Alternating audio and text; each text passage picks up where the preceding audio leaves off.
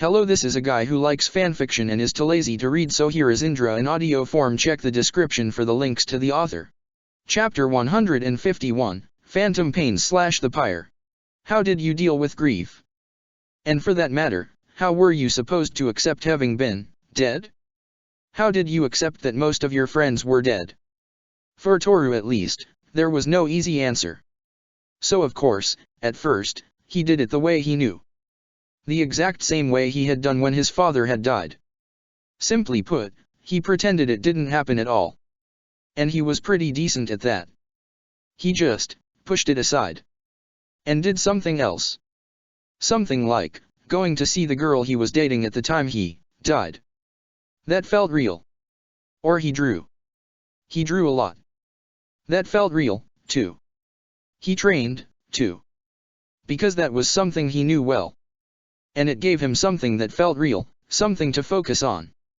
Because how else was he meant to accept the fact that he had been killed by the village he had killed and killed over for? He had been ready to die for Konoha, once. And that was how they repaid him? How else was he meant to accept the fact that his best friend Sasuke was his brother in all but blood, and that was a different thing altogether, had killed his teacher? How else was he meant to accept that the world just kept on spinning its thread, even without him in it, as self-centered as it sounded? How else was he meant to accept that most of his friends were dead? How else was he meant to accept that he had died for nothing? How else was he meant to continue killing people? Because a war would be coming, at some point. There was no doubt about it. How else was he meant to just go on and be fine? So Toru did things the usual way. He buried his head in the sand and pretended everything was alright. He made more jokes, and just breathed easier knowing that Shisui was not around. Not only because he would have figured him out, but also because Toru was so damn conflicted about how he felt about him. Shisui, on Danzo's orders, had almost doomed all of them. And soon after, Danzo had actually killed him. He didn't really blame Shisui for that, since he hadn't known at the time, but God's emotions didn't follow any sort of logic. Conflicted was how he felt about Naruto, too. And not just the supposedly usual way people felt when someone close to them died. Kazumi, the therapist, told him that a death, particularly if it was unexpected, usually led to shock or surprise. And that a grieving person might feel that the traumatic event is not happening to them, rather, to someone else. Perhaps that the consequences of the death are not as severe as they actually are, Toru. Then she had said something about 5 stages of grief being more or less disproven as a structured psychological model that everyone went through. And that, sure, those are 5 common ways that people might grieve, but some people might not go through every stage, might go through the stages in different orders, or go back and forth between stages. There's also more than just 5 ways someone might grieve to begin with. Toru shut the voice out. He still remembered what she named the first phase, though. She called it denial. But Toru wasn't in denial. How could he be? How could he not realize how fucked everything was? His closest friend had become a mass murderer. He had killed the man who had taught them how to survive in the first place. And Sasuke was undoubtedly blaming himself. Sakura, Karen, hell. Even that creepy, invincible Orochimaru had died. Just like he himself had died. And then his brother had exchanged the lives of other people for his, just to allow Toru to live again. Because that was what it was, really. What fucking right did he have to do this? This was playing at God. And this was no better than Naruto's actions, to Toru. What fucking right did he have to live, when others remained dead? There were so many people who deserved, more than him, to have another chance at life again. And instead, he was here. Because he had gotten himself killed like a dumbass. And his fucking older brother loved him way too fucking much to let him be dead in peace. Toru let out a bitter chuckle. Why? Why did he have to live again? Why him? Why did he have to do this again? He had died already. What was the fucking point? Why was he crying? He was not sad. Why would he be? Sakura was a terrible person, on a good day. Naruto was most likely the worst asshole around. Karen was. No. Karen was great. Toru snorted a laugh. The ugly tears started to come out. If Sakura was around, she would likely murder the Tsuchikage as well as the Kazekage and call it a day. If Naruto was around, he would. Oh gods! Just the thought of it terrified him. He would be insufferable. If Karen was around. Shit. She would be alive. So why did they have to go and become vigilantes, suddenly? Why did they have to go and get themselves killed, exactly? Ino barely said a word, during the day. She buried herself in projects. Hanabi was too quiet. Too fucking nice, too. Anko didn't want to lead. And now she had to. Shisui didn't know how to act around him. Toru didn't know how to act around him. Sasuke felt guilty. He thought he bore the weight of the world on his shoulders, of course. And that he had failed them. As Sasuke would. Itachi. Well, no. Itachi was Itachi. It was wrong. Everything was wrong. Only Akemi seemed to be herself. And she was as understanding as one could be. But even then, what was there to say? Oh, gods. They were actually dead. According to Kazumi, in the 5 stages of grief. Even though an orderly progression is not necessarily followed or even being observed, denial was followed by anger. Well. It took Toru an entire week to start to feel angry. But it lasted for a while. Ino, on the other hand, didn't have to wait. There were so many things they had to do. She found herself wiping her eyes randomly.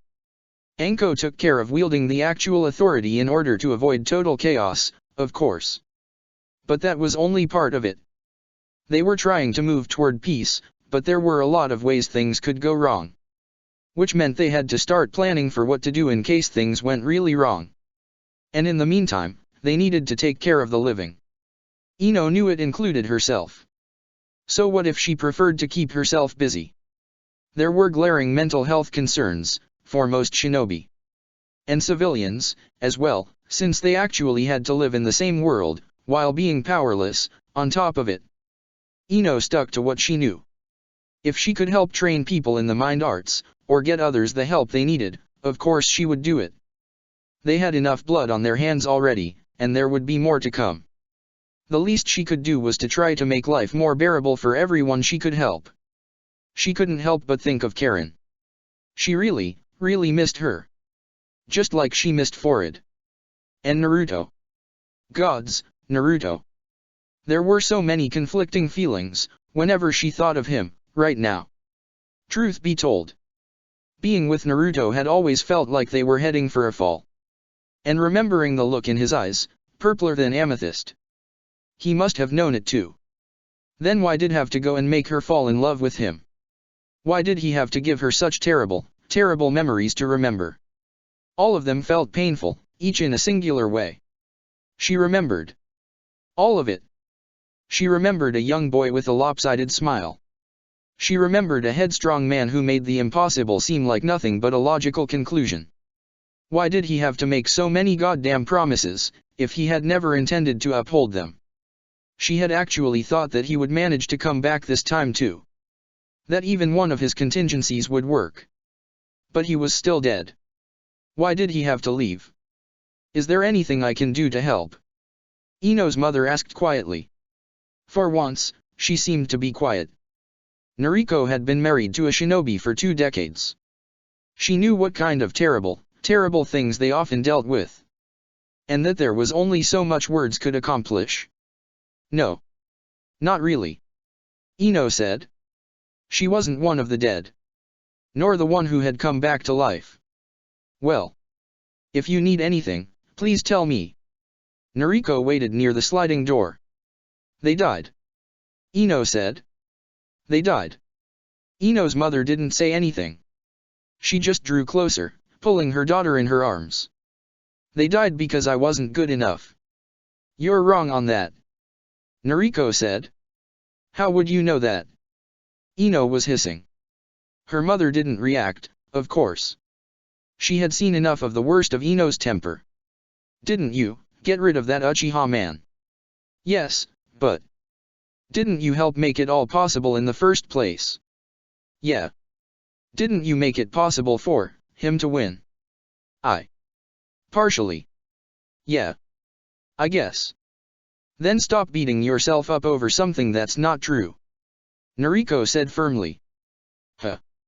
My own feelings for that man aside. Noriko said, and Ino couldn't help but chuckle through the tears. You can say hoodlum, Mom. Ino sniffled. Thank you, dear. My own feelings for that hoodlum aside. There's no denying that he loved you. And if he brought you there, he trusted your ability. All of you fought the most horrifying power in the world. Noriko paused. She had not been happy about this part at all. Not then, not now. And you lived to tell the tale. I don't believe that anybody else would have managed. Don't be so hard on yourself. You can't. Please don't say you can't save everyone.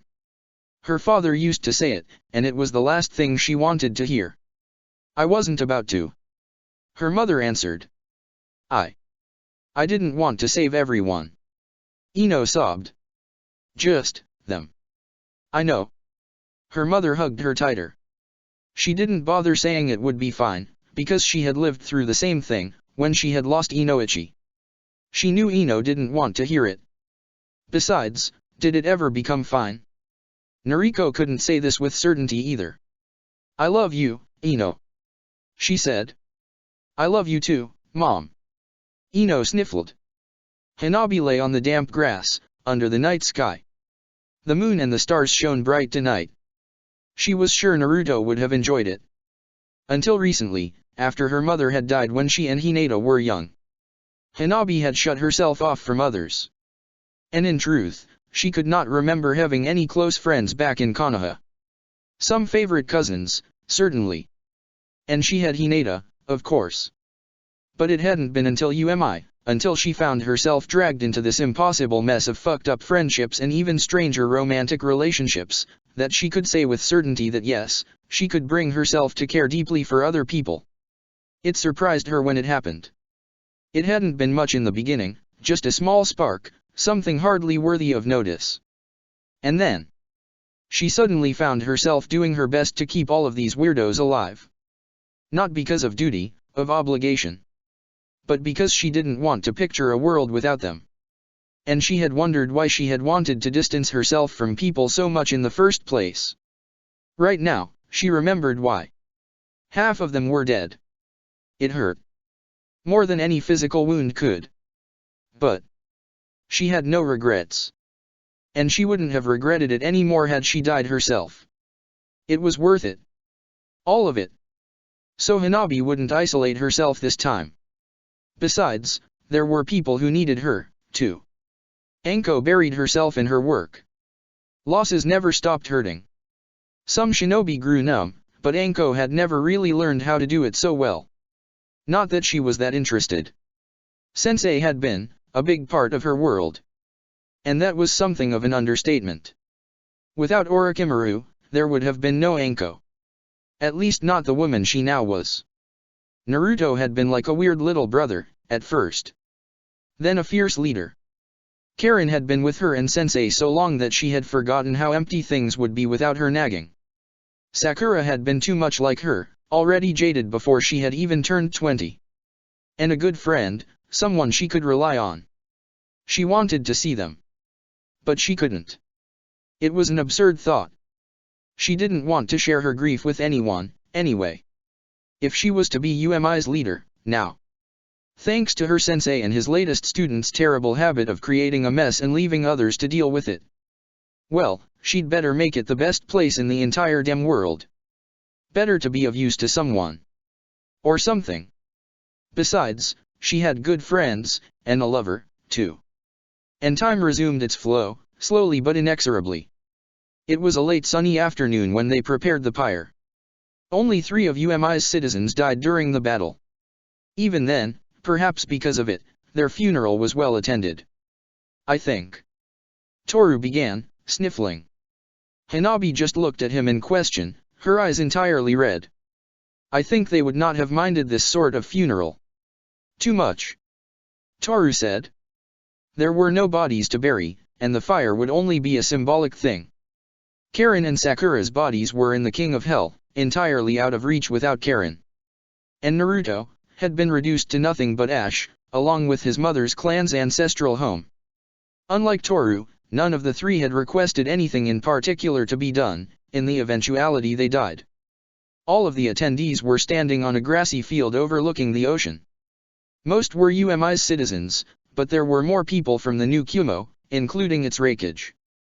The Mizukage was here as well, and so was Sasuke. Sakura's parents were inconsolable.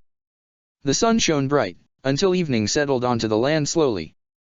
One woman walked past the people. She did not wipe the tears from her eyes. "Goodbye, Naruto." "Karen." "Sakura." Anko called a flame to her hand and lit the empty pyre.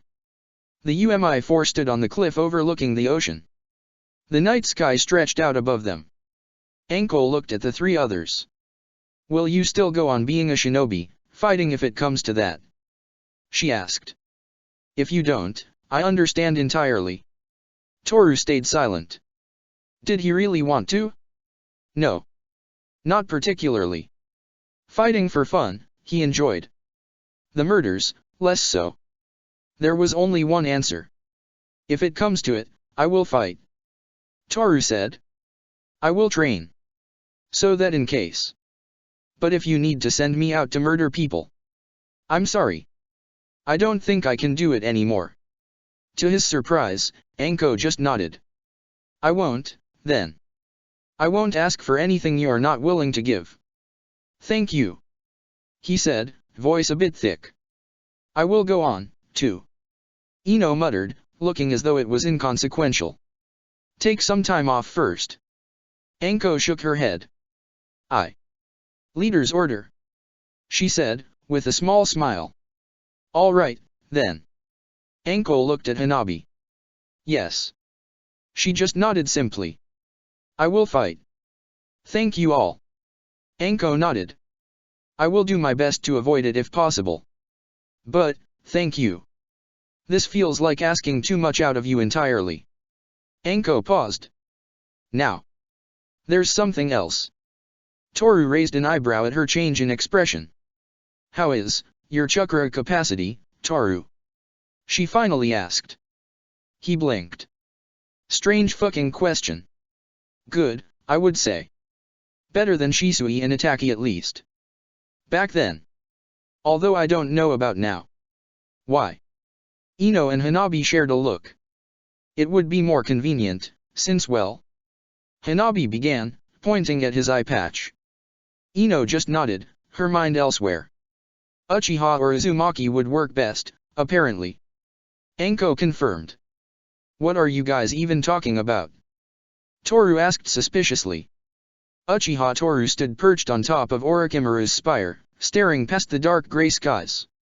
There he stood, watching the dark clouds roll by, listening to the ever-churning sea. The wind picked up, and soon it was raining heavily. He was Uchiha, and fire, sure.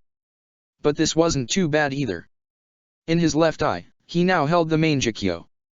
In his right eye, hidden away from the world by a seal-enhanced eye patch, the limitless power of the Rinnegan burned bright. Toru didn't care for either that much. Chapter 152, Phantom Pain/Time. Time stopped for no one. Things were not perfect, far from it. But they were here and alive. And just like that, 6 months passed. "Konoha." Toru dabbed at his eyes and sniffled. Next to him, Shisui hid his amusement. Their relationship was awkward at times, and they hadn't seen much of each other in the last months, but it was fine. He could find it in himself to try. They would be fine, or Toru hoped so, at least. "Allergies, again?" he asked. "Yeah." Toru nodded. "You know it's the season. Konoha is terrible for that. No wonder I never come here." There were a few other reasons, of course. It wouldn't have anything to do with the event, right? Shisui deadpanned. "Of course not." Toru scoffed. "It's just good ol' Sasuke and Hinata." Considering the number of times he had called Hinata Sasuke's wife, he had almost forgotten they weren't actually married. Today, it was impossible to forget. The only person that looked more emotional than Toru was not Mikoto. Instead, it was Itake. Out of all people. The Hokage was weeping openly, with the brightest smile Toru could remember seeing on his face. For some reason, it looked dignified on him. Instead of just goofy, which was how it looked when Toru did it.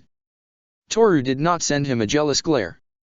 He just noticed how many Konoha women looked at their leader with swooning expressions in their eyes. Because he was observant. That handsome bastard Itake. Akemi, next to him, stomped on his foot. He howled, but cut himself off when people started to glare at him. Why? He mouthed to her, instead. You know exactly why. She mouthed back. Next to Shisui, Anko hid a chuckle. Toru glared at her, instead. There was no describing how strange it had felt, learning that these two had somehow gotten in an actual relationship.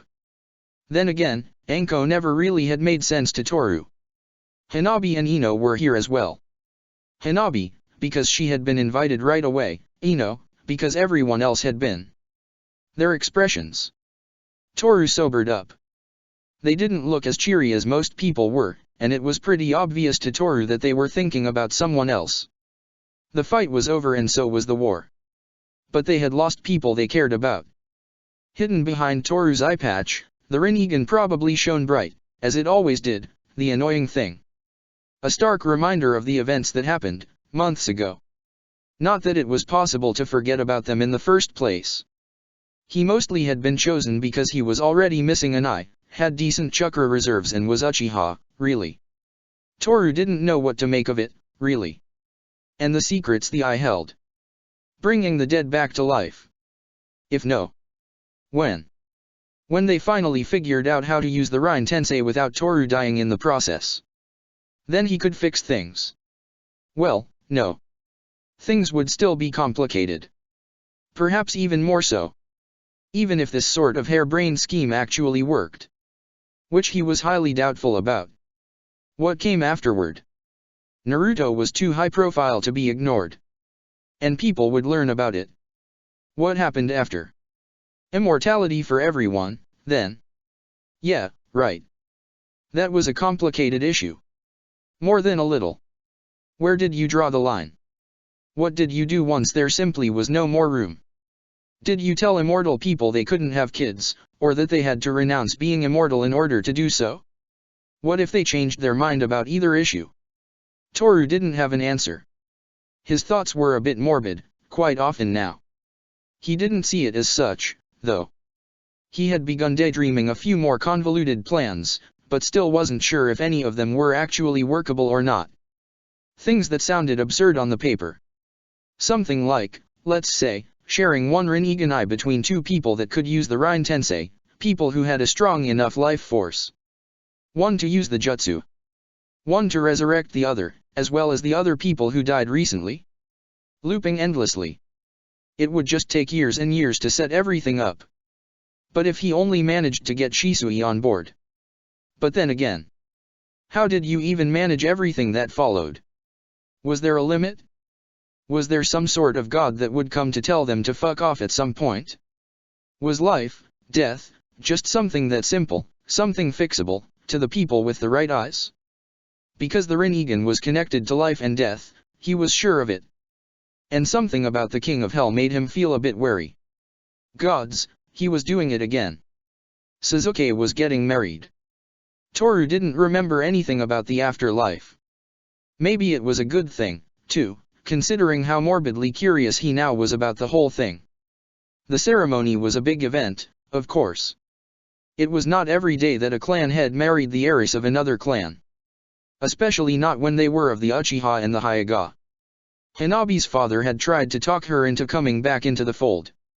Of course he would. Several times, now. The first time had left her bemused, and shaking her head. The subsequent times had just left her with a vague sense of irritation. Now that Hinata was to become part of the Uchiha clan, he was in need of someone to take the lead of the clan. Now, after all the bad blood. Now, after branding her. Now, he came back? Maybe Hanabi had gone a bit overboard in her latest rebuke even for her standards.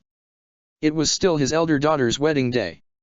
She could see that Hayashi was limping today, his stoic face contorted in pain. Serves him right. Ino echoed through the bond. The nerve on that guy. Hanabi snorted.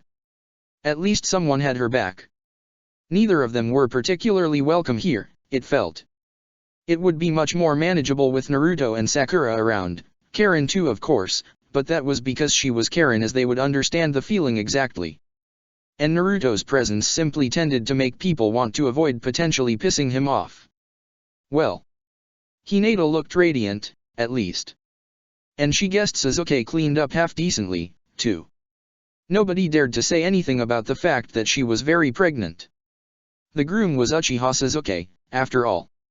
There was no reason to be bawling like a baby, like Toru was, or stoically weeping, like Itachi was, but it was a pretty emotional affair. Hanabi wasn't so sure what to make of these things, honestly. Now that they were not really focused on killing another world-ending threat, although that depended on how problematic Oniki was going to be in the coming months, Hanabi found herself a little bit lost.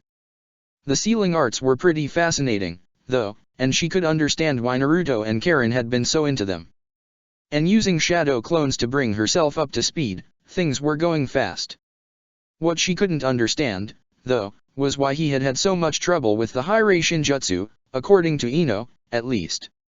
There was nothing quite so complicated about it to Hanabi, once she knew what she was doing. At least not in theory. It was closer to ninjutsu than fuinjutsu, too. Maybe Naruto simply didn't have the kind of control required for it, it was hard to tell. No matter what it was, though, she would soon be able to make use of it. Without finding herself displaced in time. Well, she thought so, at least. It would be pretty useful, that one. Especially when combined with the chakra rods. And with her seeing arrows, she, Ino and Anko could watch over the villages, in case something happened. With the Byakugan and a vision point high up in the sky, there was not much that Hanabi could not find out, if she had the patience for it. It especially helped with Oniki, who was definitely plotting something nefarious. Maybe he would need a little reminder of who was in charge, soon. Once he went too far with it. Ino didn't particularly like using her reputation. Which was a shame, because Ino of the Soul Harvest was an incredible name. Better than Thousand Eyes Hanabi, by far. Well, every country had their own nicknames for shinobi. At least Hanabi's didn't really give her powers away. She had gotten the name for her summons, not her seeing arrows, but the point still stood.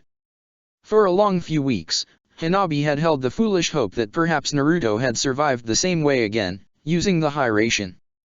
But Ino was sure that he was dead, this time. The bond didn't lie. She missed him. She really did. And she missed her friends. Ah. There she went again. Hinata was getting married. And when it came to the marriage itself, it was considered highly unusual, but Hanabi had trouble seeing it. Hinata basically left a clan of emotionally repressed people with an obsession over their eyes, for a clan of emotionally repressed people with an obsession over their eyes. Same thing, really. Well, if she was happy, Hanabi was happy for her. The wedding was an unpleasant reminder of things Ino could not have. Without her mother and her friends around, she wasn't sure how she would have pulled through, really.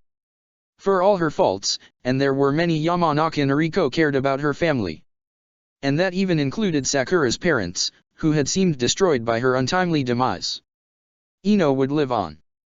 And maybe, if she was lucky, Naruto would reincarnate at some point during her lifetime, hopefully before she became a wrinkled little thing. A wedding, though? That, Ino would not have. Well, considering how unusual their relationship had been, she had trouble picturing how a marriage would even work, in the end. Had she married Naruto, it would have been unfair to Karen. Karen marrying him would have been unfair to her. And where would Forid and Hanabi fit in the equation? Neither seemed to care much about labels, but marrying each other instead of just marrying him, maybe? Ridiculous. Ino snorted. Pretty sadly though. It sounded more like a sniffle, really. Maybe some stupid, naive dreams were made to remain stupid, naive dreams. It wasn't like Naruto had ever gotten her earrings, anyway. That asshole. There was longing. Bitter longing. But it wouldn't change anything. Ino felt Hanabi reach for her hand, joining their fingers together. She grasped it. They still had each other. Anko thought it was a pretty nice wedding, really. A bit too stiff, a bit too stuffy, so Kurane would have loved it. She had been a bit of a romantic and a prude, too.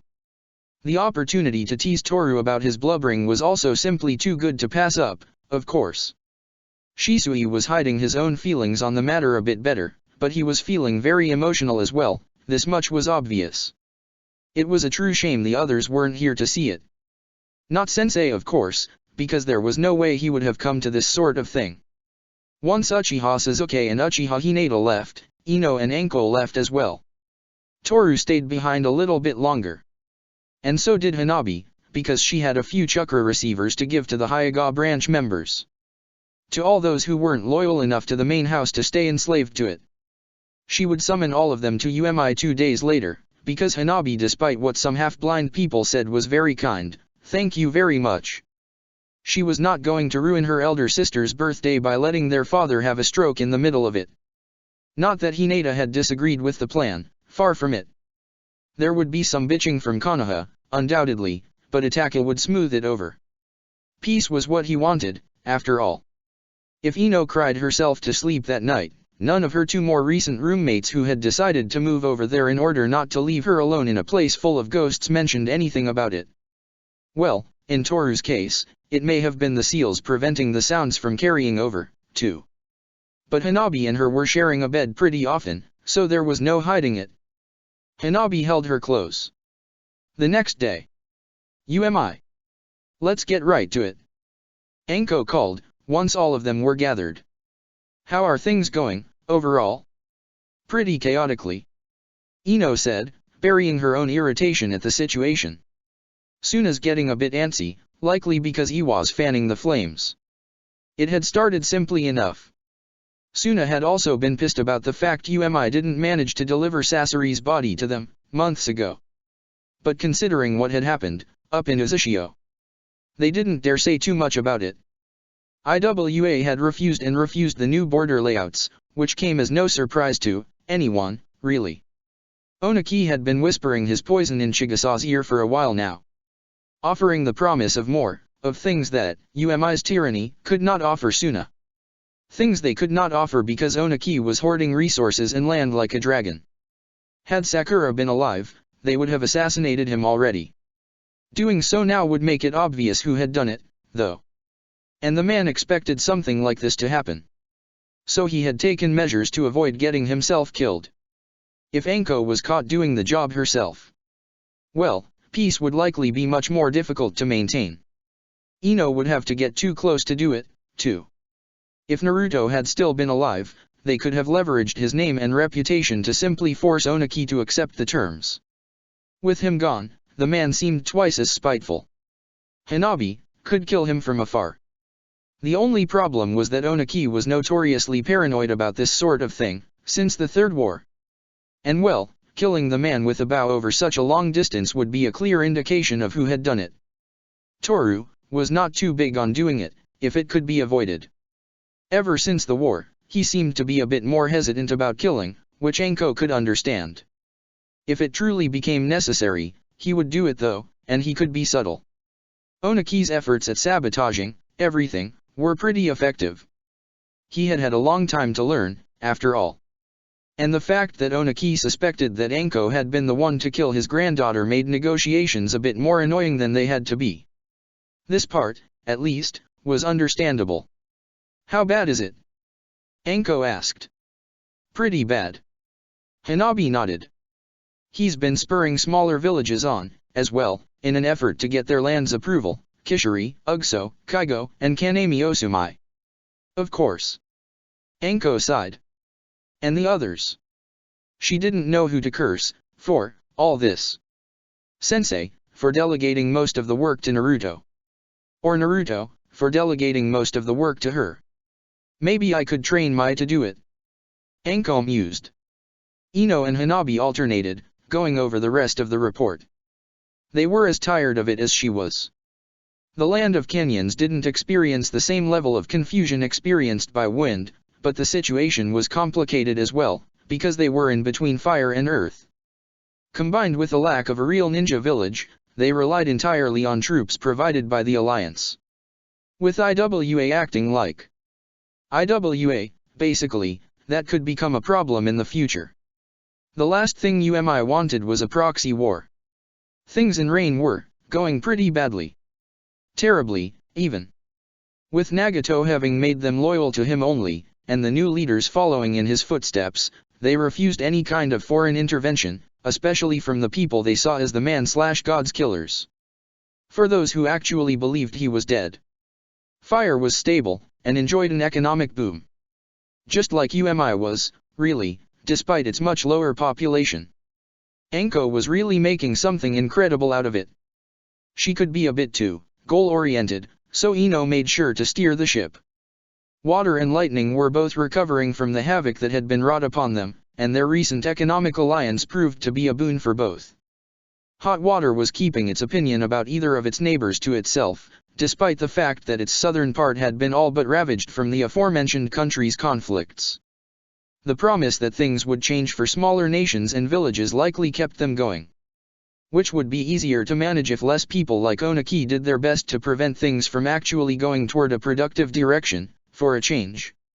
Surprisingly enough, the public opinion about UMI was pretty favorable. Great, even. Considering how they had been viewed, just months ago, this was a big step forward.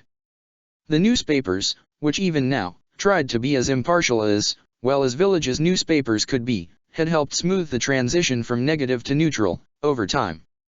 And then, from neutral to positive, once time smoothed over their rougher edges.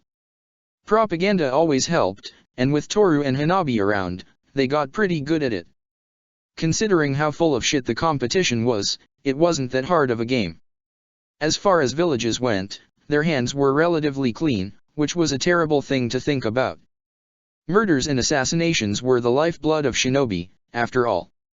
That they committed the same actions in order to not have to do so anymore in the future was just irony. Or delusion, depending on the person you asked. But they could live with that. There was one hard truth to swallow. With the system being set up the way it was, there was nothing they could do to stop war, bloodshed. Not for a long time, at least. And surprisingly enough, ninja were not the root of the problem. Taking away all the ninja, the problem still remained.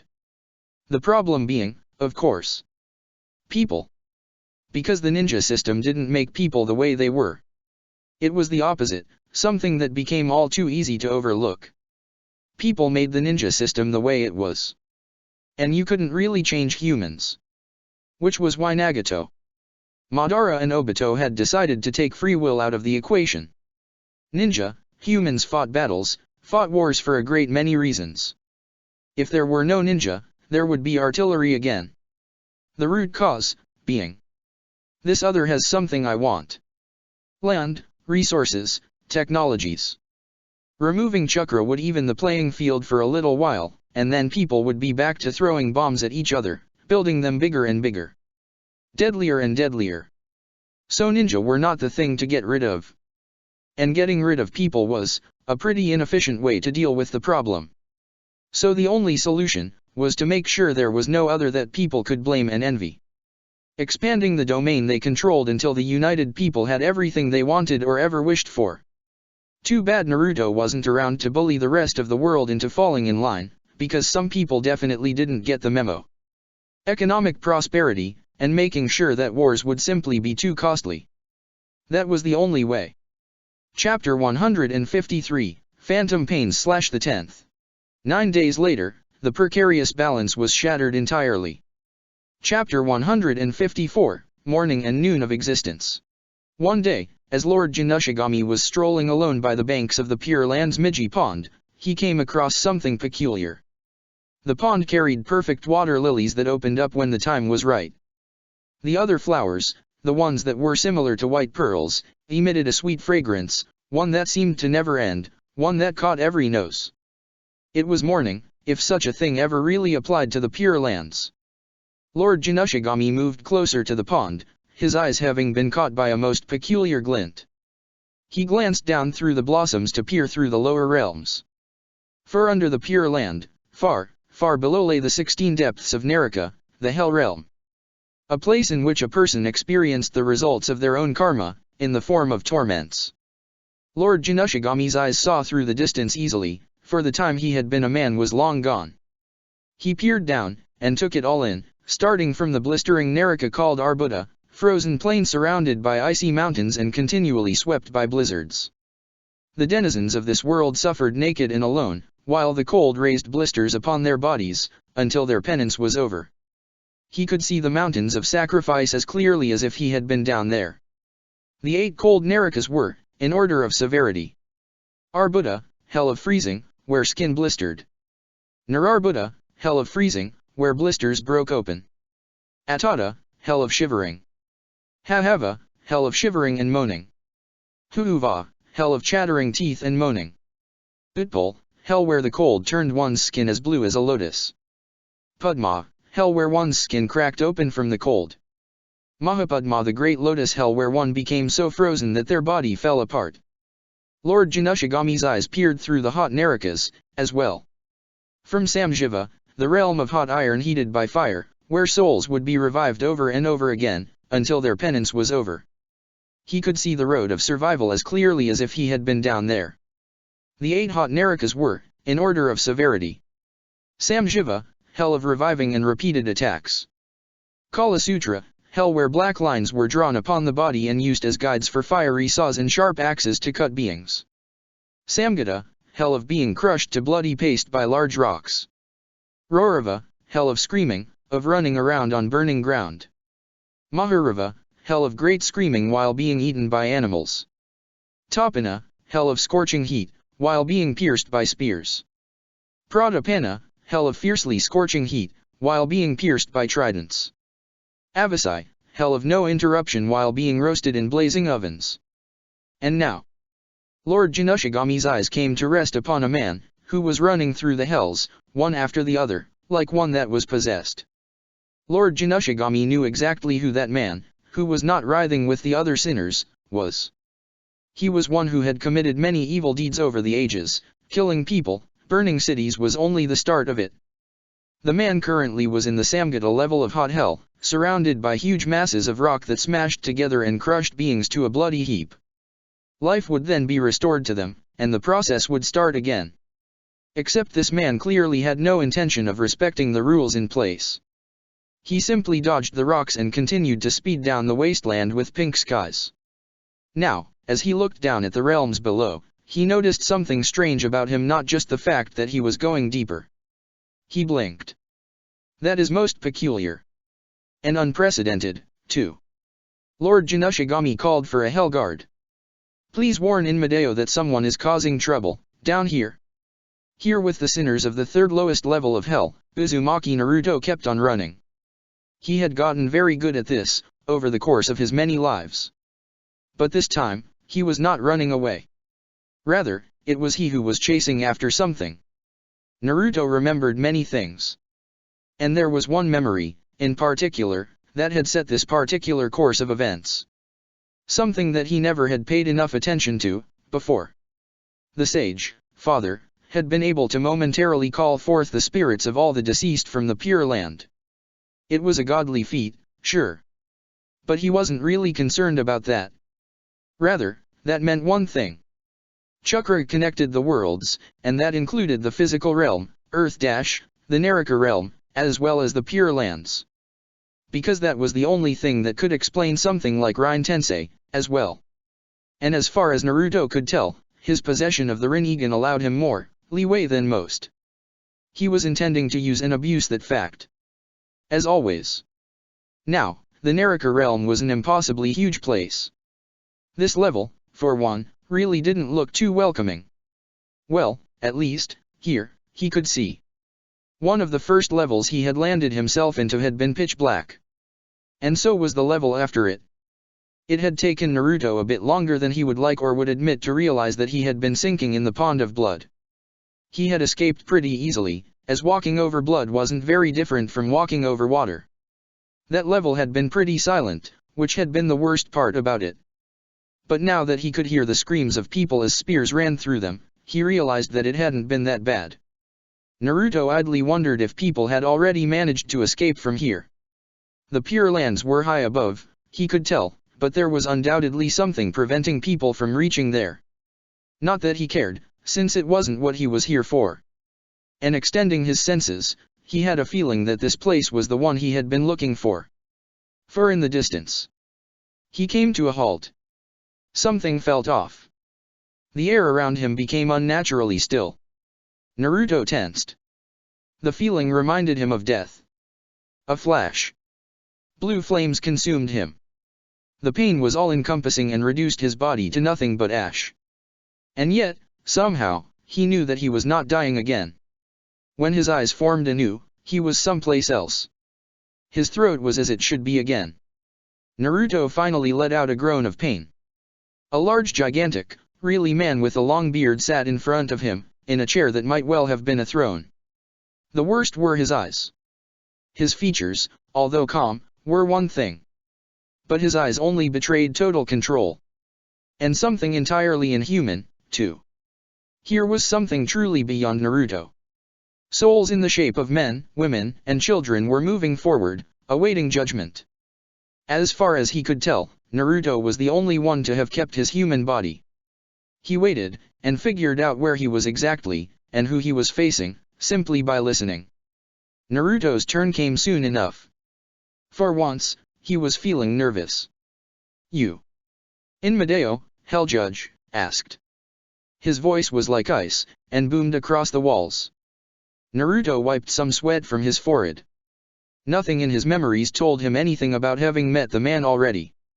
And he was pretty sure he would remember. "Me?" he asked, uneasily. "Has your time finally come?" Inmadeo snapped. "You have died 20 times now. Without coming here, even once.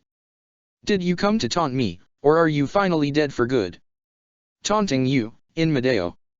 Naruto began. "I never did so. And you shall not, this time either," Inmadeo said sharply. "Not fully gone, then? Then it is time for you to go again and find yourself a host, deathless." He spat the last word. So the anchors that had been Indra's originally were still working, then. Naruto had been afraid that he had messed things up by coming here. "I am not going to the mortal world right away, Inmadeo," Naruto said. "What did you just say?" Inmadeo's voice was calm, smooth and freezing. And it would have cowed anyone. "I said that I'm not going to the mortal world right away. And I won't find a host either." "And where else?" Inmadeo began, his voice like flat, unfeeling music. "Do you think you are going, with your soul bound to the mortal world? As long as your anchors remain, there's nowhere else for you to go. You are not supposed to be here, either." Legend had it that Inmadeo had been a man, once. Some said that he had been the first person in the world to die. Not that Naruto thought that their once shared species was going to earn him any goodwill. Then Inma supposedly became the one looking after the dead, and then the one judging them. Because that was what he did. Inmadeo judged the dead. He decided if a dead person went to the Pure Land also called heaven or Naraka also called hell. Inmadeo made his judgment based on the actions people had taken during their lives. It was simple enough. People who had behaved well enough went to heaven. People who had behaved badly enough went to hell. Temporarily.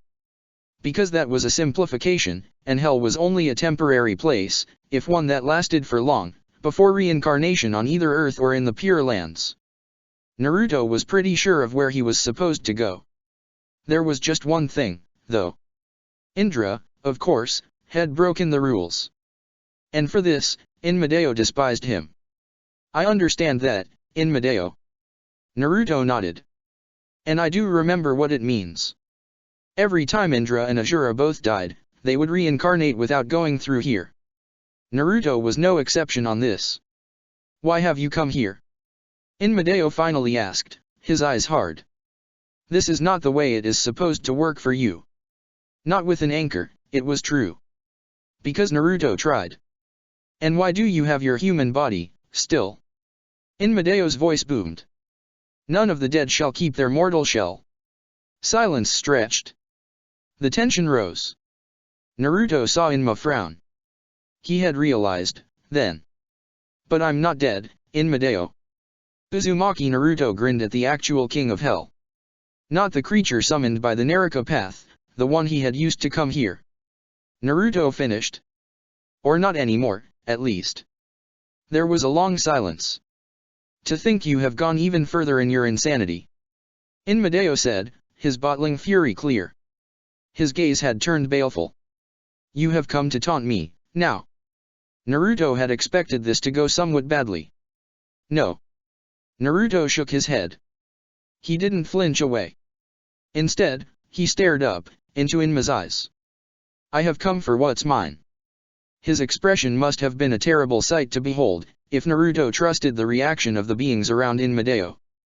But the judge didn't flinch. You still live. Inma's voice was a quiet thing. Naruto didn't bother lying to him. Yes. He simply said. Then you have no cause to be here. I do have a reason. Several of them, in fact. Naruto's voice was soft and sure. Inma laughed. A low, terrible sound. Like mountains grinding. How foolish. Back to the world of the living with you. Inmadeo said with finality. Flames. Inmadeo dismissed him, and Naruto's body burned painfully as he was forced to undergo the pain of rebirth in the physical world. Naruto woke up on his back with a gasp, followed by a sharp intake of air. Naruto looked around him quickly. He was still in the same damn house. He was back in the human world. It was painful, but not any different from using the Naraka path to heal. I failed. He growled. Doubt started niggling at him. Maybe this was simply not possible this way. The Rhine Tensei might be a better option, but he had a feeling that it wouldn't be such a wise idea, if Inma oversaw the entire process. He was already playing with fire. Maybe it was impossible. Maybe he should just. Naruto scoffed. What the hell was he saying? The fuck am I moping for? Naruto shook his head, muttering to no one in particular. This is nothing but a setback. He stood back again, almost manic. I am sure it is, my lord. The other person in the room nodded quietly. Don't call me that. Naruto sighed. How many times, already? Do you intend to try again? A quiet question. Yes. Naruto nodded, ignoring his own frustration. Very well. How long have I been gone? You came out as soon as you entered. For the first time in a long time, Uzumaki Naruto really smiled. That's good. He said. Will you need me? Yes. Once I go in. Lock me inside there, this time. The way we planned for. I will break the lock from my side once I'm done. Naruto said resolutely. Are you sure about it? We already established that time doesn't flow the same way at all, there. I am sure. As you will it, my lord. He didn't roll his eyes. Naruto stood up and slapped his palms together. Chakra bathed the entire room. Gado, Jigoku Tensei. He summoned the king of hell and went through his mouth again. Naruto landed into a vast pool of red water. This time, he had expected it, and once he fell through the saturated waters, he reacted. He pushed himself to the surface, broke it. He took a gasping breath. Above him were only dark, cloudy skies. In the far distance, red thunder crackled ominously. Naruto took a long breath. He began to run again. There were only two alternatives. Either he reached where he needed to be, or Inmadeo summoned him back up. There was no way he could lose, really. Running the whole way through the different levels was going to take him a while, though. Well, better to run than curse the road. Inmadeo. A servant bowed low in front of the god. He was reluctant to even tell this much to the great lord, but... What is it? The god's voice boomed. There were sinners to judge, and people who deserved to reach the pure lands too. The servant knew it. And he felt terrible about bothering him. Especially with this. The one you sent back before has come back. He has started from the lowest point this time, and has reached the third deepest level, once more.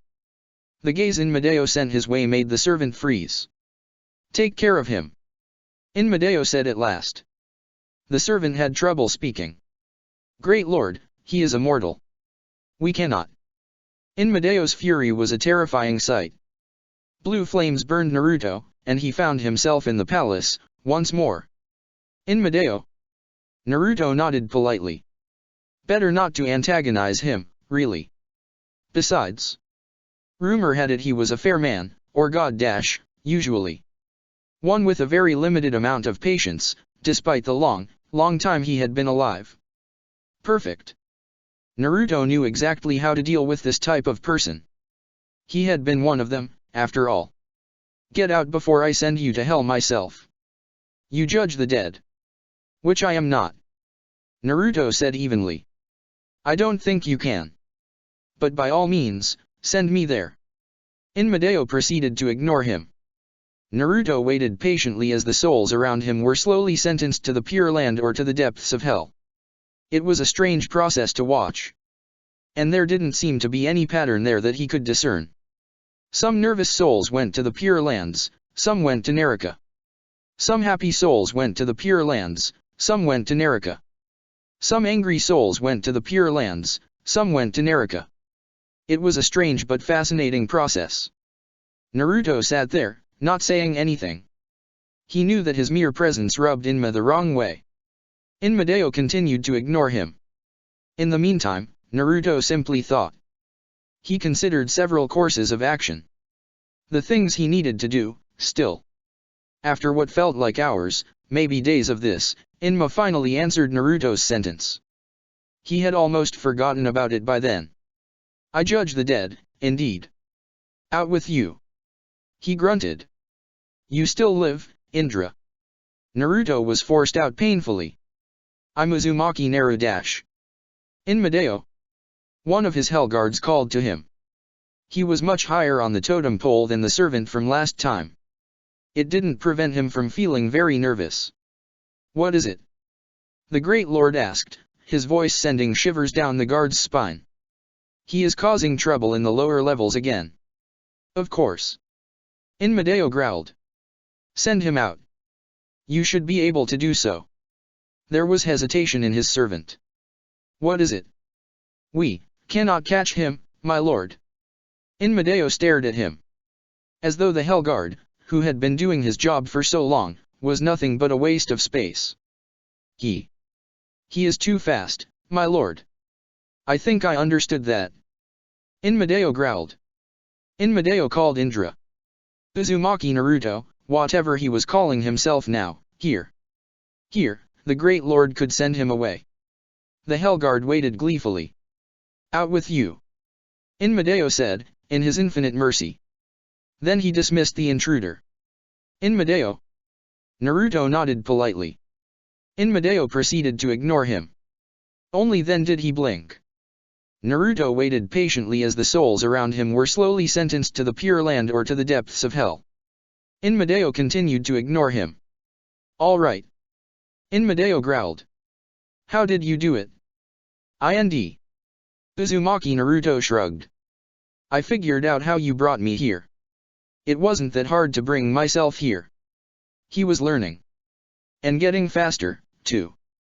Did he intend on getting to his destination before anyone caught on to him? How preposterous. Out with you. Inmedeo growled. Naruto was forced out. Inmedeo. One of his Hellguards called to him. He let out a long-suffering sigh. Is he stirring the souls up again? Yes, my lord. The air heated up and the Hellguard shivered in spite of it. Inmedeo growled.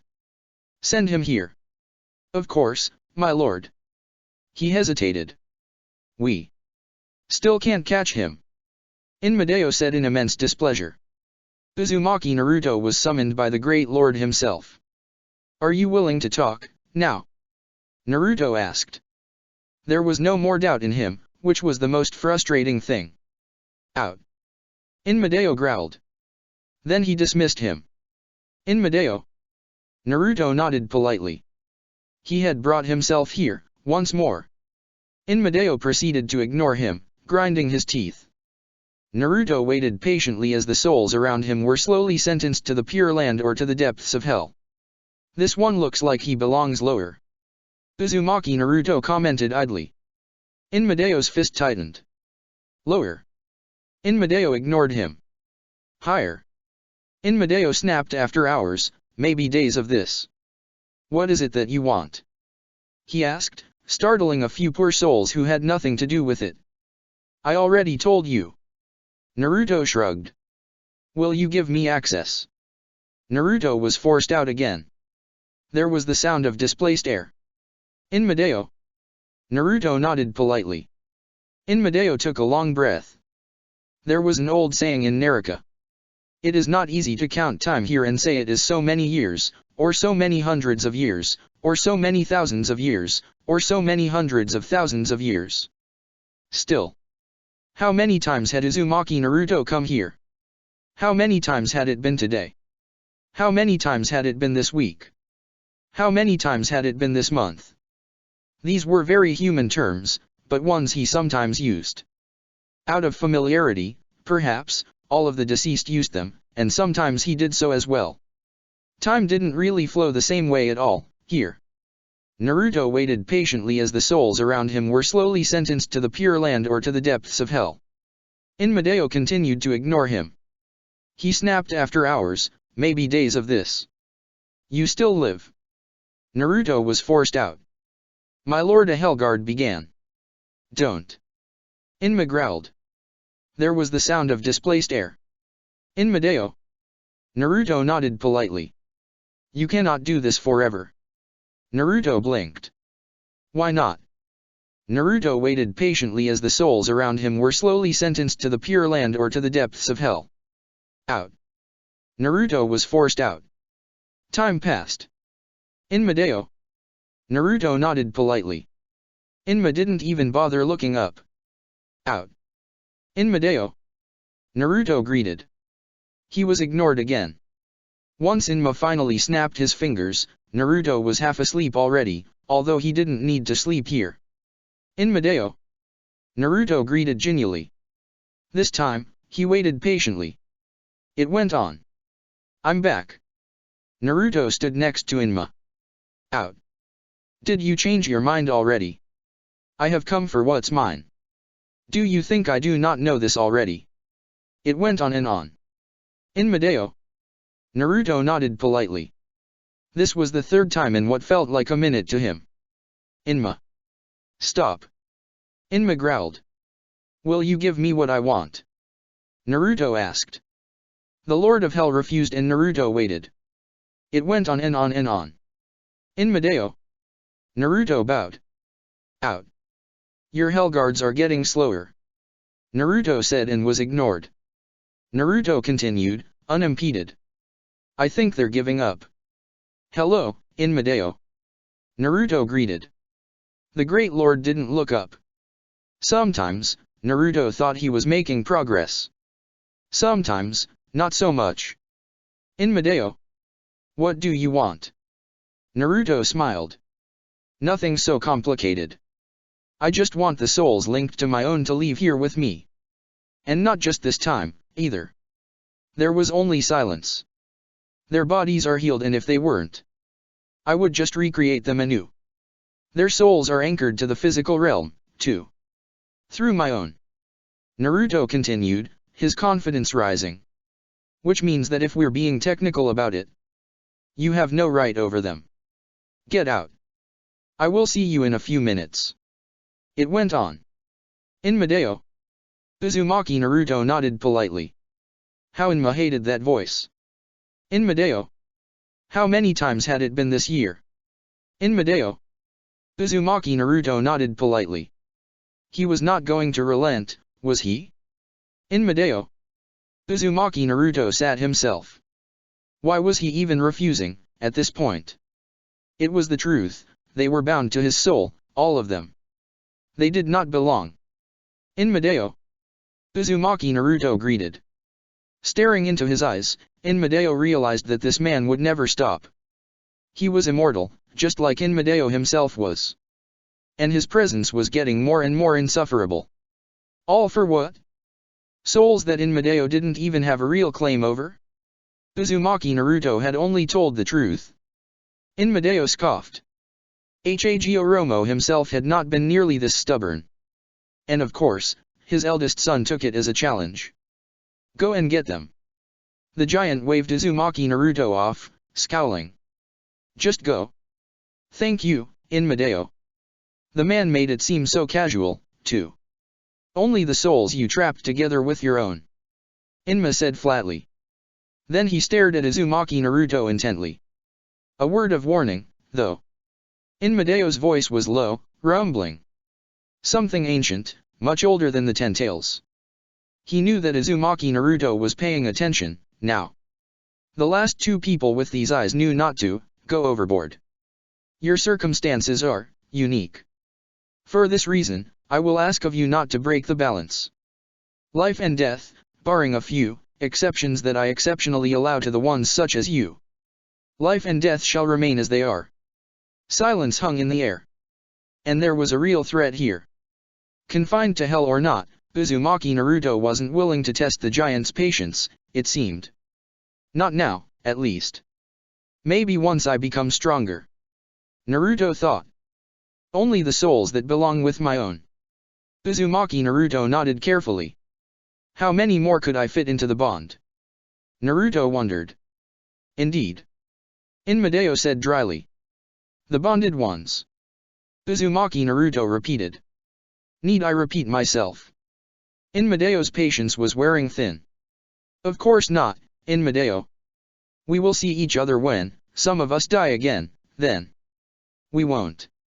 The man growled. They're your problem, now. Take care of your souls until they are ready to die for good. Only then shall we talk. Out of my sight. Inmedeo sighed in relief once he was gone. Peace at last. Topina. Narika. The scorching spears were slammed into her flank once again, and she gritted her teeth. In here, that bastard Inma's servants impaled people with fiery lances, over and over again. No matter how repetitive it quickly had become, the pain was very real. And since time didn't seem to be a very grounded concept here, it might well have been her first day here, or she might have come years ago. It was impossible to say. And it was probably the only reason no one truly lost their mind here. She wasn't sure if every human who had killed someone went through here, but if so, the shinobi world was fucked. Well, if every human had managed, so would she. Not that any of them had another choice. If they whoever that was expected her to repent, they had another thing coming to them. Because it was painful, sure. But the real problem was that it was very repetitive. Well, at least it was not going to last forever. Once the full sentence was carried, a soul would either live again in the Pure Lands, or would be reincarnated on Earth. Or so she had heard from some of the others. Well, life in this Narika was supposed to last for a long time, so maybe it was not going to be all that great, either. Or maybe it would pass by in a blink, it was hard to say. Then the guards stopped suddenly. There was some sort of commotion, apparently. They left her alone. Well, she was not about to complain about less of the mostly eternal torture. Wincing, even as her immaterial body began to heal itself, she sat down against the rocks, staring at the orange skies. Well, at least they were not purple. She hoped the others lived, or that they at least didn't end up in this shit. Did Naruto's latest harebrained scheme work? Was he alive? Let him pass. One Hellguard, a gigantic red ogre said. Someone roared in outrage. Inmedeo's orders. The first one sighed. What? That's unheard of. Why don't you take it up to the boss, then? That shut the second one right up. Apparently. The first one continued. Inmedeo has no claim over her soul, don't ask me. But that's. Why don't you ask me, instead? A third male voice asked, voice flat. I'll tell you what I think of the whole thing, too, while we're at it. Her heart would have missed a beat, if she still had one. No way. These matters do not concern you, Deathless. I think they do. The last one said, voice as cold as it ever got. Out of my way, now. What did you just say? I said fuck off. I don't need you for this, and unlike Inma, there's nothing you can hold over me. You wretch. Something the man did cut him off. She did not dare to turn around. Footsteps drew closer to her. Silence. This is a horrible place, the man said, by way of greeting. She didn't answer right away. Yeah. I suppose it is. Was I supposed to end up here, too? It's more than time we find a more sustainable way. Uzumaki Naruto continued. She said nothing. Naruto turned more somber.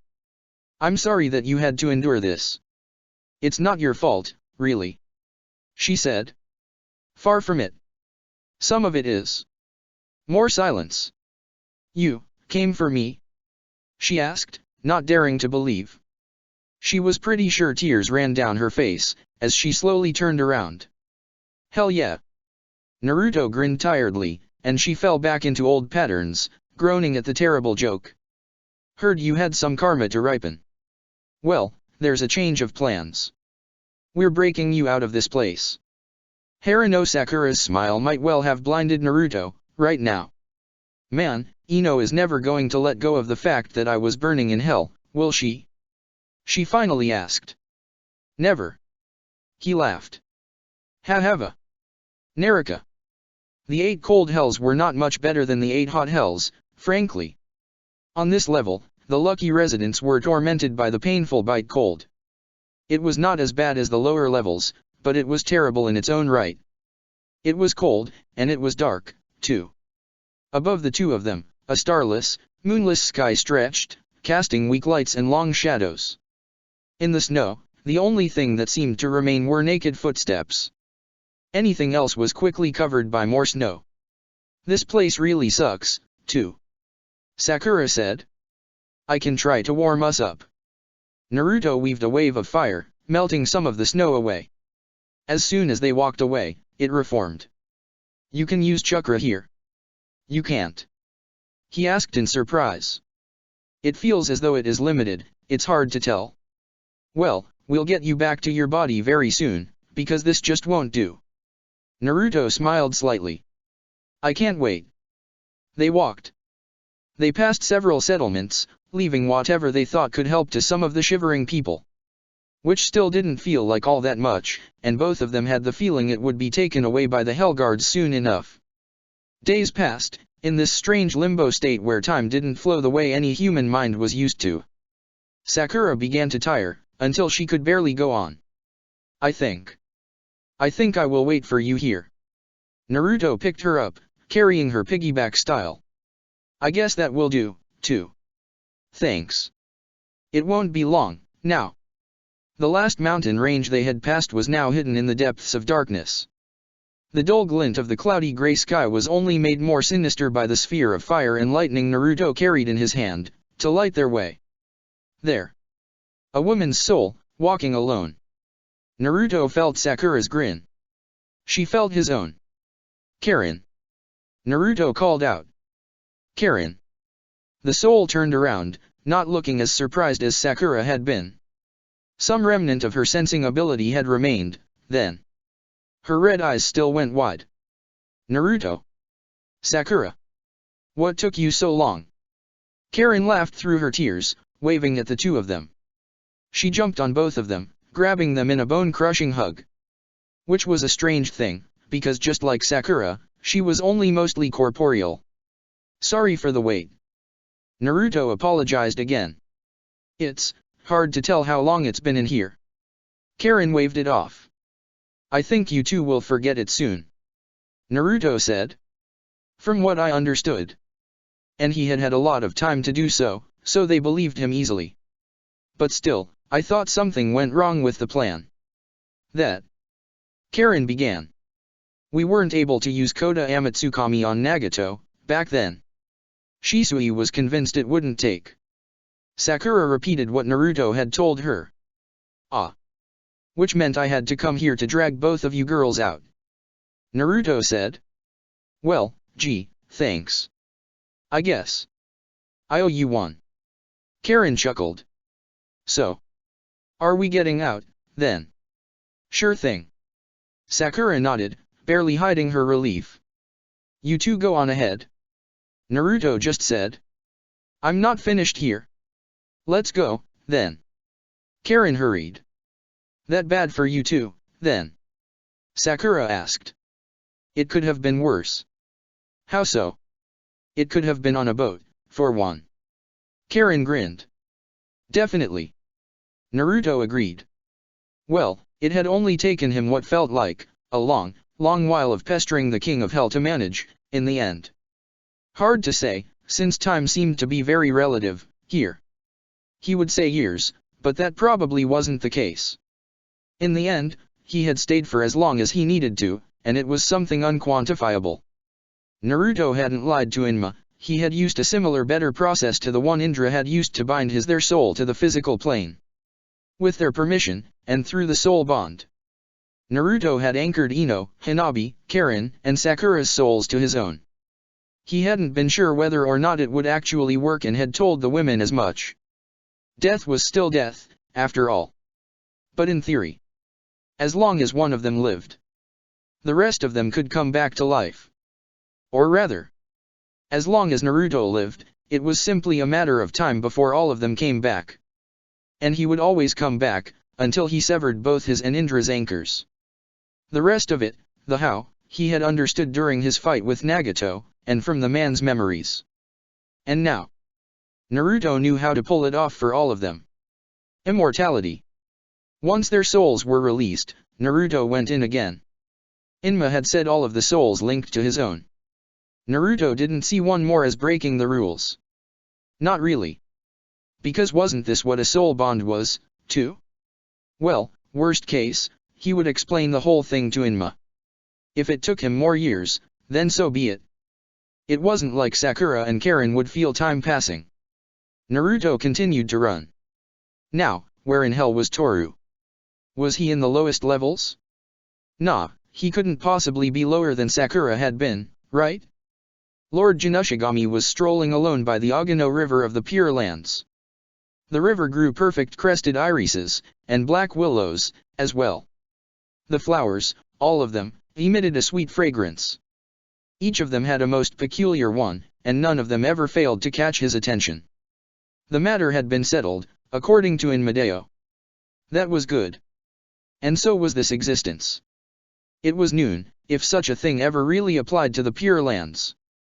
Chapter 155, Uzumaki 2. Months earlier, right after Uzushiagakure's destruction. He thought he saw 6 lights floating around him. He lost consciousness and his body burned away entirely, consumed by the storm. Uzumaki Naruto died. He had father's eyes. HMPF. But none of his wisdom. Do not be so dismissive, Kurama. He saved us, after all. Only because he was bound to a promise. His selfish interests always prevailed. It is true. He was closer to father's first son. Are you blind? He was him. Does it matter? I guess not. He's dead, anyway. He won't be for long. It will take his chakra a long while to reform. Only a long time in human years. Shall we help him along? What? He helped us as well, and he seems to have learned his lesson, this time. I can't picture the man Indra was, doing something so selfless. Perhaps that man was looking for accolades. What use would he have for accolades, once dead? Foolish as ever, you are. He will come back. We could stop him, couldn't we? Before he perfects his methods. Perhaps it would be for the best. Maybe it would be. He has made a promise to Madatabi. And just how would you know this? Not everybody is as bad of a brother as you are, my dear. Let me show you just what I think of brotherly love. Enough quarreling. Shukaku, Madatabi, and Komei are still imprisoned, aren't they? They are. Humans won't let go of them. And they will come after us, as ever. Let them come. Humans are crafty. They will find new ways. I thought you would know. But he could prevent that. And he is inclined to do so, as we now know. Bah! Why should we rely on any of them? We can simply leave this world altogether. Kurama is right. Humans are. I am still sorry to hear not all of you get along so well with your humans as I did with my fool. Bragging about your prison again, Jayaki? How pathetic. No wonder you would think that way. You've always been the hardest of us to get along with, besides Kurama of course. Don't compare me to him. I should say that. There is another matter at hand, please keep it in mind. Our brothers and our sister. He shall free them, soon enough. Him. Yes. He will be dead for a long time. Do you not understand that? Not necessarily. A pause. Do you trust his word, then? Yes. Matatabi does. What do you think, Kurama? Bah. What does it matter? You are the one who has the most direct connection to his chakra. Indeed. If anyone can help him, it is you. He is closer to being one of us than ever. He will reform on his own, but a small piece of your chakra would go a long way. And we shall share our chakra along with you, if that is what you decide. HMPF. What makes you believe I need you? Or that I want to help him, in the first place? You don't. Everybody here knows you're the strongest, smartest, most beautiful of us, Kurama. Is it sarcasm I hear? I wouldn't dare, brother. What do you choose, Kurama? Deep rumbling. I will ask you to cover your eyes and ears for a moment. Kurama said at last. Only because he didn't go back on his promise. After this. So we shall. We wouldn't want to witness you being compassionate, after all. You may take a small part of our chakra, too. I believe I already told you there wouldn't be any need for this. My previous jailer. His mother's remnant, the one that was bound to his soul and is now fading, will bind all of it together. Even then. Let us call it gratitude. And it may prove to be useful for all of us in the future. There's only so much we can do anyway. After this, he's on his own. Bah. Do I care? He lives, he lives. He dies, he dies. He will manage, Kurama. Is there anything that makes you think this way? Well, he is father's son, after all. And, one of us now, in a way. A soft whisper. My sweet boy. I'm sorry we couldn't meet. I'm sorry that you died even younger than Minato and I did. Sorry that I will never really get to know you. But I have no regrets. To think you've gotten so big. So strong. That you were that chubby little baby, just a moment ago. It must have been so hard. And you've been so brave. I am proud of you, of course, but some of the things you did, though. Such terrible actions. Kakashi, oh, poor Kakashi. I no matter, I shall see him soon. And the women in your life. 4 women, really? If I had been around, I would have found you. Well. Maybe that's on me. No matter. It is, your life. And I have no right to, and it is time for you to live, Naruto. Bah. Enough blathering, Kushina. He's dead. He can't hear you anyway. Get on with it. Oh, shut it, you grumpy ass. Let's go and rescue my son, Yano. Alive? Dead? Cold? Numb? Where? He was tired. So tired. Had his anchor worked? He felt cold. Colder than he ever had felt in his whole life. He was weightless and staring into blackness.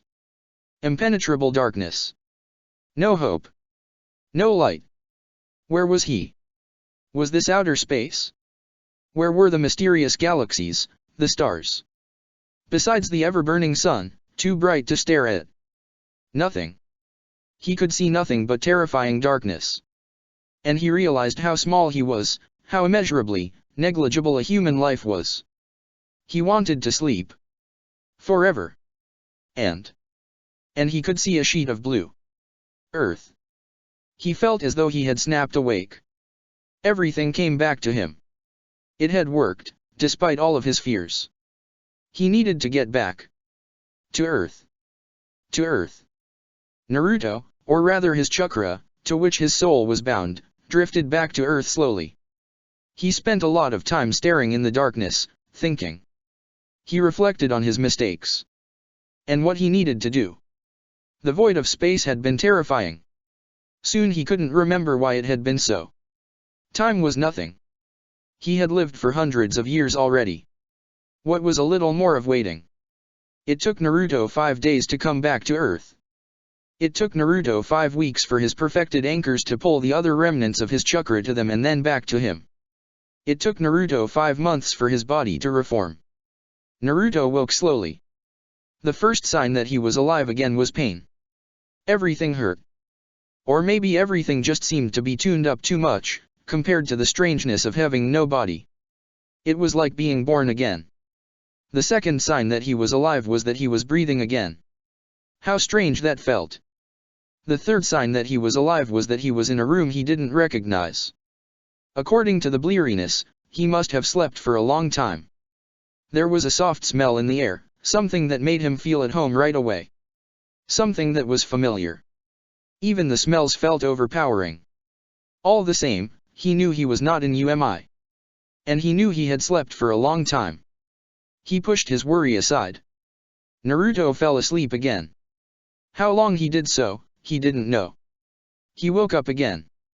His body felt, mostly fine. Healthy, even. Strong but weak, so weak at the same time. Once more, it felt as though he had slept for way too long. Naruto's hand was the first thing he managed to move. Naruto stretched slowly, before sitting up carefully. Through the window, he could see waves, lazily rolling toward the horizon. It felt loud. He could see with his own eyes again. And he knew right away he still held the Rinnegan, too. It was tied to his soul and chakra, and was what had allowed him to come back to life into his own recreated body. Maybe there truly was something godly about these eyes, in the end. There was food on the bedside table, and Naruto knew it was way too early, not to mention unsafe to eat now. All the same, he wolfed down the fish and rice, like a man who had never heard of the concept of patience or prudence before. Naruto managed to stand up, and he walked slowly toward the door. As he had known already, he was on an island. His senses extended, almost automatically. It was a large island surrounded by clear emerald blue ocean, its waters filled with live coral, schools of tropical fish and manta rays. The land was home to different sorts of animals, it seemed, most that he could simply not recognize. With a grunt of effort, he climbed on the rooftop, the long, boring way. Just to see more of it. Naruto knew this architecture style, these pristine white walls. It was the same as Uzushiagakur. But then again, he had guessed where he was as soon as he had extended his senses. Waterfalls, forests, and natural pools were connected by small dirt roads throughout the island.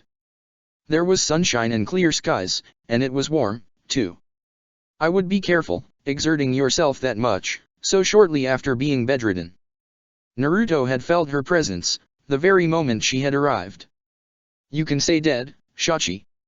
He greeted evenly. So it was you who brought me here. But of course, Indra-sama. Naruto blinked. What? I couldn't afford to have you risk your life again by recovering from dying, out in the open. You were so vulnerable.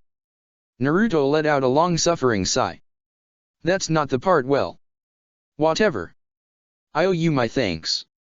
The woman just smiled slightly. My life is yours, after all. Naruto felt like palming his face. I am not who you think I am. Naruto said. Are you not Indra-sama, then? She asked neutrally. Yes, fuck. Whatever. I was Indra. Then it is you. She shrugged her shoulders. Rest, you haven't recovered fully yet. She turned away, heading toward the inner part of the forest. Wait. Naruto called. He went down the house, slowly, feeling the rush of physical sensations going through his body. Do you mind if I come with you? He asked. I'm going to be a bit slow, though. They walked through the lush forest in silence. May I ask you something? Naruto began. As Indra, he had never really bothered with politeness, and she knew it. Of course. Shachi nodded. How did you find me? I kept track of the battle, of course. And your chakra, after that. She said. I tend to know where you are. Naruto blinked. She watched it. She was strong and could possibly have made a difference. And, you didn't intervene before? He asked. Not for the fate of the world. You commanded me to help bring you back to life, and not to interfere, much. Giving you a chance to fight back by taking you to Uzushio in the first place was already too much. She said evenly. It was a battle you handled, didn't you? Naruto gave her the side eye. He had fought both Indra and Nagato. He hadn't seen Indra's full power, true, but from what he estimated, the man would have had trouble against Nagato, at the very least. She likely had too much faith in Indra. I didn't even know how to reach you. He said. And do you now? She asked, something like a smile twitching on her lips. Naruto sighed. No, not really. Then I'm afraid there's not that much we could have done about it. Her golden eyes briefly gleamed with amusement. Of course, I could have reached you. Thank you. He said dryly. For helping. You're welcome. Naruto closed his eyes. Why did you bring me to Uzushiagakuer in the first place? She gave him a wistful smile. There are not so many Uzumaki left, and I felt that you and your friend were the one most suited to carry on their legacy. Sentimentality. Naruto blinked. I am not heartless. She laughed. He knew it. Well. It did give me a fighting chance, no matter how neutral you try to make it seem. And you did watch over my body. He finally said. For this you have my thanks. My honest ones. She waved it off, looking to be a bit uncomfortable. You've already said that. Gratefulness is a strange look on you, Indra-sama. Please don't call me that. Of course, Indra-sama. A vein popped on Naruto's forehead. She disregarded it, picking a few herbs and fruits with an expert eye. It was hard to say which season it was. It didn't feel like winter. Despite the light breeze, the sun above them was warm. They spent the morning walking through the forest. Naruto spent most of it stretching, rolling limbs that were too stiff from his long sleep. His body, despite its tightness, felt almost glad to be moving again. Shachi. Naruto called. Yes. She asked, drawing closer to the shore of the lake she was lazily floating in. How much time has it been? She gave him a long look. Has it been since what? Since your body reformed, or since the battle? The last moments after it had been very blurry. He had freed the Biju, sealed Nagato's eye inside him. His jutsu had destroyed everything. And burned through his body. Naruto held back a shiver. Naruto could remember dying quickly in the middle of the inverted thunderstorm. He also thought he could remember feeling, protected, guided, by something that felt so familiar. But that was probably his mind playing tricks on him. He was already dead, back then, after all. Then he had returned to something he could hesitantly call consciousness. He could remember drifting in the void of space. He could remember floating away, and back to Earth. And he would really have to refine his own soul anchors, too. Because this having to drag himself back and wait was such a stupid mistake. Then, nothing. And he woke up in Shachi's home. Both. Naruto said. Tell me about both. Well, it was not that long ago. Shachi shrugged. 6 months or so since you. 6 months. Yes. She nodded. Since you used the jutsu. It took you 5 weeks to start reforming. And 5 months for you to complete the process. And then you were bedridden for the better part of 2 weeks. Naruto's eyes closed in consternation. Well. It still beat 3 years and a half, that time he had used the Hiraishin to escape. He thanked himself for not having done so, that time. Who knew how bad it would have been? I can't make sense of the traces of Biju Chakra in your system, though. She said. Biju. Naruto scanned himself. He blinked. It was true, and he hadn't noticed. The 9 tails chakra, 1 tail's worth of it, of the entire Biju. Regenerating as though it had a mind of its own. Something permanent, then.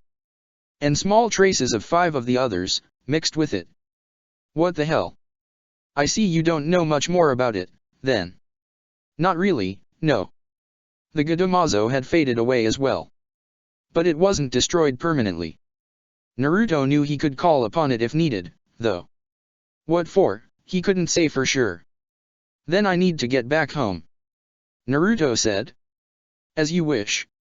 Shachi nodded. I would still suggest you rest first.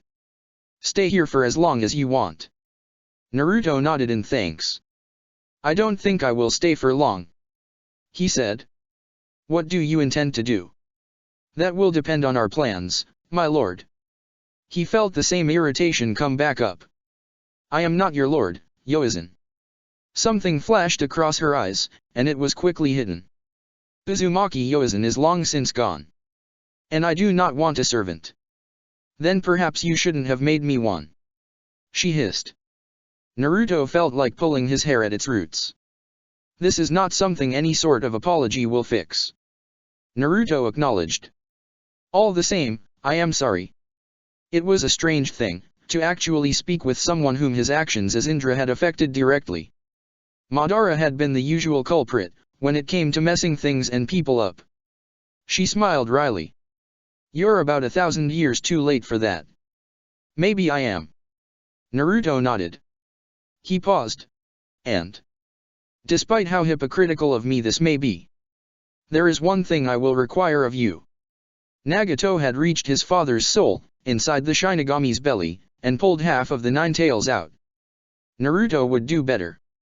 Shachi bowed, with not even the slightest touch of mockery in the gesture. Do tell, my lord.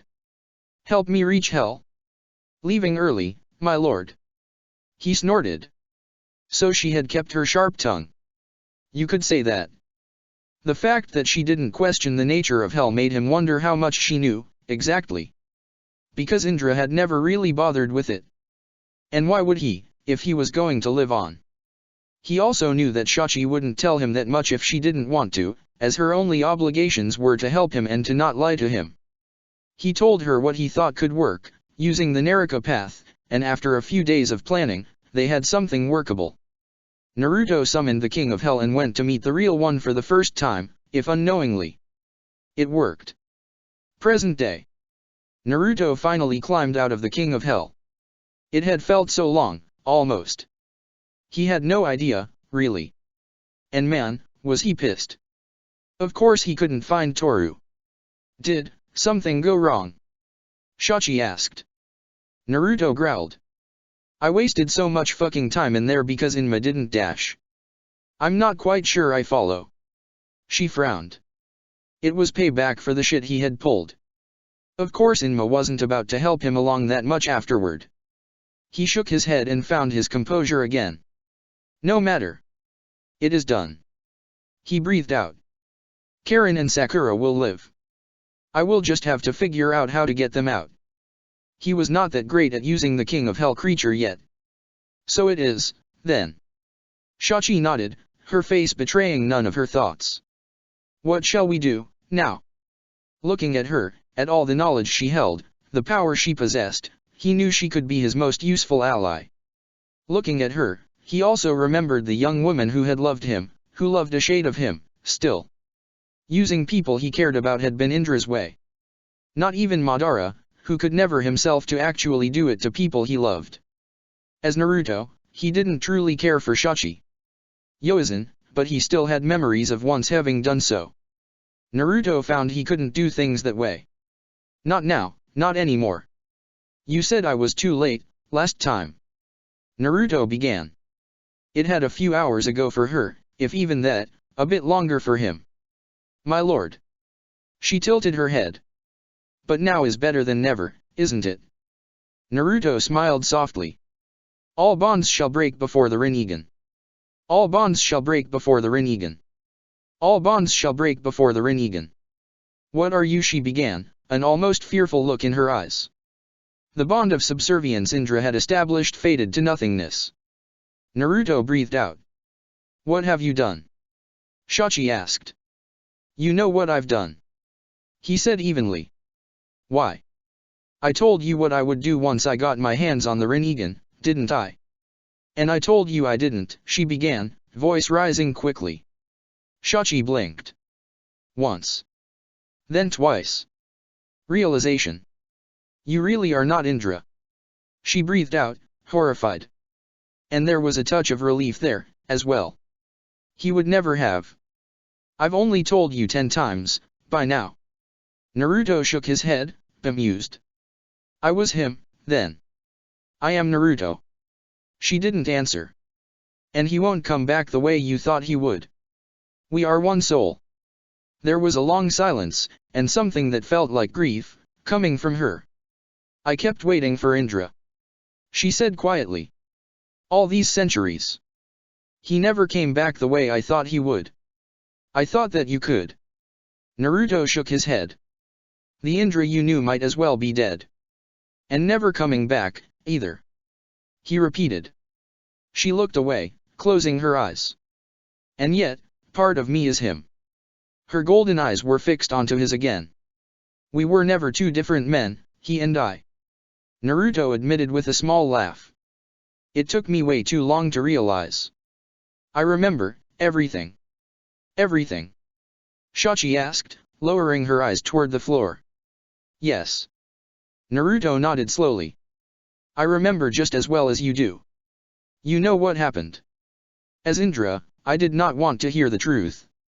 That I was the one to strike down Yasuo. Her eyes widened. I should never have blamed you for it. You and I had a fight. I lost control. And then she lay dead in my arms. He could still recall it, as though it were yesterday. His hands, coated in fresh, thick blood. No light. Why was he crying? It was so long ago.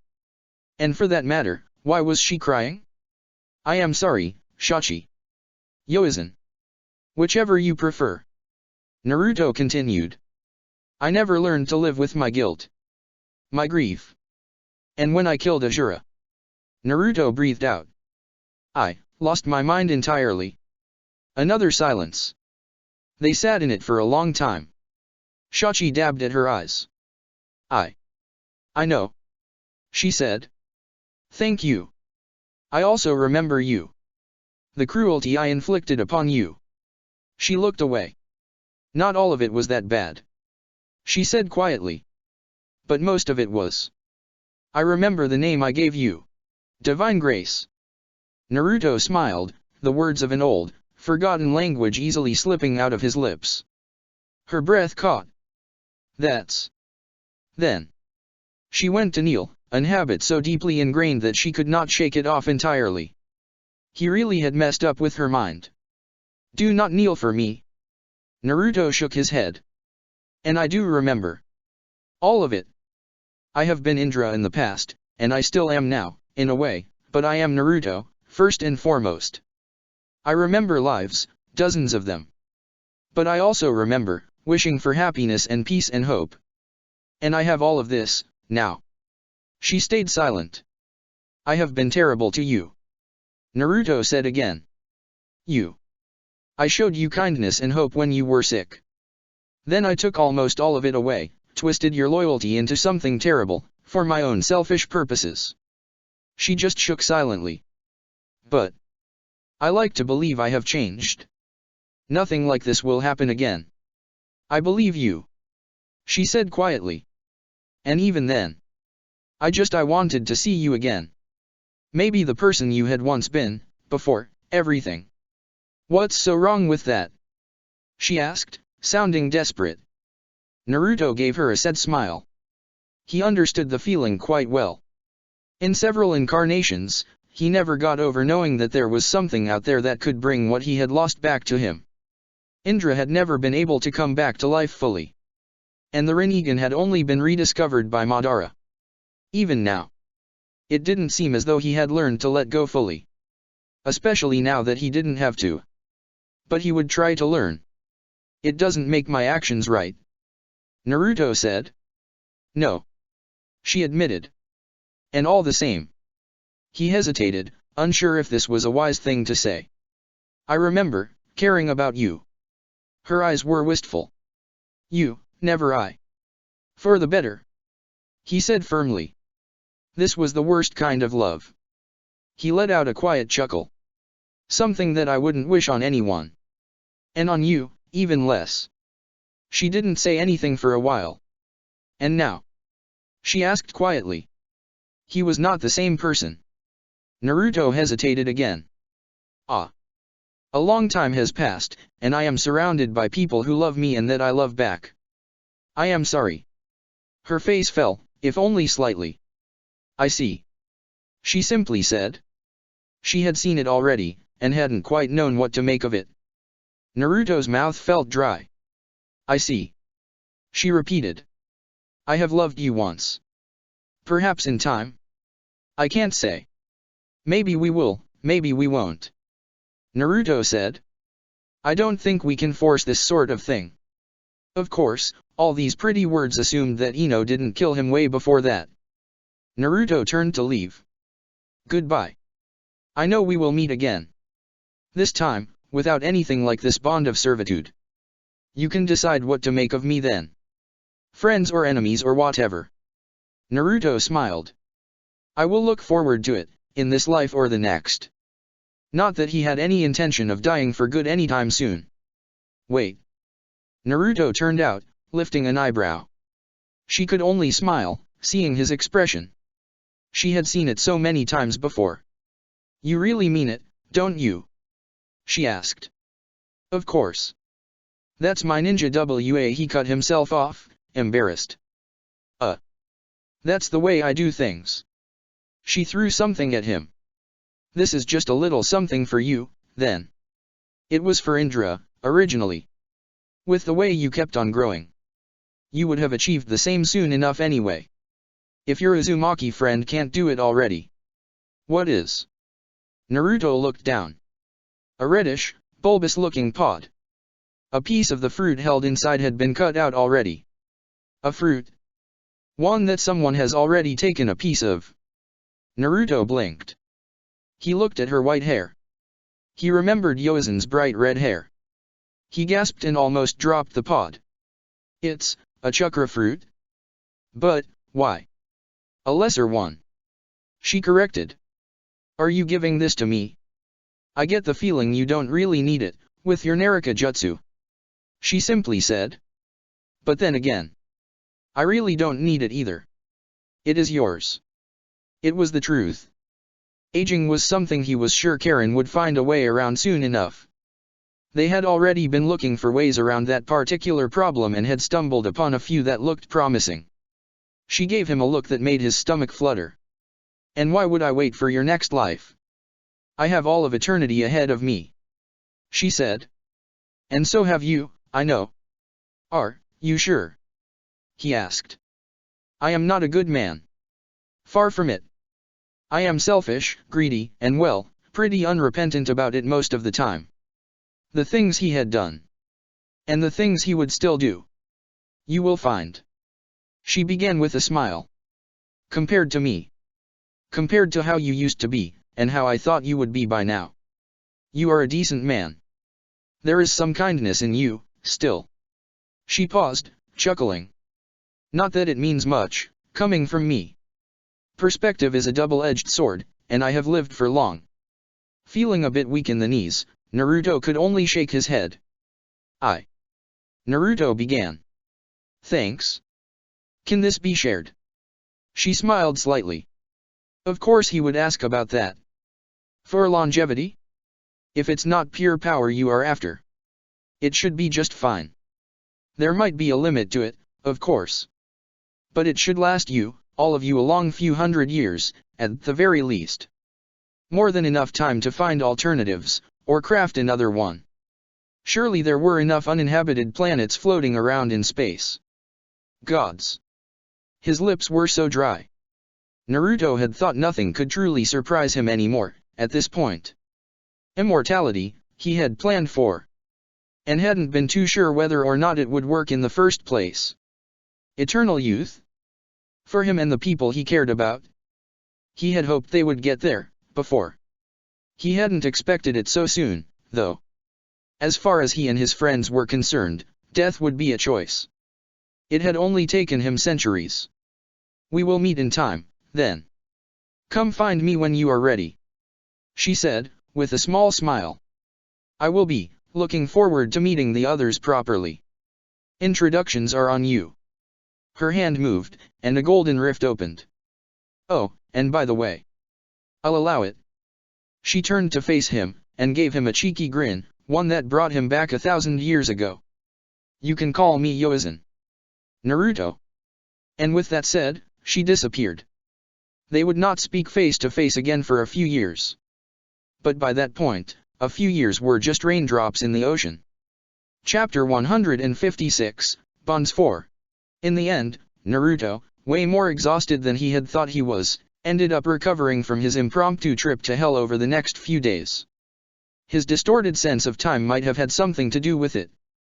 Mortals were not supposed to remember anything about Naraka. And the thought of Ino actually trying to kill him this time might have been a little part of it, too. The first thing he did, of course, was try to reach Karen and Sakura. UMI. Uchiha Toru blinked. HMPF. Hanabi scoffed, with a small, confident smile pulling at her lips. I knew you would love it. It's good, isn't it? No, it's not that. Toru shook his head. The animated comic book is great stuff, for sure. I didn't even think it could work that way on actual paper. But I thought I felt something. It is not that emotional. Hanabi frowned. I mean, I know you're pretty sensitive, but not like this. Toru grunted. And I'm not sensitive. Ah. Hanabi pretended to look worried about him. Did you take your pills this morning? Fuck you. Not interested. I have much better taste in men, she said wistfully. Toru was not sure what she was talking about, as he had never seen her with anyone. As far as he could tell, she had impossible standards. Typical Hyuga behavior, really. Hinata had found Sasuke, and Toru could grudgingly admit it was hard to do better. The strongest man in the world, one who was going to be a great dad. He was pretty good looking too, in a very Uchiha way. A bit like Itachi. Nothing like Toru and Shisui, of course. Their cousins only had straight, blonde, lifeless hair, with a strange blue sheen to it. Not anything like Toru and Shisui, whose curls were deliciously messy, shiny, and full of life. And dark as ebony, too. It was no wonder women all across the world couldn't resist either of them, really. Men were lucky that they were committed, now. What was he thinking about, again? Oh, yeah. That thing he felt. Ino is busy, right? Toru asked. With his bond ability, he could track her easily if needed, but she was in several places at the same time. With her training both UMI's new generation of sensors, mind readers, heading the psychological unit and all of the other shit she had on her plate, it was no wonder. Shadow clones helped a lot, but she still was not that great at having them absorb chakra to maintain themselves over long periods. Especially since they were relying on a grand total of 1 Rinnegan. Having all 4 users doing the same at the same time was stretching it a bit. Then again, if his nickname was Soul Reaper Toru, or something like it, he would probably try to build a different sort of legacy, too. Or maybe not, it had some punch to it. Yeah. She is. Hanabi nodded, still trying to make sense of Toru's latest harebrained ideas for the newspapers. Okay. I have something to do. Toru cut her off, standing up. Yeah. Hanabi waved him off, uninterested. Try not to cause any international scandal again. We've got enough shit coming our way. Little asshole. Toru decided on something else. He stood still and channeled his chakra. Hanabi watched on, curiously. The same way, he had reforged his own mirage blade. Just in case, of course. Clouds built up, high in the sky above him. He was chakra. He was life. He could do it. He was yin. And he was yang. Toru tasted an awe-inspiring power. Stability and chaos, at the same time. Was he even supposed to be using such a thing? Hell yeah. In between the two opposite forces, he was reminded once more of his own mortality. Hell yeah. He heard himself say. Why shouldn't I use it? Toru took hold of the powers. The twin forces felt as though they were ready to tear each other, and him as well, until nothing was left. But used together, they could create. And for a moment, he thought he might really have become a god. He was not stupid enough to actually believe it, of course. He thought he understood much more in this instant, suspended in time. The power felt endless.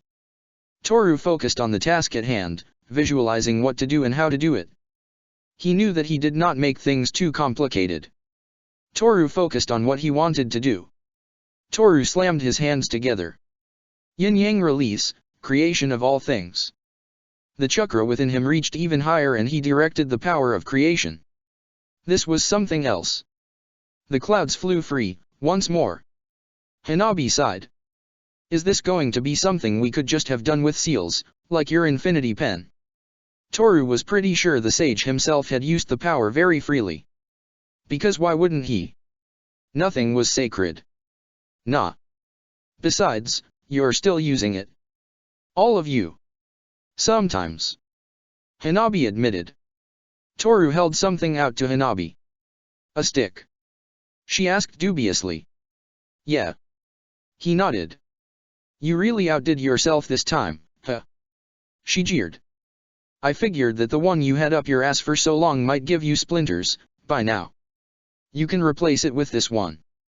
It's perfectly smooth, and will stay this way, I made sure of it.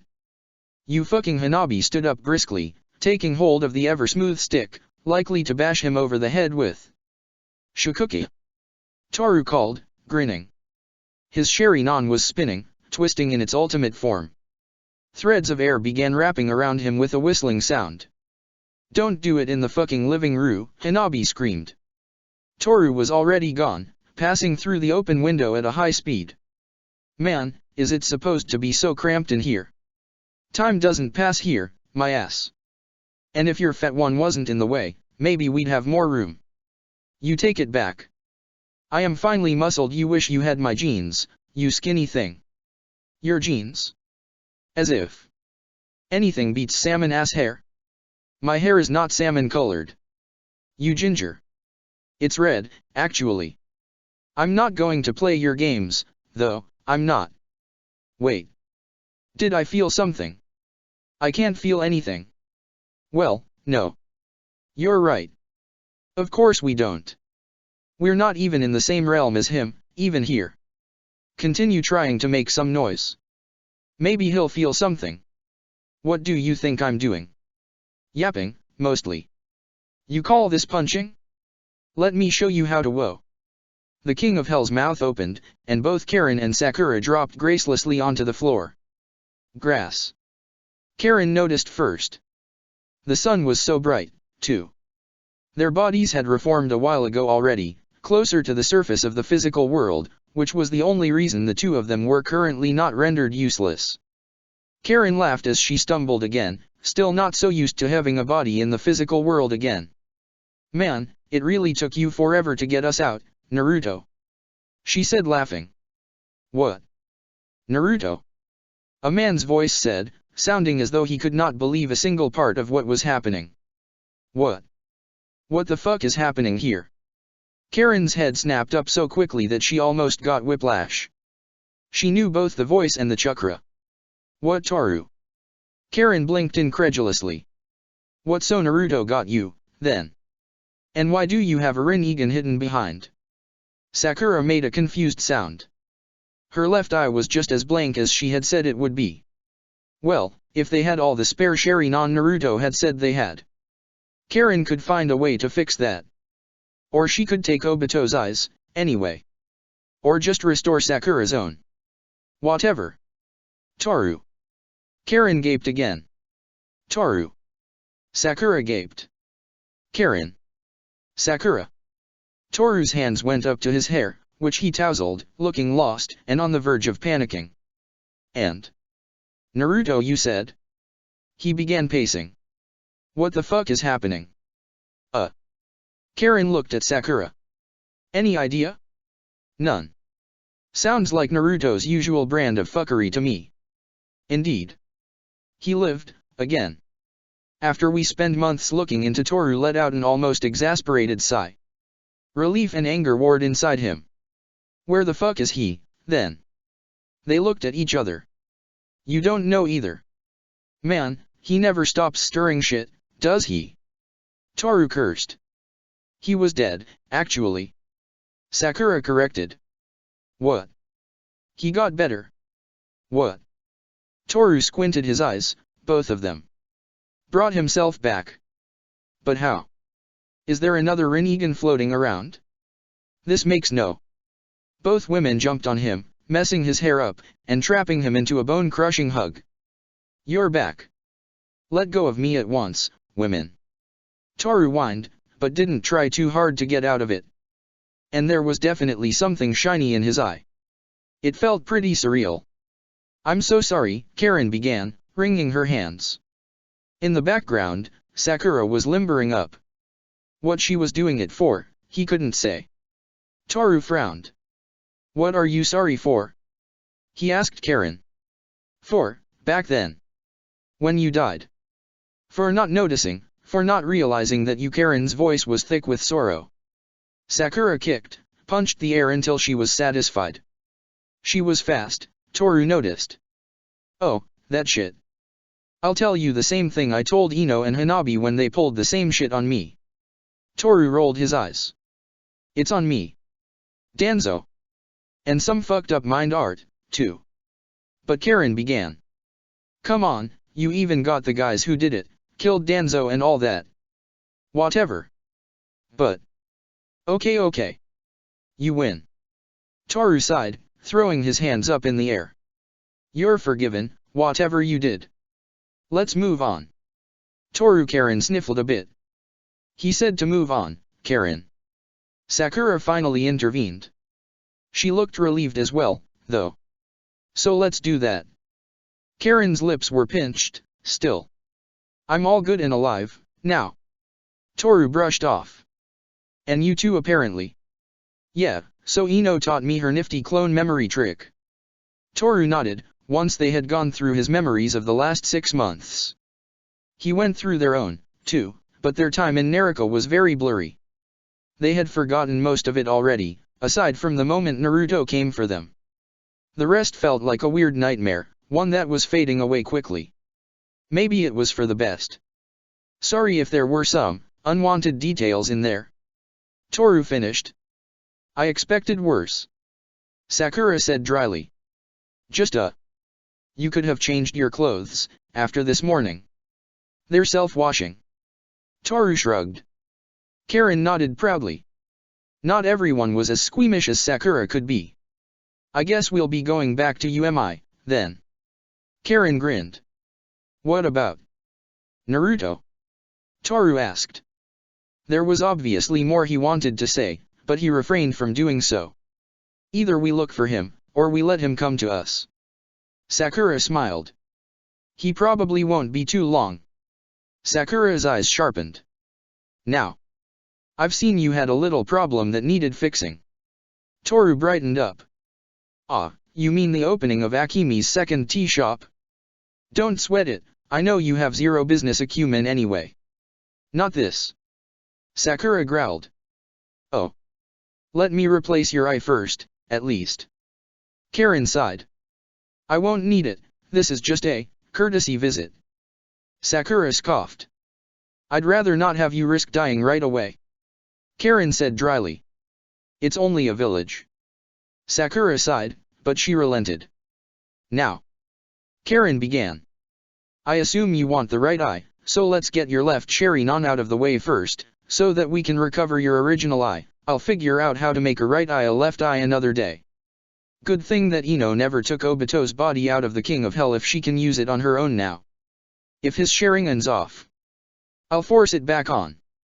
The body's soulless, but there's still a brain to use.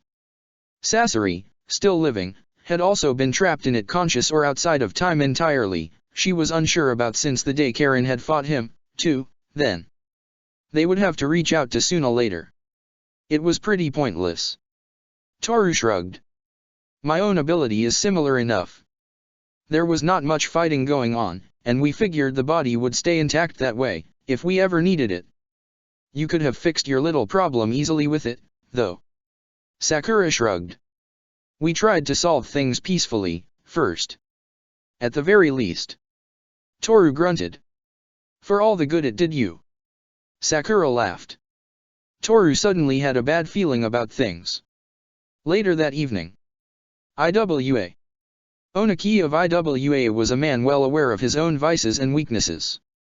The war had ended, certainly, but these UMI bastards' plan would have IWA relegated on the same level as every other village, not even the five great. After all the efforts, all the sacrifices his predecessors had made to keep the place strong, in both its traditions and positions. Besides, he knew that they were just waiting for a reason to get rid of him. Namikaze II might be dead, and there was not a single day he didn't thank the gods for that, but not all of his friends were. Mitarashi. They were hard to reach, too, and the assassins he had sent at Uchiha Suzuki's wedding had never come back. But they couldn't be traced to him either. He had learned this the hard way. Chigusa was young, but she could be convinced that Namikaze's way, Umi's way, was not the right way. And so could the smaller villages, once she accepted it. All he needed was time. He was well protected, hidden behind his defenses. A flicker caught his eye. His guards fell upon the shadow. Their weapons went through. There was a shimmer of blue and they disappeared entirely. Onaki saw the shadow's eyes, his hands already gleaming. Green and red. Rippling. And his dust release got absorbed the next second. A water whip shot out, bound him, and drained his chakra steadily. What kind of leader hides in a safe location and talks about sacrifice? At the moment, Onaki was bitterly regretting ever thinking defenses and guards he could trust would have been enough. Did you really think this shit would fly, you decrepit bastard? Ghost Hand asked. Not with me alive, it won't. You can't threaten me. What do you think I'm doing, exactly? IWA won't bend, won't Brea. Harano Sakura smashed his head through his desk. It didn't bend, it broke. Speak up when you talk to me or you'll have to figure out how to do so without your teeth. She threatened. I'm not as soft as Toru. Fine. I'll put a stop to the talks with Chigo. Onaki tried, reaching for the weapon hidden in his sleeve. Too late. Sakura laughed. Too fucking late. They went through the portal. I thought we were doing this peacefully. Toru accused her, once they were done sealing Onaki up. Around him were the unconscious guards he had taken care of. Sakura blinked. But I did. Sakura chuckled. The fucker's still alive, isn't he? She jeered at the fuming Tsuchikage. For now went unsaid. Once Ino ripped his soul out. Sakura. Toru groaned. You told me to play to my strengths back when we were kids, right? Sakura shrugged. Toru pinched his lips. That was a pep talk he regretted. Any other people you need to be, talked some sense into. Toru sighed. The worst part was that Karen, the reasonable one, was approving. What the hell had happened to the two of them in the time he had been gone? And how bad would Naruto be, once he came back? Yeah. We have a few. Toru admitted. Let's go, then. Well, let's spread peace, then. Sakura cackled. Man, are we the villains? Toru palmed his face nervously. Of course not. You're the comic writer, you should know. She rolled her eyes. Bad guys never win. What is this? Toru asked. Sakura had pocketed, not even bothering to seal it, a small book. She chuckled. You know exactly what it is. Found it on Onaki's desk. It was pretty much the same as a bingo book, if a secret one. Or supposedly secret, in this case. Something for his assassination squads, then. Toru asked. Yup. Sakura seemed to think about it. Look at this. She quickly browsed through it and opened it in front of him. Some of it is a bit outdated, of course. I don't think he was entirely convinced all of us were dead, maybe. Toru read the page Sakura had found. Haruno Sakura. Ghost Hand. Age, 20. Rank, Jonin? Jonin. Toru blinked. Not that. And I had Naruto promote me, of course. Talk about nepotism. What about you? Karen piped in. I was a Jonin before I left, actually. The guy you called Hokage was basically your uncle. Sakura retorted. Uncle Fugaku was a fair man. Toru nodded, very humbly. Naruto, on the other hand. Whatever, continue reading. Classification, S rank. Bounty, 80 million ryo. So. Don't you see?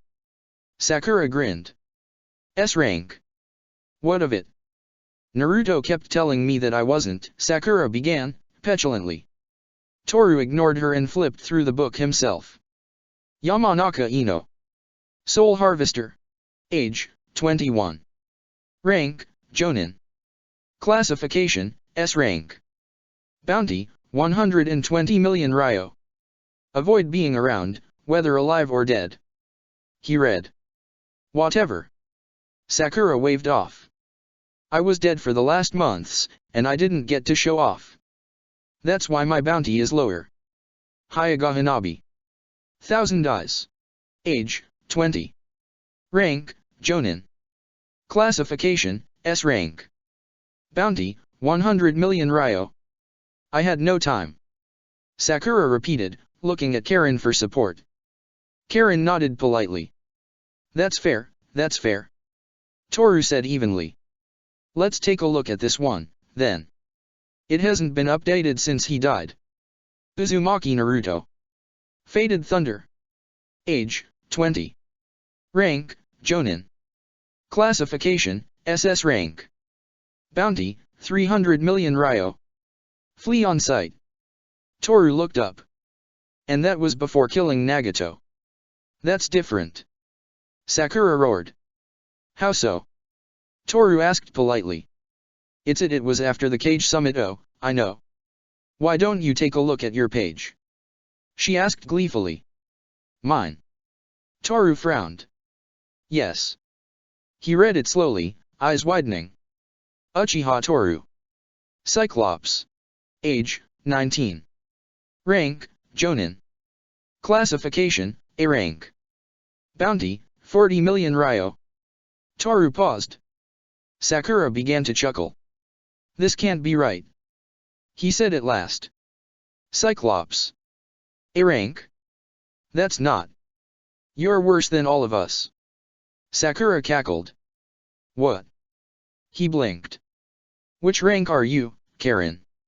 S rank apparently. Don't know how that came to be, though. She shrugged. Now I am, sure, but back then it's pretty funny how most of the strongest people in the world are gathered in UMI, though.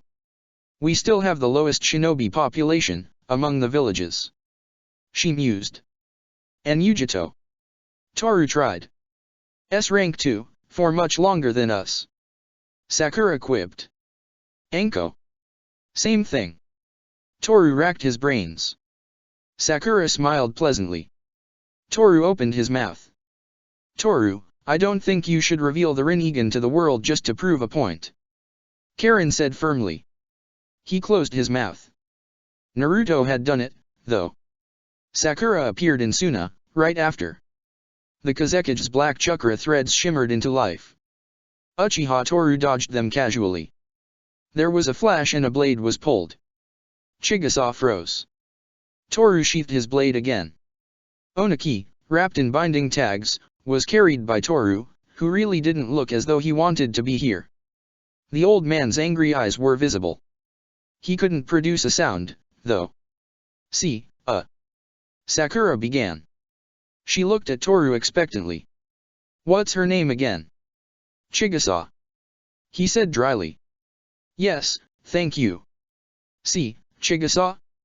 This is what we call a bad move, usually. It gets people in trouble.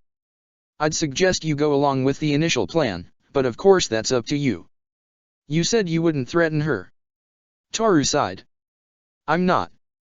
Sakura said. Now if she calls her guards, though. What do you want, exactly? Chigusa finally asked. Not much, really. We are basically family, after all. What? Chigusa asked, frowning. What? Toru asked. Siblings in training. Kiyoshi taught both of us, didn't he? Sakura revealed her ghost hand, twirling it in a way a hand definitely wasn't supposed to twirl. Chigusa paled. Now there's just one person missing besides the man himself, of course. Chigusa breathed out, trying to keep her temper under control. If they had gotten Onaki. We're not asking for much. Just, don't listen to people like Onaki in the future. You already got yourself a decent deal with us, didn't you? Chigusa gritted her teeth. Didn't you? Sakura repeated, frowning. Toru pulled Sasori's equally seal-bound body out of the King of Hell before Sakura managed to actually force either of them to kill the cage. Maybe she was doing it on purpose, too. What? The Kaze cage blinked. You had him? This entire time? She growled. Sakura stared at her, unblinking, the same way a desert cat would stare at a roosting bird. Chigusa shut up. We restored his body a while ago. Well, a body. Dunno if it's an exact match for the original, but it's definitely him inside. He's all yours. Toru said with distaste for the man, whose eyes jumped all over the room. See? Now that's what I call a heartwarming family reunion. Sakura said, in mock cheer. The last thing Sasori remembered was likely getting his face caved in by Karen's tender hands. Spit it out. What is that you really want? Chigusa asked. Sakura smiled coldly. Peace. So play nice. Toru and Sakura's journey took them to a few other stops. The next day. Yoizen's Island. Naruto woke up at sunrise. He spent most of the morning walking around. Picking fruits to eat, swimming, and meditation made up for the rest of it. It was a slow day. Something that he had grown pretty estranged from. Something that he had missed. Something that of course, didn't last for long. He was sitting in midair, at around noon, when he saw something appear in the far distance. Extremely fast at first, it slowed down once it came closer to the island. It was growing bigger and bigger, coming toward him.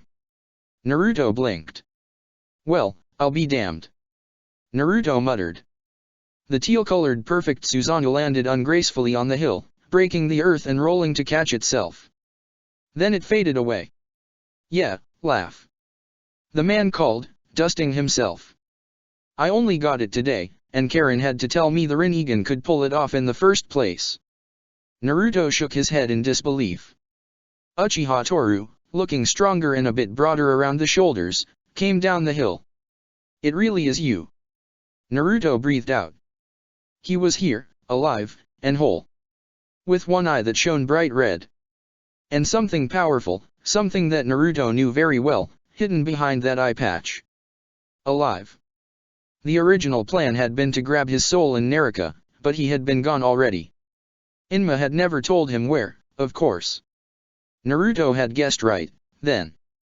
It was either this or the Pure Lands. Uchiha Toru stepped forward with the same cheesy grin as always. Naruto stifled a choked laugh, because he knew the Uchiha would never let him forget about it otherwise. They walked toward each other, in equal states of disbelief.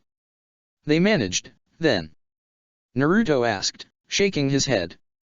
Incredi. Toru punched Naruto in the chin, this time.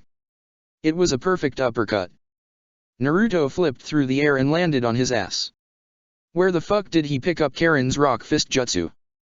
You fell for the grin again, dumbass. Toru growled. Again. Naruto grunted in disbelief. Again. That's for crippling my brother, and fucking Sasuke up. Toru growled. We fixed them up. Naruto groaned. Oh yeah. How could I forget?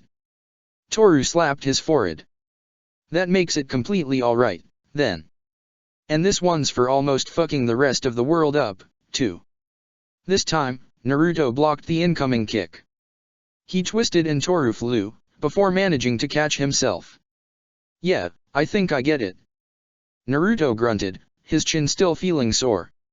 How did you even find me? I was taught tracking by Kakashi. Toru gritted out. You may remember the man. Naruto winced. The day had started so nicely, too. But mostly, it was thanks to the bond.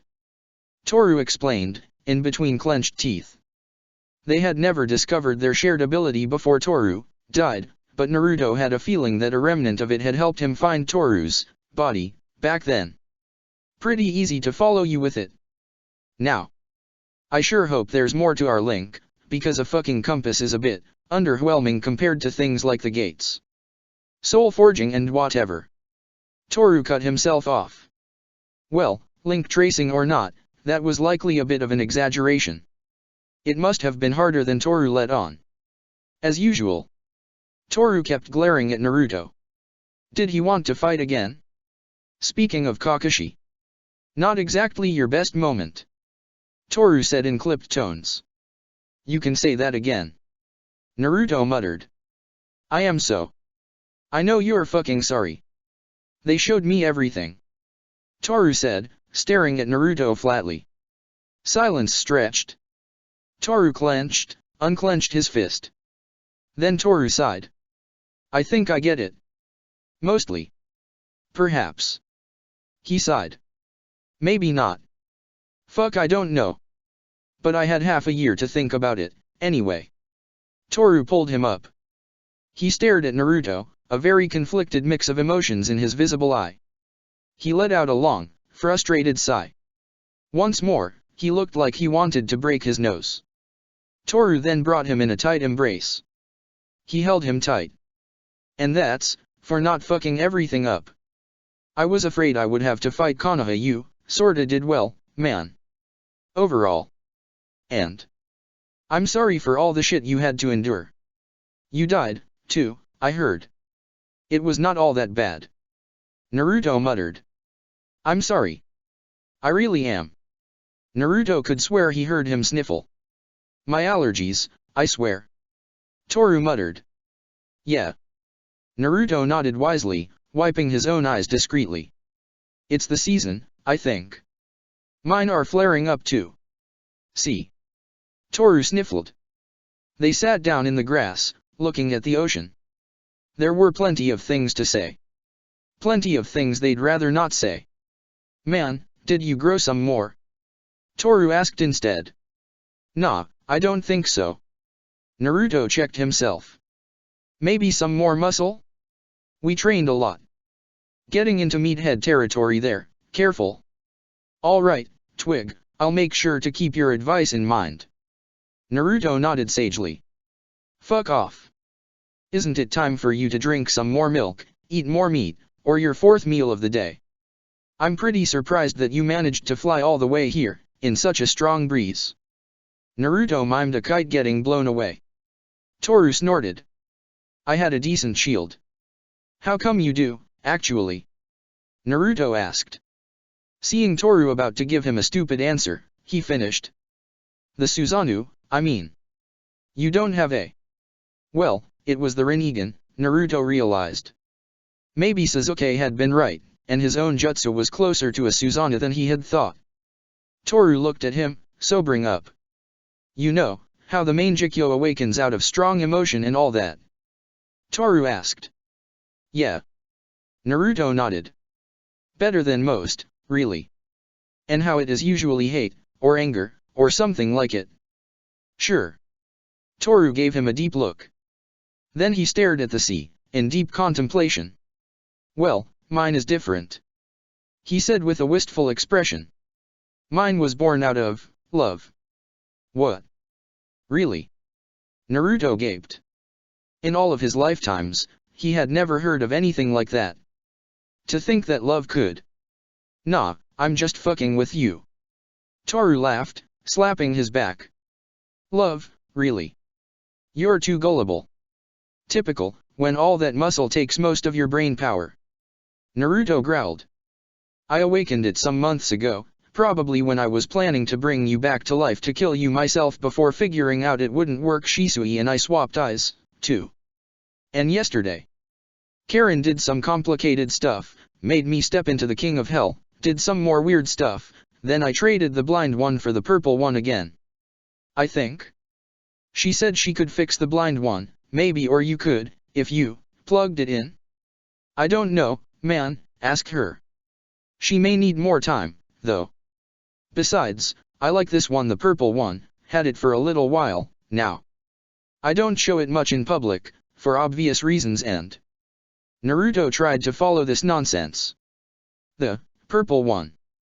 Yeah, that Rinnegan thing. Toru shrugged. Akemi was pretty impressed, you know. We made some very fancy decorations with it. Furniture, too. The perfect rocking chair, which adjusts to fit the person who steps in it. Naruto felt nervous laughter bubble up inside him. That Rinnegan thing. Men had died for it. He himself had almost died for it, too. Then he had actually died for it. And now, Toru had picked it up and plugged it in. Well? Toru asked, once he was done babbling. Well, what? Ready to go, or are you going to play hermit for a longer while? I'm not going to lie to Ino and Hanabi to cover up your shady dealings. Akemi beat that out of me, but she's a civilian, they don't really get this secrecy stuff. If you stay here, I'm telling them. Toru shrugged. Naruto looked up to the skies in consternation. Yeah. He muttered. I think it's about time we all head home. Yeah, maybe you can also stop Sakura before she decides to kill the remaining cage. Itachi is my cousin and all, you may remember. Toru said dryly. Sure. I'll see what I can do. I'm glad you finally trust my judgment. Toru nodded wisely. I really don't, but... Naruto snorted. Say it. Toru said with a conspiratorial grin. Say the words. Let's say I do, just this once. They left together. Chapter 157, A Journey's End. Umagakur. Ah, man. Toru couldn't help but smile fondly. Naruto had met up with Karen and Sakura first. There were no tears here, just relief that the worst was behind them and happiness, too. But then again, they had seen each other before, in the Naraka realm. Not that the idea of hell being real appealed much to Toru, frankly. Didn't that mean most shinobi would end up going there?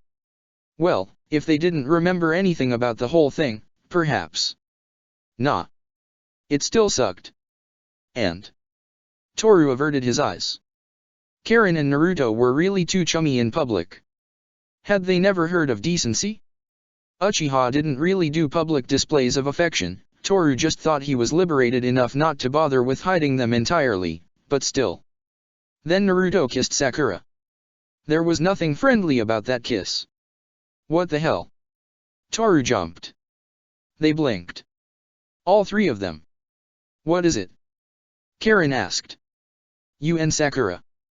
Toru asked. Why not? Naruto smiled. Sakura glared at Toru. Her mismatched eyes definitely made it more impressive. What's so surprising about it? She asked frostily.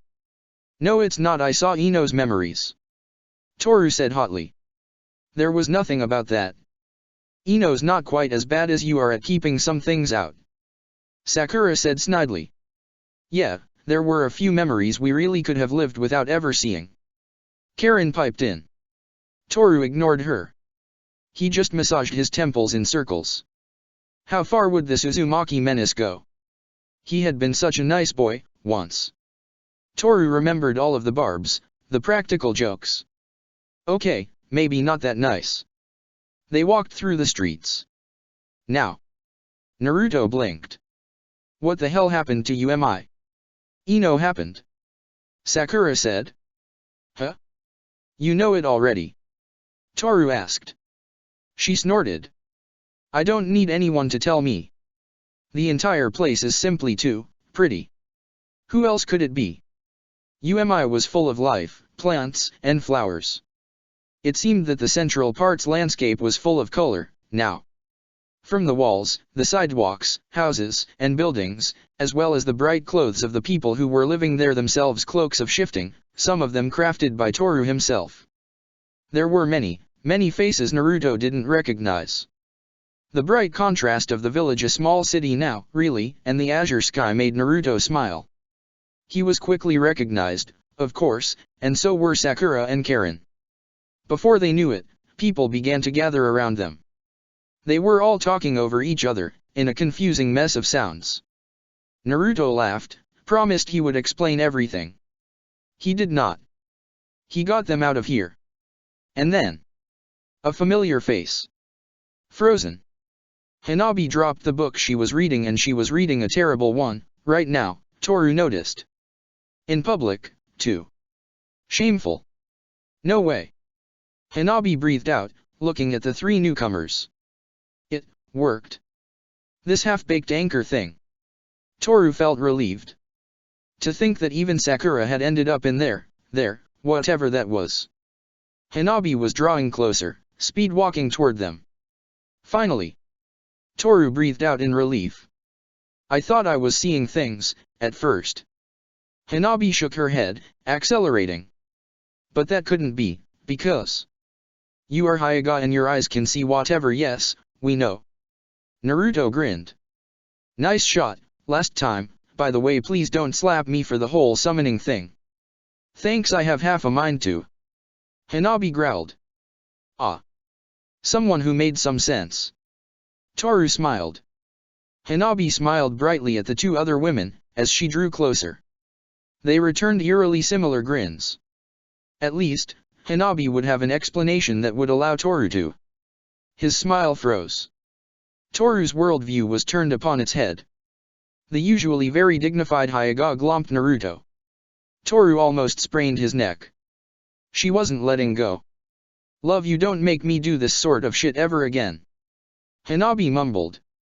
Naruto chuckled, unsurprised. I love you too. He smiled, embracing her. And I'm sorry. Toru blinked again, owlishly. His mouth hung open. And suddenly, everything she had said the other day made more sense. There was one man who could meet her impossible standards, apparently. Her too, man. Toru breathed out in consternation. Fuck off, Toru. Hanabi mumbled. Karen laughed. He needs to be stopped. Ino finished writing the abstract. Efforts in the shinobi and non-shinobi world, is the assumption, foster individual strengths through a focus on, now, given that the development of these institutions has direct implications for psychology as a whole, and not only its shinobi applications, this paper begins to draw attention to the potential of a new type of psychology within these systems. Throughout the paper, it is suggested that a focus on the nature of chakra may serve as the nexus between the movement in more recent psychology branches still searching to promote positive human development and the institutions. Ino's hand stopped moving. She was using one of Toru's pens. As was anyone in the house, really. They were simply better. Toru knew what he wanted in his pens, all of them. And in his furniture, his rocking chair was a miracle. Ino stopped moving entirely. There were people coming closer. Her stomach nodded. No. She knew these presences. No way. Ino heard noise outside. No fucking way. Laughter and screams. No fucking way.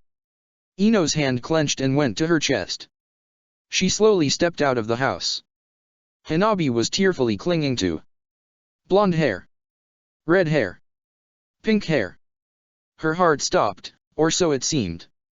Hey, Ino. Uzumaki Naruto greeted, managing to sound casual. Another missed beat. We're home.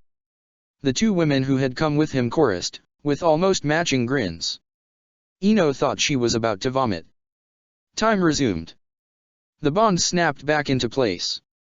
They were here. Alive and well. She didn't even question it, at this point.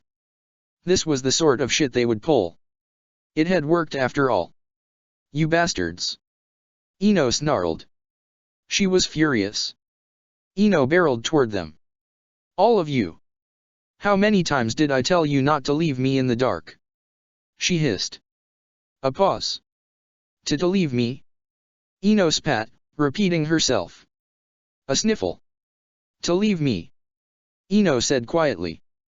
Full-blown tears. Welcome home. She was weeping. Ino jumped into their waiting arms. The six of them fell to the floor, in a tangle of limbs, laughing and crying. Unsurprisingly, Naruto got a stinging slap right after. Sakura snickered and Ino slapped her too. 6 months. How dare you? Ino raged, her finger stabbing him in the chest repeatedly. 6 months. Sure, your anchor thing worked in the end, but this was the most harebrained shit. He just grinned stupidly. The others went inside right away. Ino didn't move. Are you staying? She asked quietly. Naruto turned to face her. Are you really staying for good? She repeated. With me, with us. There was only one thing to say. Yes. Naruto promised. Always. She chuckled tearfully. Yeah. You said something like it back when we were kids. That friendship promise. Naruto tilted his head, smiling. Yeah. I'm going to keep that one, too. Didn't I come back, in the end? I know, stupid. Ino sniffled. She wrapped her hands around him and he pulled her close. I love you, Ino. He smiled into her hair. I love you too. Don't leave me. They had a few things to tell each other. Like in hell. Ino gasped. It actually exists. Sakura was burning on the third lowest level. Naruto supplied helpfully. Ino let out a strangled chuckle. This day was shaping out to be weirder and weirder. Was she dreaming? For real? She asked incredulously. That was terrible. At the same time, though. I don't remember much of it, so he could be lying. Sakura grunted. I told you you would. Ino crowed. Maybe you were right this time.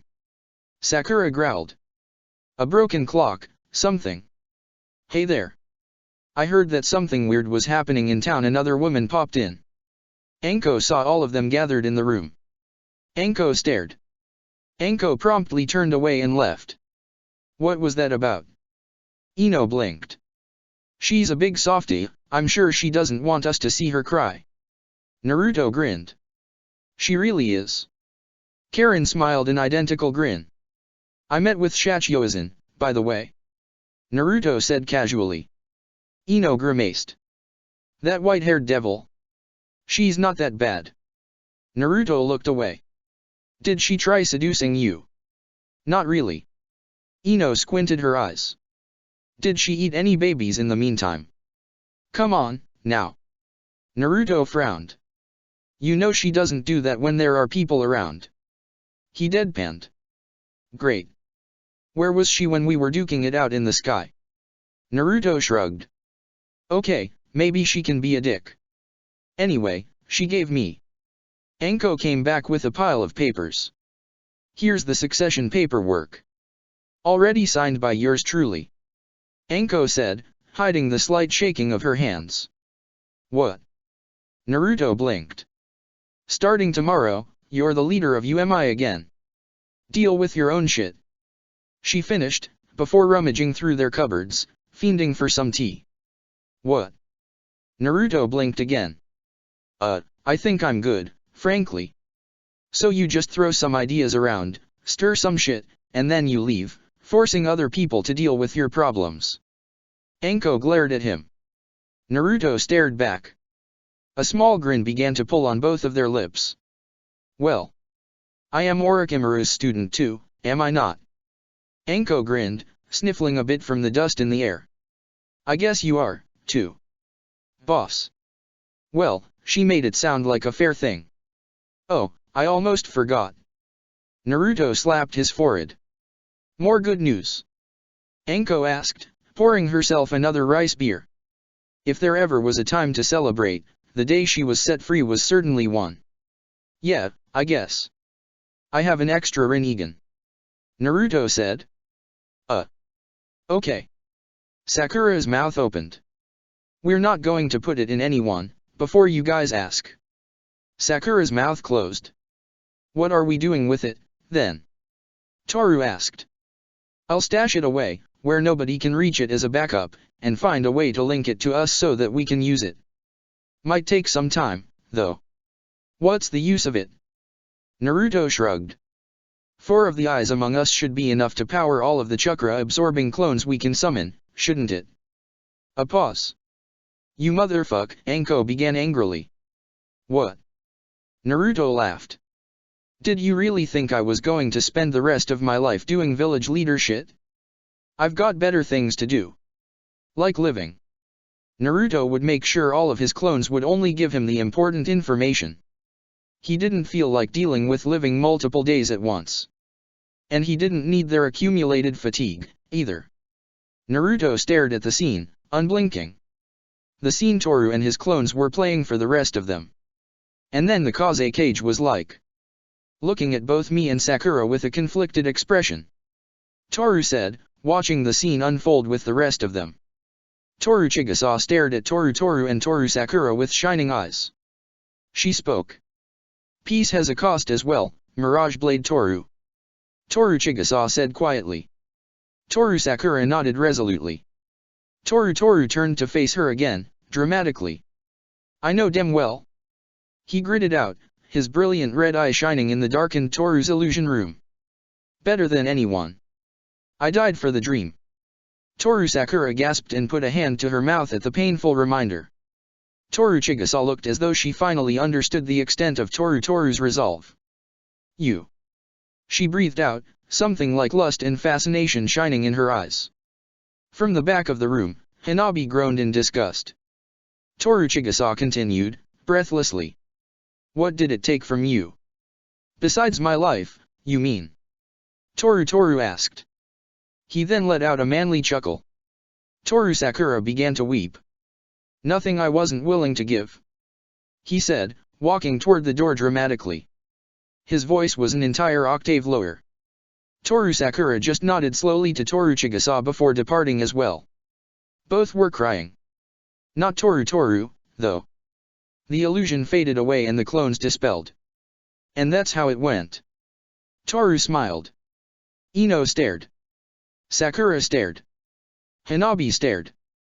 Naruto clapped enthusiastically, and so did Karen and Anko. Toru bowed.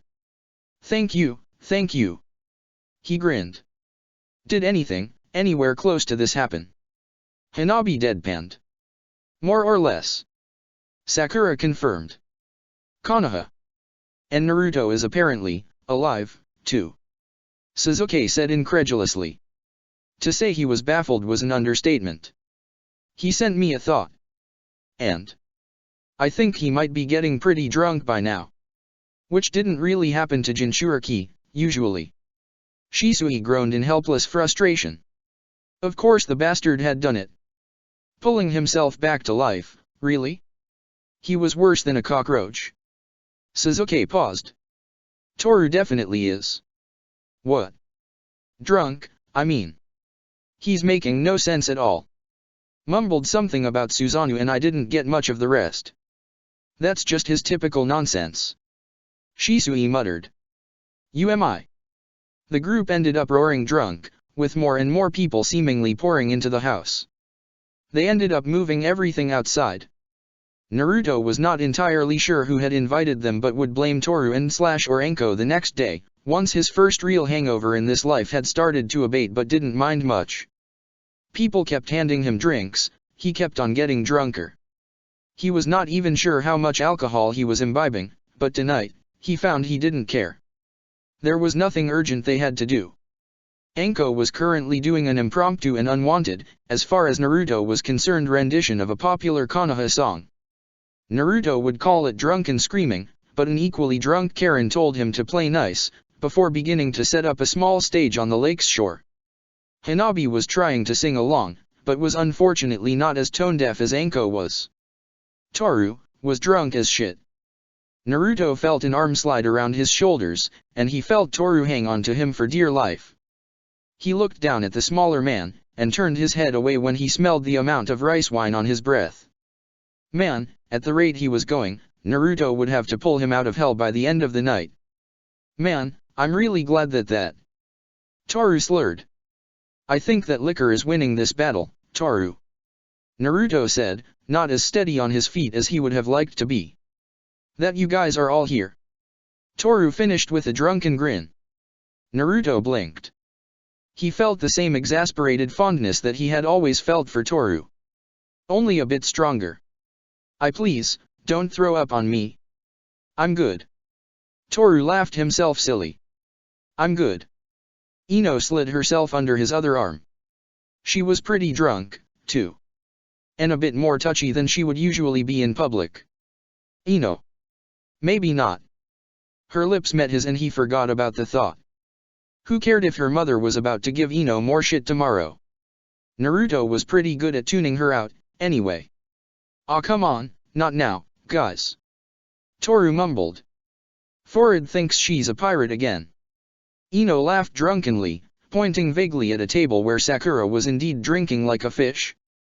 She saw them looking at her and just winked.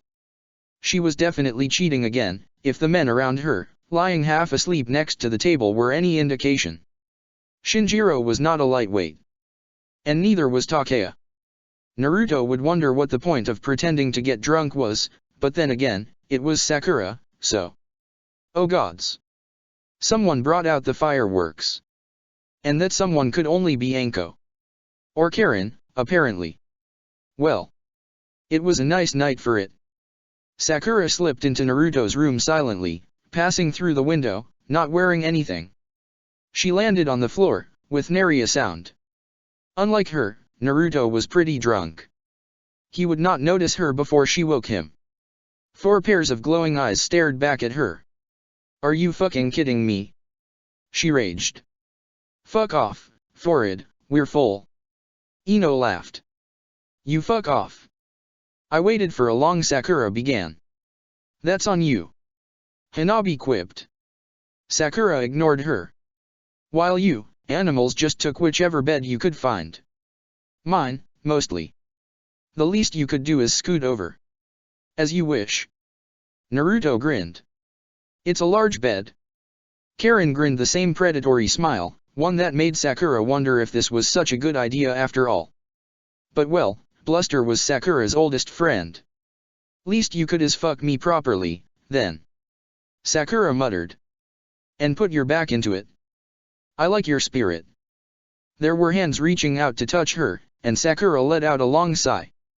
There were lips on her body, several pairs of them, and Sakura's own parted.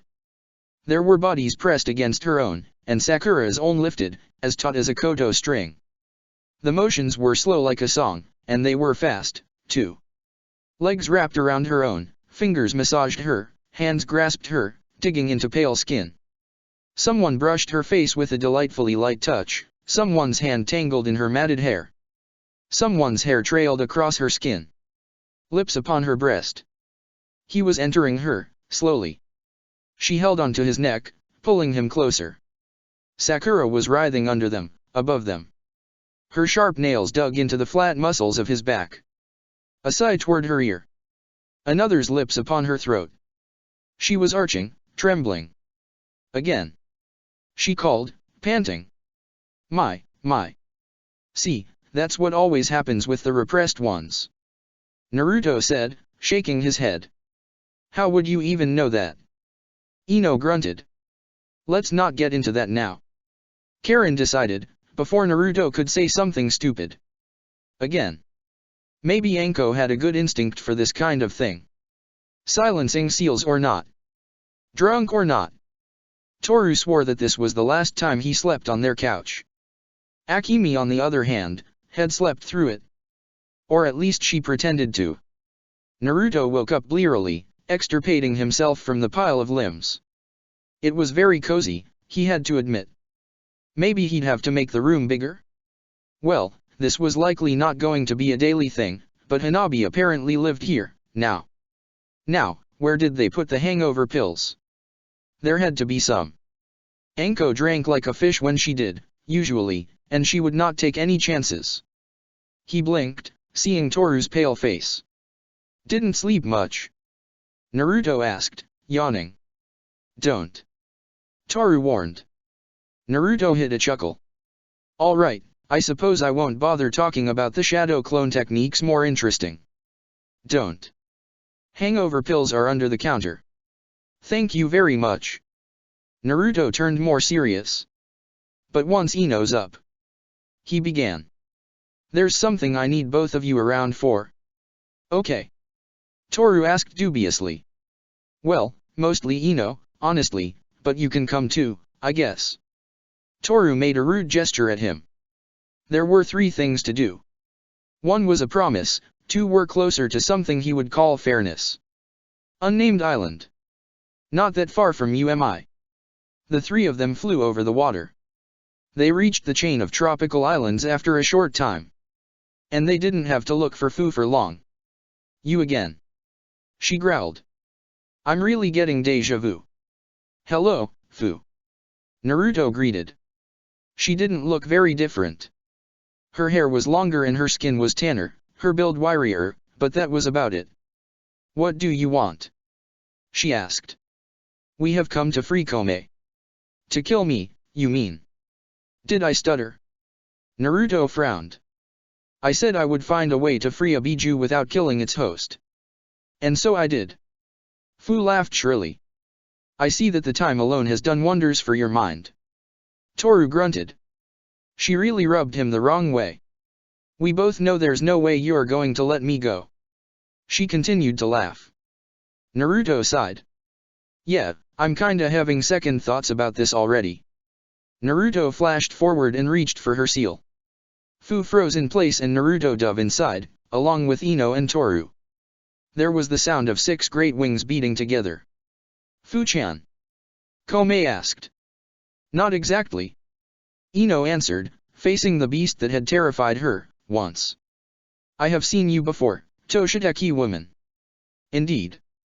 She said dryly. You tried to kill us. Ah, but luckily, this is all in the past. Ino pinched her lips. You have father's eyes. Well. Sort of. Does all of this make us brothers? The beast laughed. No. Naruto shrugged. So you came to free me? Yes. I do know that I cannot face you. Still, do not harm Fu. Naruto and Toru shared a look. So you do see harming the one you care about as a bad thing, in the end? Toru said. Of course. What about eating people? Who taught her that? Well, I did, of course. Kome laughed. Don't you see some sort of contradiction, perhaps? Why would I? I do not care about these people. Toru closed his eyes in consternation. The 3 of them communed. There was one way to free the beast and avoid a complete shit show. Unfortunately, the catch that came with it was setting Fu out in the world. They brought Fu into her own mindscape. So here's the deal. Naruto began. Ino here is going to bind you to a promise. Why should I? Because otherwise we kill you and free Kome anyway. I do not agree with that. He was buzzing angrily. Then all she has to do is listen. Kome seemed to work on pretty simple logic, and Naruto picked up on it. I don't care. Fu spat. Listen to him, Fu-chan. You won't kill, harm or do anything you know to be harmful, or tends to be considered harmful, to any human. Let's include any animal, to be broader. Toru added. The 2 other UMI ninja looked at him. What? She can just forego meat, can't she? Whatever. Fu glared at them. That includes anything you wouldn't want done to you. Swear so and we shall set you free. Naruto shrugged. What will happen to Kome? She asked. I will create a smaller body for him to inhabit, one that he will be able to enter and leave at will. It should be able to change shapes, too. One that makes it much harder for anybody to try and seal you away or trap you. It will leave a pretty nasty surprise. I shall announce that Kome is under my protection, as well. Then I will bind part of his chakra to your seal, so that you may live. It's a link that goes both ways, both of you will be able to transfer chakra to the other. One small part will be bound to me as well, so that I may actually be able to know where Kome is. The other biju did the same thing to me apparently, including Kurama. So if you're in trouble, I'll come if your newfound ability to warp away proves not to be enough. Not for you though, Fu-chan, you're on your own. Once you finally die, the chakra will return to him. I like it. Komei finally said. Good. Naruto grinned. If you accept all this, I will bring you to the mainland. Whatever you do after that is your problem. You like it? Well, I don't. Fu raged. At all. Oh, I almost forgot. Naruto slapped his forehead. If Komei does any of the aforementioned things, you will die. Both of you may defend yourself without escalating the level of threat. Reasonably. Do not go bombing countries because of someone's words. You need to be in actual danger. She blinked. Well, yeah. Naruto shrugged. It's much harder to bind a biju to a promise than a human. Your terms are bullshit. Why should I die if I? It is easy. Komei laughed. We do not kill people. Fu pinched her lips. It's not that hard, Fu-chan. Naruto slammed his hands together. Yin-yang release, creation of all things. A miniature Komei appeared. Am I to inhabit this body, then? He asked, from inside it. Yes. I quite like it. I'm glad. Naruto smiled slightly. Let's drop you guys somewhere on the mainland, then. You know, it really won't be that bad. Komei buzzed excitedly. He was finally free. See it as a new adventure. I was getting pretty bored of that island, anyway.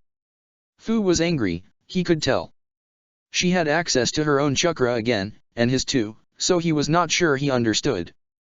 Fu-chan was weird. That Uzumaki guy is not as bad as you told me, really. Please don't talk to me right now. Okay. Where shall we go? One done, two more to go. Shinkyumigakur. UMI. Hey, Yujito, I'm back. Naruto greeted. His powerful chakra suddenly flooded the room. His eyes were boring into hers. How? Yujito went through half of her whole emotion palette in less than a second. Breathe. Yujito thought. She had gone to bed early last night, and had heard rumors about a party from her hesitant secretary. It had seemed of no consequence, but now. Trade secret. Naruto laughed. Nah, I just died. And came back to life. I probably won't die the way you mean it in your lifetime, actually. I mean this literally. Yujito slumped in her chair. He sat on top of her desk, facing her, shirt sleeves rolled up to his elbows, looking entirely at ease in her office. Anything else? She scowled. Sure. We killed the Tsuchikage. Uzumaki, Naruto said evenly. What? His reply left her stunned. Her stomach felt full of lead. Ah, come on. We're ninja. He laughed, low and dangerous. Maybe it sounded like this only to her. And let's not pretend you liked the guy. Of course not. But even then she began. He was trying to fuck the piece up. Naruto said, amusedly. Don't tell me you're really surprised. I told you we would wipe out the people trying to get in our way. She slowly got her composure back and stared at him. He stared back, entirely relaxed. His purple eyes pierced through her composure. What do you want? She asked, feeling tense. Relax, you look like I'm going to attack you. You wouldn't have noticed me, if I wanted to. Naruto joked, rolling his eyes. It didn't help.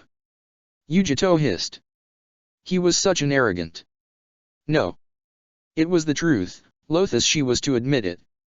Yujito sighed and calmed down. So? She said, raising an eyebrow. What do you want? You know what I want. Yujito blinked. Naruto said nothing else. He was looking at her intently. Her throat felt dry, and her heart was pounding in her chest. What the hell was he doing? Take your shirt off, Yujito. He said quietly. The nerve. A million thoughts raced through her mind in that instant. His eyes locked into hers. What the hell am I thinking? Madatabi was definitely staying far, far away from this. What? She hissed. Oh, of course. Where is my mind? I've devised a way of extracting a bijou without killing you, and I know your seal is on your belly too. Yuan. A small smile threatened to pull his lips up. He was an asshole of massive proportions. That fucking bastard. She raged. He knew exactly what he was doing. She put her face in her palms. Of all the shit. I tried it with Fu the Seven Tails Jinchuriki. It works perfectly. You can keep the link with Madatabi, if you feel like it. You know she is hearing us, don't you? Of course, but if I remember well, she says she doesn't want to talk to me, so. You're doing it on purpose. What she meant with these words, didn't matter. Well. Did you intend to keep your friend trapped? Naruto shrugged. Yujito sighed. No. I didn't. If you're worried about bullshit like Kumo's military power. Got a solution for that. She sneered. Naruto put his hand on her shoulder gently. It felt burning, to her. She straightened her back. He looked at her very seriously, eyes shining with something that looked full of empathy.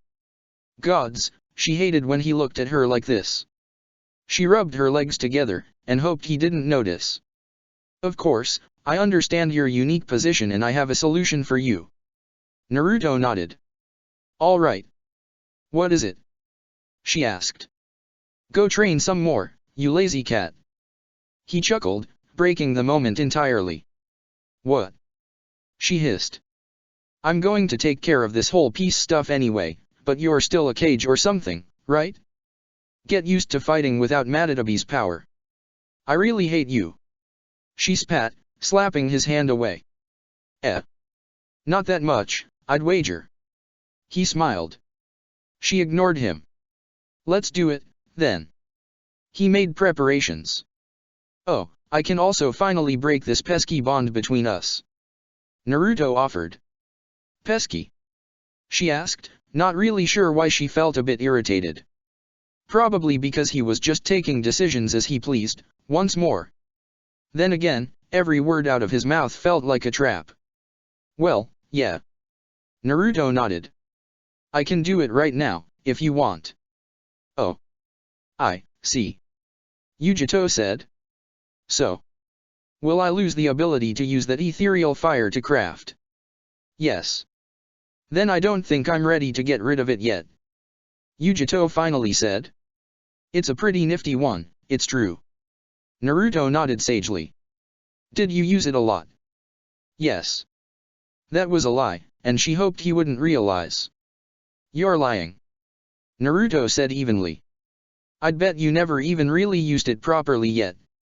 She didn't answer. Prick. When he was done, a small Nico model laid upon her desk, lazily. Will you be staying? Naruto asked. Yujito felt offended again. And disappointed, too. After all the shit, she had thought that maybe.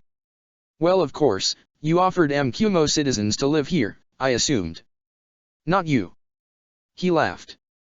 Madatabi. Yujito's fists tightened. The cat opened one eye, looking displeased at being called out directly.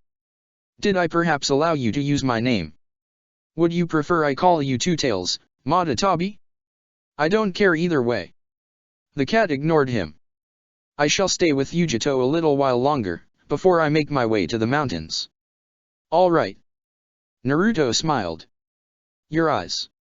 Your father's eyes, I assume. HMPF. Madatabi snorted in derision. The eyes of a fool is what I meant to say. Naruto chuckled. Well, I didn't ruin myself, did I? There's plenty of time still, isn't there? You're lonely, aren't you? Naruto asked Yujito, once Madatabi went to do whatever it was she intended to do on an island. Get out. Yujito sighed. The life of a Jinchuriki could be pretty lonely, and so was the life of a cage. She had lost many friends when Nagato came for Kumo, too. Now, with all of them gone, she was back in the same place she'd been in before, long ago. The place where most of her life consisted of work, and having far too much time to think. Maybe a bit worse, even, because people respected her too damn much, now. It was a bit hard to socialize with Kumo's people. UMI itself was better, because most of them had been so used to having their mighty leader as well as one that had come after mingling with them, whenever he felt like it. And Toru tended to make it hard for the citizens to take the infamous group too seriously. Likely on purpose, too, she had known Killer Bee well enough to know when somebody was playing the fool for their own amusement. Finding equals was something workable. Mei was someone she could tentatively call a friend, but she was rarely around. Itaka seemed like a reasonable guy, too, if a bit of a bore. Boredom and loneliness were nagging at her, usually. But she didn't need Uzumaki Naruto to remind her of it, far from it. I do get it, I think. Naruto shrugged. Do you? She asked, scowling. Maybe once, he had. But now. Everybody on the island knew just how many people seemed to hover around their home, which had been expanded again, apparently. More than you think. Naruto smiled slightly. Now, I won't insist on it. Naruto stood up to leave. Come around the house, if you're bored. He just said. That's what she hated most about him. When he was like this, too full of understanding. Because she could almost forget why she was angry at him in the first place. There was one more Biju to free and link himself with. Hopefully Sasuke wouldn't be too difficult. Konoha. Sasuke. Naruto greeted. The man blinked. Many emotions surged through him. The fight was over now. They didn't have any reason to get along. He still had killed many from Konoha. Naruto still was his former teammate, and possibly Toru's closest friend, especially outside of his clan. Sasuke began, tentatively. Naruto. You're really here then? Let me cut to the chase. We can talk about all the other stuff later. Naruto cut through what was undoubtedly going to be a long, emotionally confused tirade. You really are an ass. Sasuke sighed. Naruto nodded evenly. Sure. I've devised a way of extracting a Biju without killing you. You in? Of course. Yes, please, I mean. Sasuke nodded quickly. The sooner you can do it, the better. Naruto blinked. Great. Let's call this the favor you owe us, and we're even here. How kind of you. Sasuke said dryly. I stabbed you in the gut and all that, in case you forgot. I didn't. Sasuke scowled at him. Asshole. But, first. Naruto said. I'm going to tell you exactly what I'm going to do, as well. He tensed. Oh. I think I have some idea. Sasuke said dryly. And you think? Sasuke began. That I'm going to let you do as you please. I'm just asking because I'd rather not have to beat you up again. And you know it's the better, only workable solution. It doesn't mean I agree. Typical Ajura logic, Naruto thought. Just because you're correct doesn't mean you're right. Naruto didn't roll his eyes. It doesn't. Naruto acknowledged. But you also know exactly how I intend to do things, since you've seen my memories. I could try to stop you. Sasuke said. Try being the key word. Naruto said evenly. Sasuke stared at him. He knew it too. What's it going to be? Naruto asked. Why would I even want to hand Shukaku over if that's what you... Do you think it's going to change anything? Naruto laughed. Do you remember how strong we were, when we fought Nagato? Yes. Sasuke said flatly. Naruto had been stronger. Have you become much stronger since then? I wouldn't say so. Because I have. Naruto just said. And I'd rather avoid fighting at all. I won't even call on that favor you owe. You just waved it off. Sasuke grunted. Odas. Naruto finished. Sasuke didn't say anything for a long while.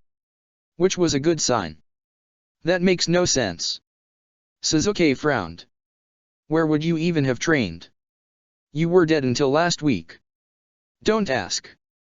Nice to meet you, Shukaku. Naruto said. This was a demon, hatred given physical form. Something that had killed thousands of people. Something that should probably be kept locked up somewhere, far from humans. Sasuke didn't know which one of the two he was referring to. The miniature tanuki glared at him. At both of them, really. Now. I would suggest you stay out of trouble, settle down somewhere, peacefully. Naruto warned. Why should I? The beast growled. Because I'll come after you, little one. Don't make waves.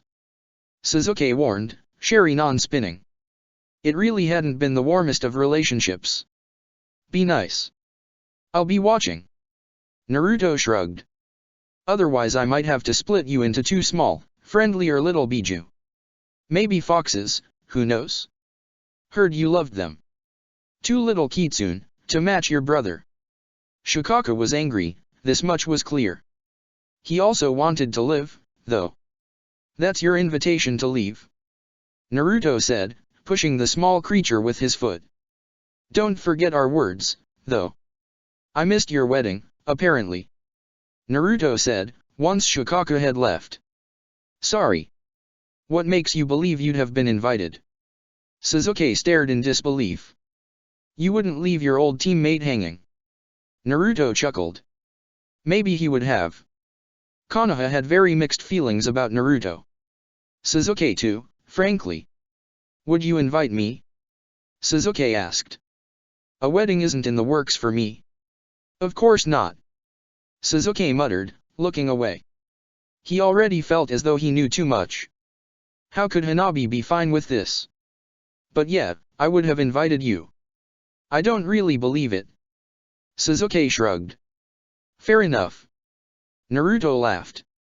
Silence stretched. Wanna stop at a tea shop before I leave? Naruto asked. Sasuke thought about it. Sure, why not? So tell me. There's something that's been on my mind. Naruto began, as they walked away. Are you guys still naming the first one Toru now that he's alive? Sasuke began to laugh. Later on. An empty field. Naruto, entirely alone, roared. Heed my words, Ninetales. No answer came. Kurama. No answer came. I have fulfilled our bargain. All of the Biju are now free. Silence. I am now released from my obligations. Silence. Naruto hesitated. Don't kill people, alright. No answer either. Maybe they didn't get their physical bodies back, then. Feeling a bit foolish, and very ridiculous, Naruto cursed and went away. He'd figure out a way to contact the Biju using his link. He could swear he heard a deep chuckle, though. And a few more, trailing off after it. Assholes. It was more than time to set up some kind of education system for people who wanted to learn about chakra, but did not want to sign up to become child soldiers, Naruto felt. This was one of the first things he would do once he announced his return to the world. The infrastructure for it was already in place, and he saw no reason not to use it. There would be complaining, but what were they going to do, exactly? Naruto settled into this strange, new, comfortable routine. He meditated as often as he could, too. Not only because Nagato's defeat had reminded him that the world's pulse itself was the strongest force he could draw on. Not only because he was pretty average at doing so to reinforce his own body. But sure, it did play a part. A few days later. You should marry us. Ino declared. We decided that it just makes sense. Naruto blinked. Should I? Naruto asked, furrowing his brows. It's about time you take responsibility, yes. Karen added. Am I not already? The people are starting to talk. Ino said. Oh please. Naruto said evenly. I know you never gave a shit about what people said about you. Even then. She smiled. I take good care of me. Sakura said, fanning her face in a falsely demure way. It is only fair. Hanabi nodded. Are you going to leave all four of us unmarried for the rest of the next few hundred years or so? Well. Naruto pretended to think about it. That's a bit unconventional, isn't it? You make the law, here. Ino said, hands on her hips. And at the rate they were going everywhere, soon enough. That means you get to decide what's conventional or not. I wouldn't want to set a bad precedent. Naruto mused, hiding his own amusement. What if every young man believes that marrying 4 women is a good idea? That's on them. Hanabi shrugged. Most won't manage. They could learn about shadow clones. Naruto rubbed his imaginary beard. That's not what I'm talking about. She laughed. And here I just wanted to go see the world, learn new things. Naruto sighed. You can do that with your new wives. Karen decided. Oh. I don't know. He sighed dramatically. What would poor Yujito think? Who cares about what she thinks? Ino asked flippantly. Ah, she has very conflicted feelings for me, I'll read. She hates you. Sakura piped in. That's what I said. She also wants to. We know. Well. Ino mused.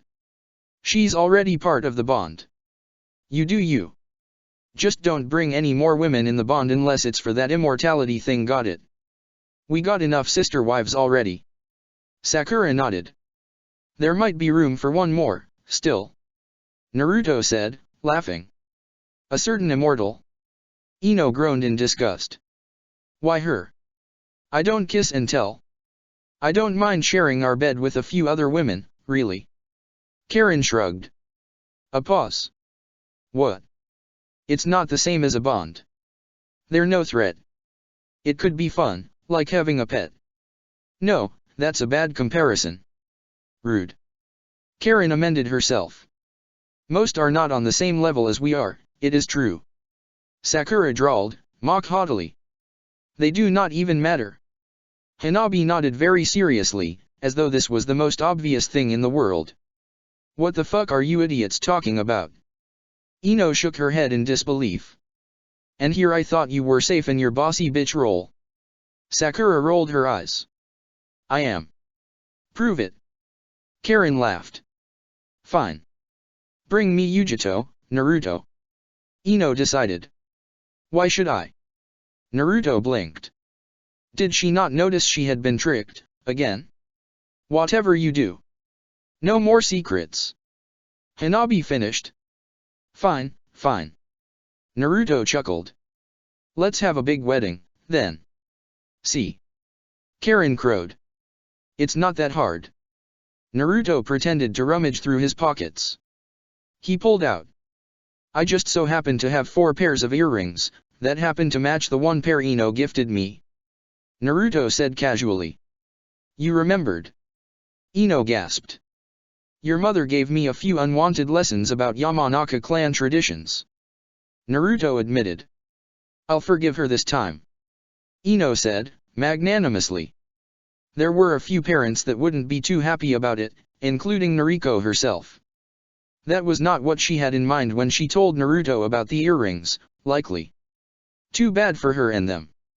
The UMI ninja gathered. What is this about? Sakura muttered. It's way too early for this, anyway. We're going to be pretty busy. Naruto said. Ah. Toru blinked. How long? It shouldn't be too long, really. A few hours, at most. I would say. Naruto scratched his chin. All right, spit it out. Anko said.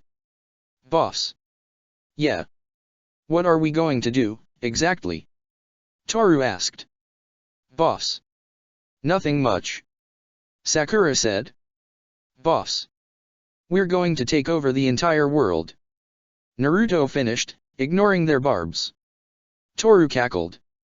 Oh, man, you still crack me up with your dumb jokes, sometimes. He wiped a tear from his eye. I was afraid that you became a total killjoy or something, with that Madara and Indra stuff. Naruto just stared at him, amused. Chapter 158, Shogun. November 12th. Umegakure. The last of Naruto's clones were summoned. He had done so since he came back, cutting their direct feedback to him, and leaving them to be independent. They would handle matters on their own. If anything worthy of notice happened, they would warn him. There was no hiding it. Under his white, high-collared kimono, Naruto and his clones wore his latest battle armor. They were made out of a strange, strong, form-fitting material that gave them unimpeded movement. The material provided both elasticity, superior resistance, and protection. Something that would protect a clone, even ones weaker than the ones he had created for this, from most attacks. Combined with their ability to use the storm cloak, they were near unstoppable. The clones didn't carry any weapons, because they simply could summon spectral swords when it came to it. Toru wore the same armor as well. I think it's about time. Naruto nodded to himself. Most of the group had already left. Or depending who in particular, their clones had left. You seem, strangely unbothered. Toru said, frowning. What about? Naruto blinked. About planning, executions. Toru just said. You used to see things differently. He stated. Yes. Naruto nodded. And I used to see things wrong. I am not going to waste my sympathy on people such as the ones we're talking about. And I won't feel even one iota of guilt. Back then, I didn't even want to kill people who were doing their best to kill me. We were lucky no one died directly because of it. Toru stared at him. Self-defense is a bit different from this. He said. Is this the part where you give me a moralistic speech? Naruto just smiled. Toru chuckled. No, far from it. I'm a ninja, and from a clan of ninja. I did my own fair share of murder. It would be hypocritical of me. I'd prefer not to do it, still. Then we agree. Naruto stated simply. But it's the best way to ensure we won't have to keep on doing it after that. Or, less so, at the very least. A strong preliminary message. If people go on thinking I'm ready to get rid of those who go too far, well, it's going to prevent a whole lot of trouble later on. You can see it as pruning a tree, even. Toru sighed. Pruning a tree. How pragmatic of you. He said. Thanks. It wasn't meant to be a compliment. I know. Naruto chuckled.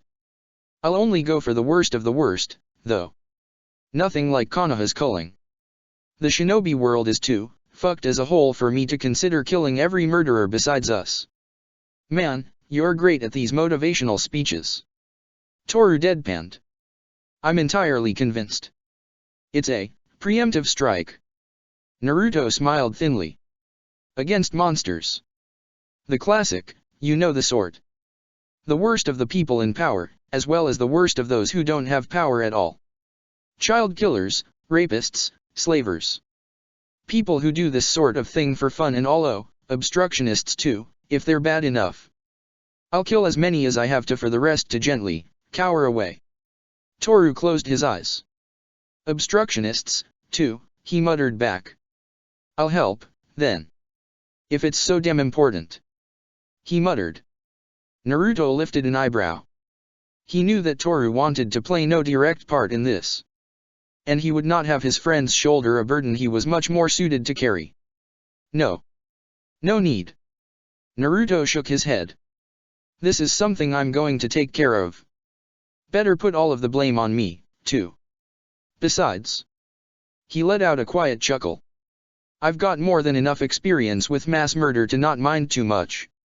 Not that the act would weigh on his conscience much, considering he would not even remember doing it in the first place. Toru tried not to think too hard about the statement. Well, you go first, then. Naruto casually waved him off. You said you wanted to talk to some of them, first. Iwagakure. 8 of Iwa's elders convened upon the fate of their village. Oniki had disappeared entirely, along with a few shinobi who had been returned with their memories of the event wiped. It was as clear of a message as it got, for there were only a few people in the world who could manage to do such a thing. And only one village which would be brazen enough to take responsibility for it by leaving the men alive after it. Noguchi Yoshiyuki was a lifelong shinobi. He glanced around the gleaming stone table, not bothering to disguise his movements. All 8 of them were here. Rumor has it that Uzumaki Naruto is alive. Tetsuya led with his usual bluntness. Bah. Kichiro grumbled. This is nothing more than UMI trying to bluff their way to victory. The man has been dead for months now. Yoshiyuki nodded. Half of IWA had heard the news. The fact that it coincided with the Tsuchikage's disappearance was simply too convenient. Their cage was gone. And they dared to use that man's name as a deterrent, still. Even then. Yoshiyuki leaned forward, despite his anger. UMI still has powerful shinobi. Humph. Katsuo laughed.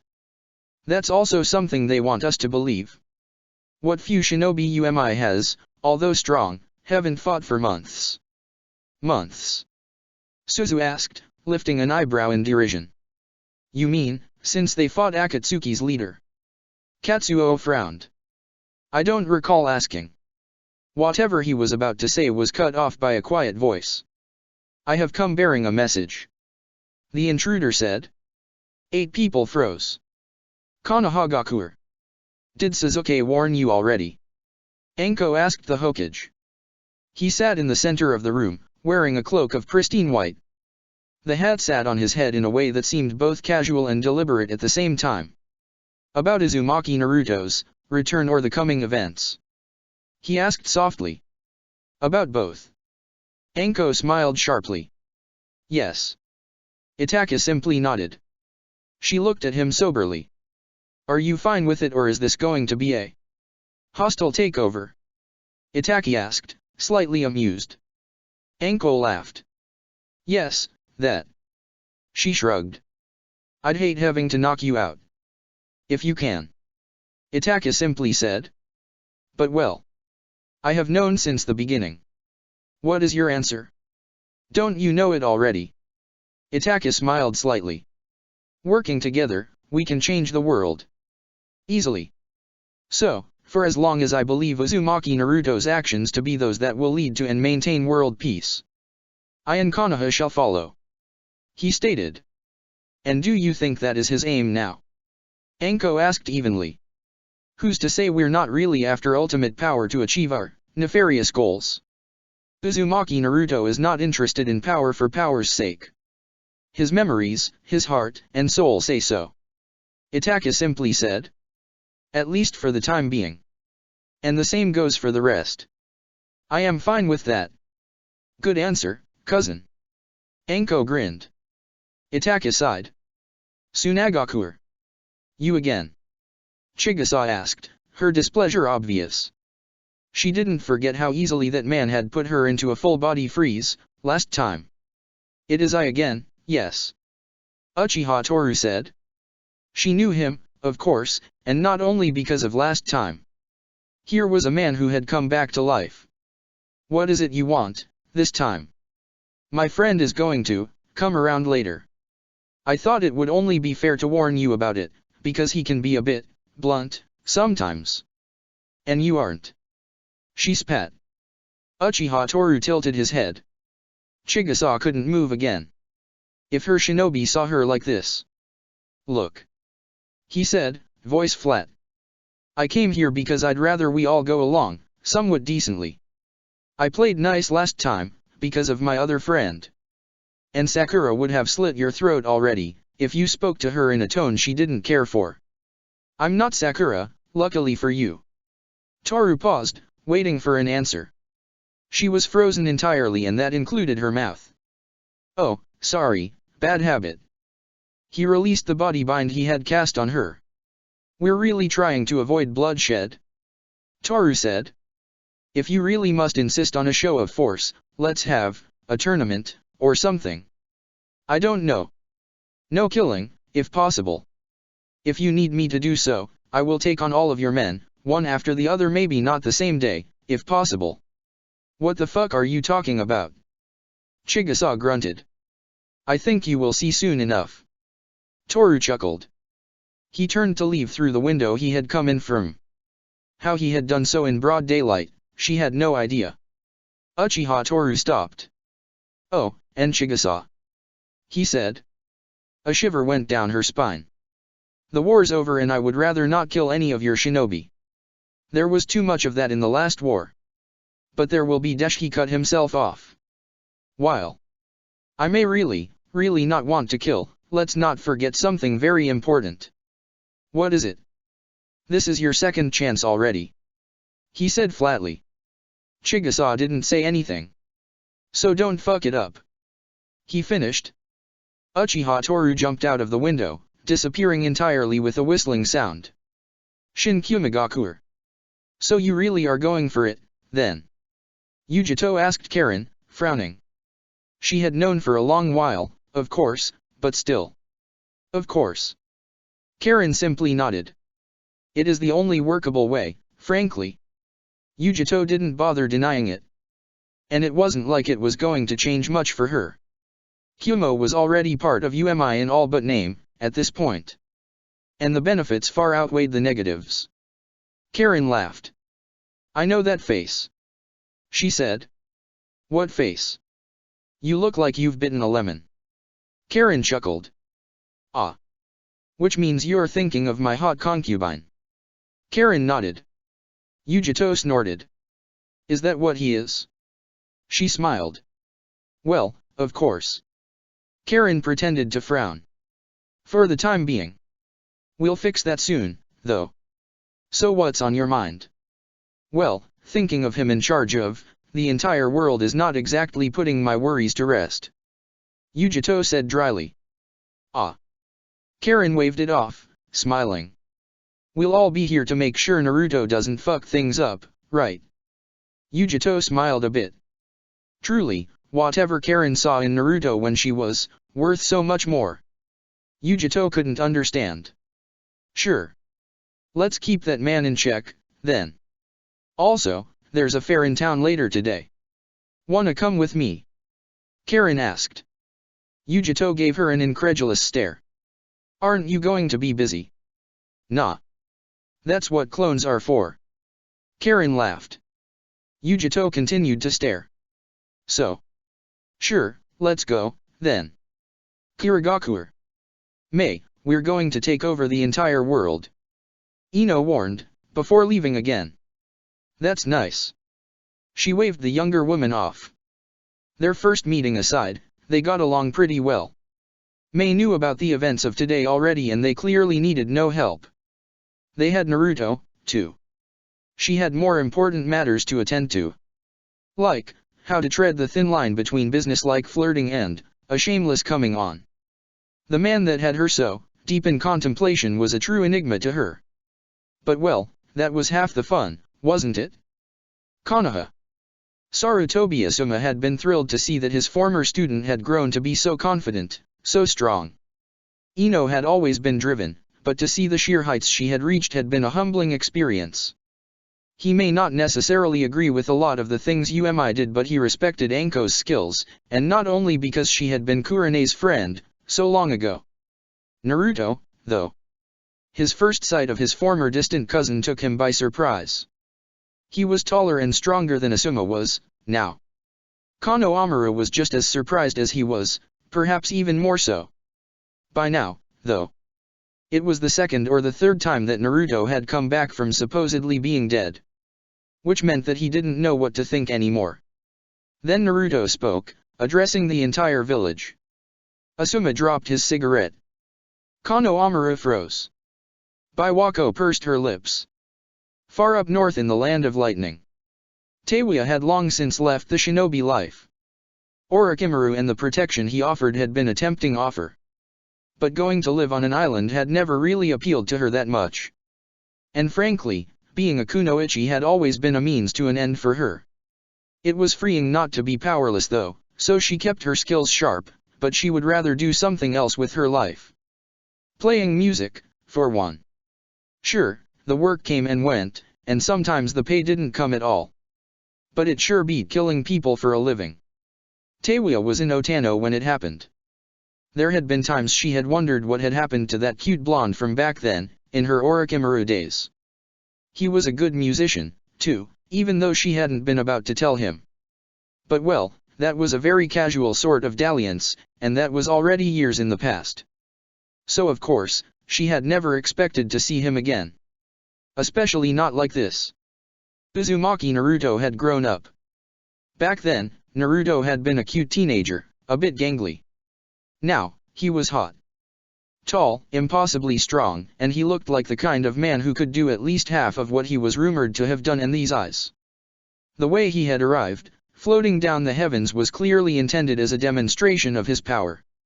It was working, too. The people of the town of Otano had gathered around him when he began to speak. The way he spoke had nothing to do with the way he did as a teenager.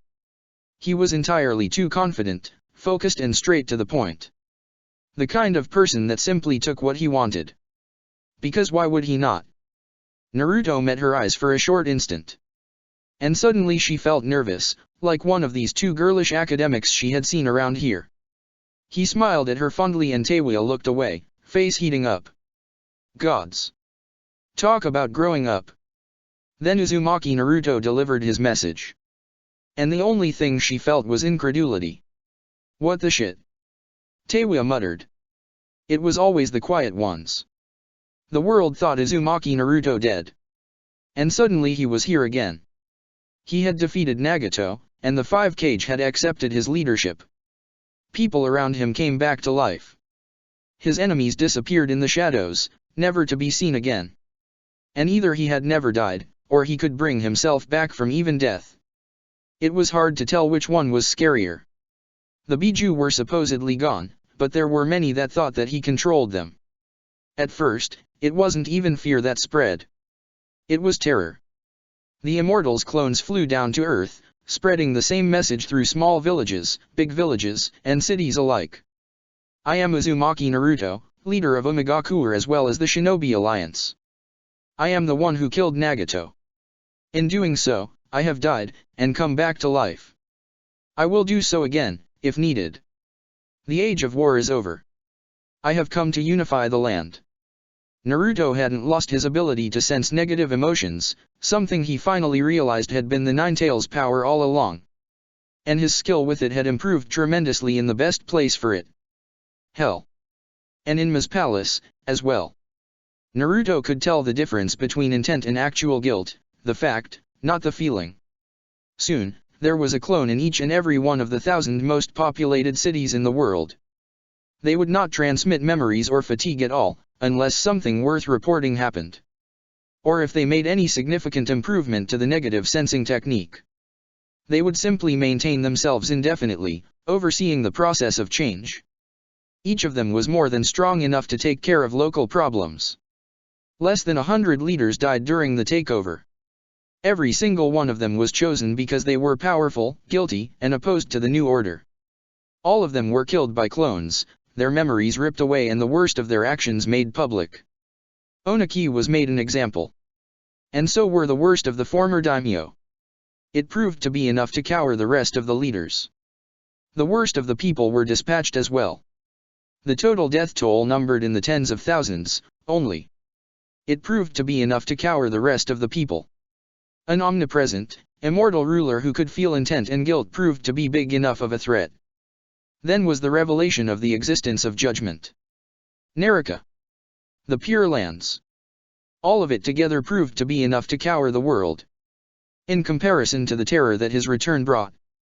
Uzumaki Naruto dividing the world in 20 regions, all of them pooling economical resources together, seemed almost bearable. And just like Nagato had said, there was no one to oppose him.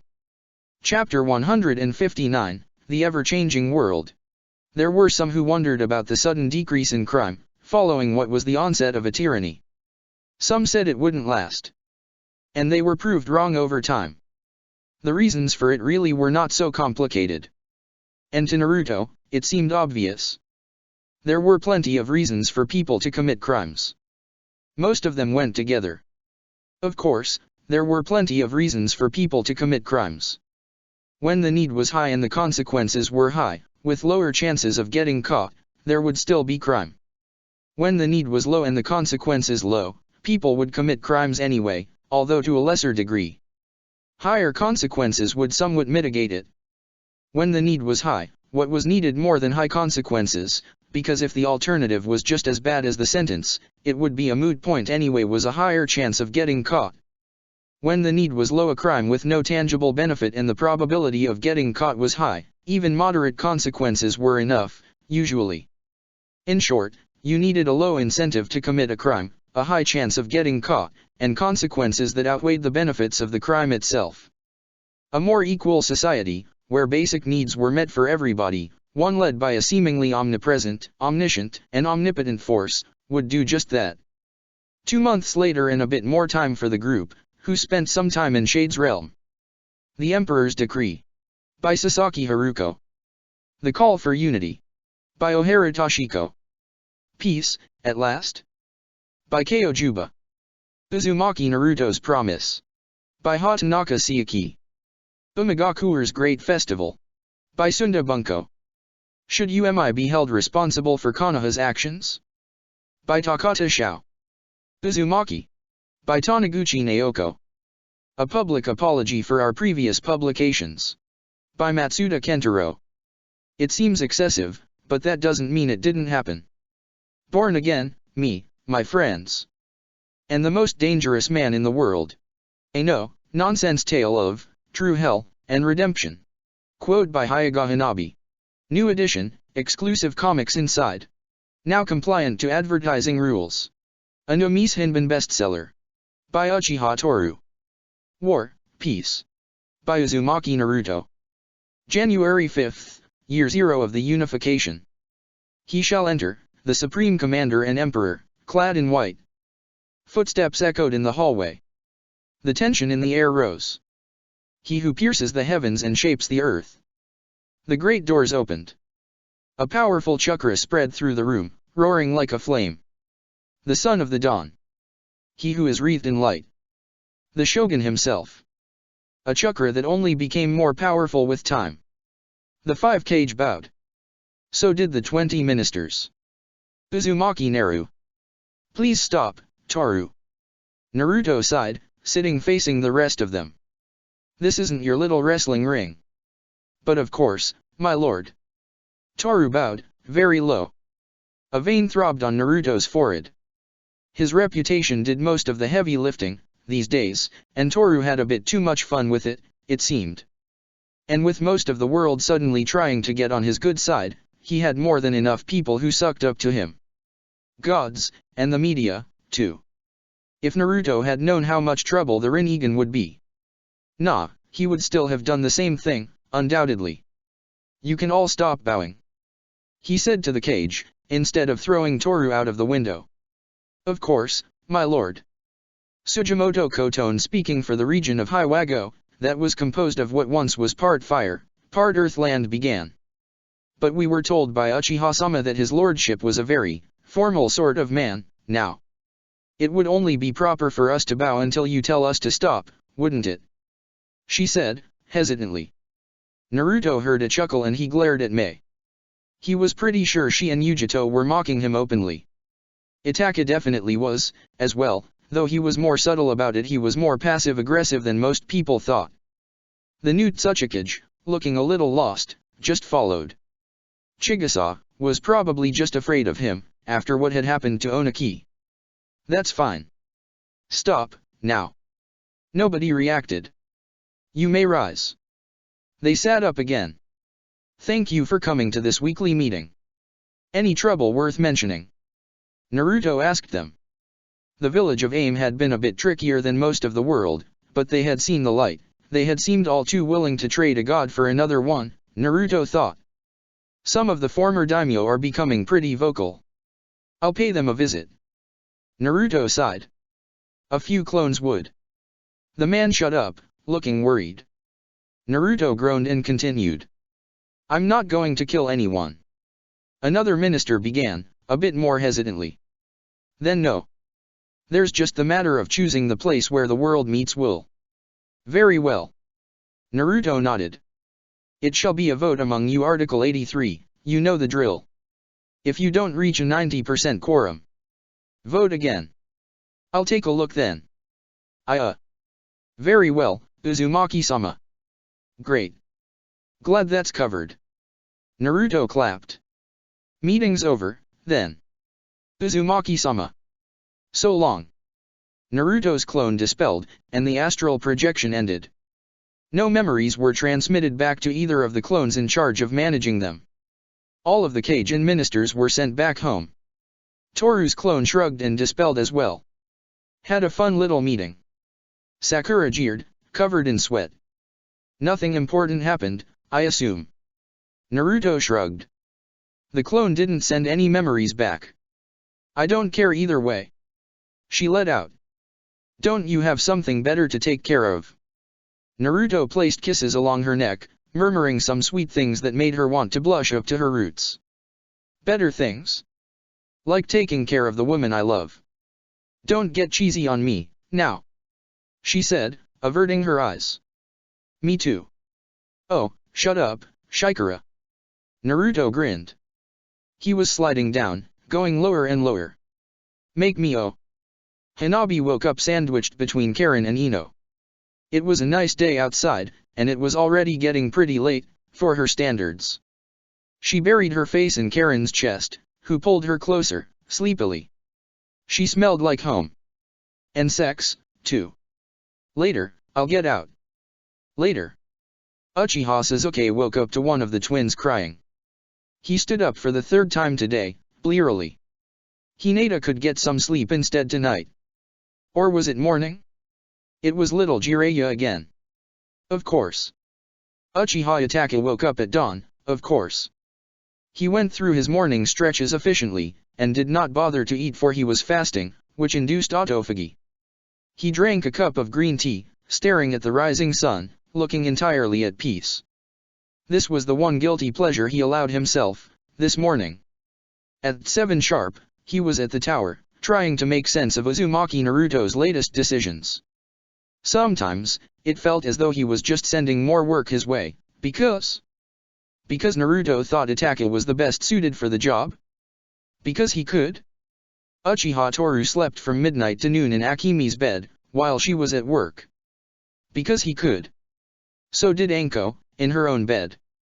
In the morning, she felt a bit sick. Probably too much sleep. January 9th, year 0 of the unification. I can't fucking stand you. Yujito snarled. Once more, she was angry at him, and his drastic measures. You're nothing but a power-hungry. Hungry? Am I? Naruto tilted his head. Did I stutter? For, what, exactly? Don't I already have all the power in the world? What more could I want for? She was wild about the eyes. Do you think you can just order us all around, like this? Do you think? Can't I? Naruto pretended to think. Temper ablaze, lips parted, she did something stupid. Her hand flashed, trying to slap him. Naruto caught it easily, chuckling. Had he twisted, she would have been sent flying. Come on, now. I thought you resented my violent methods. I do. She hissed. He smiled, and relaxed his hold on her hand. Her anger made her glow. Why was he standing so close to her? She felt his breath flutter against her nose, as he looked down to gaze into her eyes. She began, her breath hitching. I really can't. Can't what? He asked quietly. She crushed her lips against his. To shut him up. Or to prove her point, maybe. Naruto's left hand summoned wind, and the files on the desk fell to the floor. Yujito didn't complain, for once. Madatabi let out a long-suffering sigh and left the room. Revolting. January 12th, year 0 of the unification. So. Naruto began, addressing Hanabi. You mean to tell me that you can actually use Hiraishin? Of course. Can you teach me? Teach you? Sure. She blinked. I saw your memories, you seem to be doing it mostly right. Mostly. He said dryly. I mean, yeah, there was this whole temporal displacement thing, which is never a problem with the gates, since they only allow movement through space. There was a bit of a hurry, too. The time you used it. So lack of precision is probably the biggest reason for it. I know. He sighed. I even considered using Hiraishin on Nagato, sending both of us sometime else, but it was impossible to predict when that would land us, or if anybody would be able to deal with him in the future. Hanabi nodded. She had known. I assume that the accidents also happened partly because of your nature. Hanabi said. Nature? Well, even back then, your soul was that of an. Don't say it. Naruto interrupted. I wasn't about to say anything. Hanabi laughed freely, only looking away when he glared at her. That of someone who has lived for a long while. I assume that because of it, and the general confusion it brought. You fumbled, when it came to defining the instantaneous part, even when you didn't have the full set of memories. I see. Naruto mused. It made more sense than this being only about chakra control, or control in general. It could be fixable, though. Look through my soul, and maybe it will help you get a clearer picture of what it's supposed to feel like. They joined hands, and he did so. Now. Try it again. Hanabi nodded. Naruto stared off in the distance. Naruto. I'm still not doing it. Naruto finally said. She jumped on his back. Arms wrapped around his neck, from behind him. Ah. Scared, are you? I'm not willing to leap 2 years into the future. I considered using it to escape Uzushio, but... He had known that the results might prove to be even worse than just dying, depending on how it went. Considering his mental state at the time, he had decided not to risk it. That's my old man. Very risk-averse, as you should be. You're not so young anymore. Fuck off, Hanabi. He grumbled good-naturedly. Clones were made for this sort of thing, really. He knew very well, and he expected to get a few more memories, coming from the clones who had displaced themselves through time doing the exact same thing, a long while ago. January 13th, Year 0 of the Unification. Guys. Girls. Toru shouted, jumping over the balcony of the others' shared house. There was no way he'd live here. They're here. What's here? Naruto asked, blinking. Ino, comfortably nestled in his lap, opened an eye lazily. The bingo books. He retorted, pressing the precious book against his chest. Sakura slowly smiled. She stared at Ino, who didn't even look her way, and at Hanabi, who just stared back. Sakura's fist tightened and she put her pipe away. Well, let's see it. Sakura declared, magnanimously. Toru threw the book on the table. I thought I told the cage to cut it out with this bingo book shit. Naruto mused, frowning. They stopped. Toru nodded. It's a very informal thing. That you perhaps requested from them? Karen asked, finally bothering to join in. Toru looked away. Does it matter? He asked. That makes it a very unique edition. Guess not. Naruto shrugged. Why do you even care about these things? You clearly don't get it. Sakura cut him off. Go ahead, Toru. And no lies. Yes, yes. First, Ino. Congrats, nothing changed. Toru exclaimed. Oh no. Ino rolled her eyes. What should I do? How terrible. Silence, wench. Sakura cut her off. Ino stiffened. What did you just say? She asked sweetly. Karen. Suna got you a nickname. Toru continued, unimpeded. Huh. She blinked. After Sasori. Iron Fist Karen. Toru read. S rank still, of course. And some people there are fascinated. They hated Sasori and Suna. Ah. Karen blushed.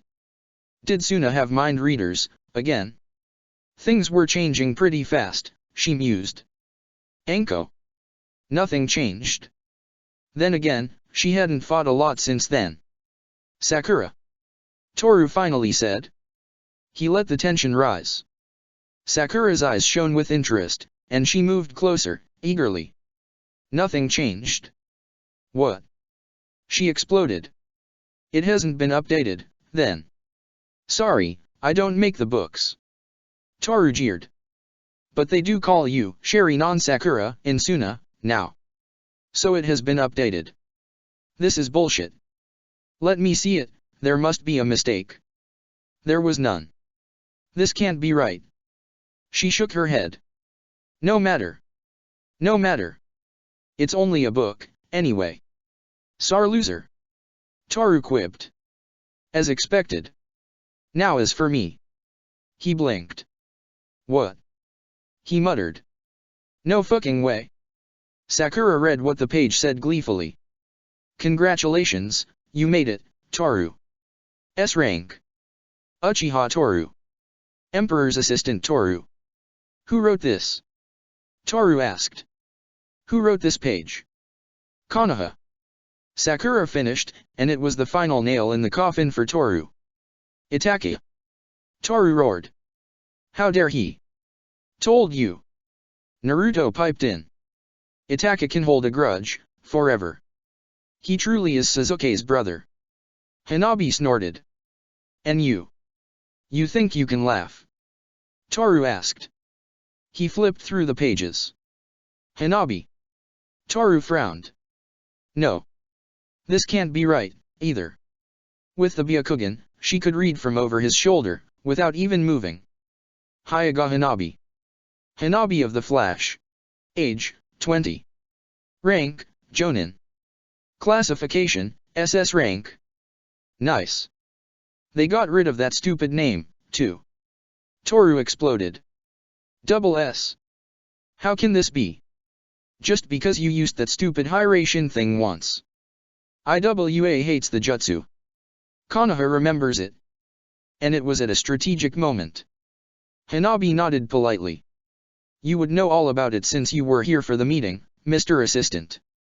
What does his page even say, huh? Sakura jumped on the book, seeing that Toru was about to rip it apart. Naruto chuckled, ignoring them in favor of massaging Ino's head. She sighed in pleasure. Uzumaki Naruto.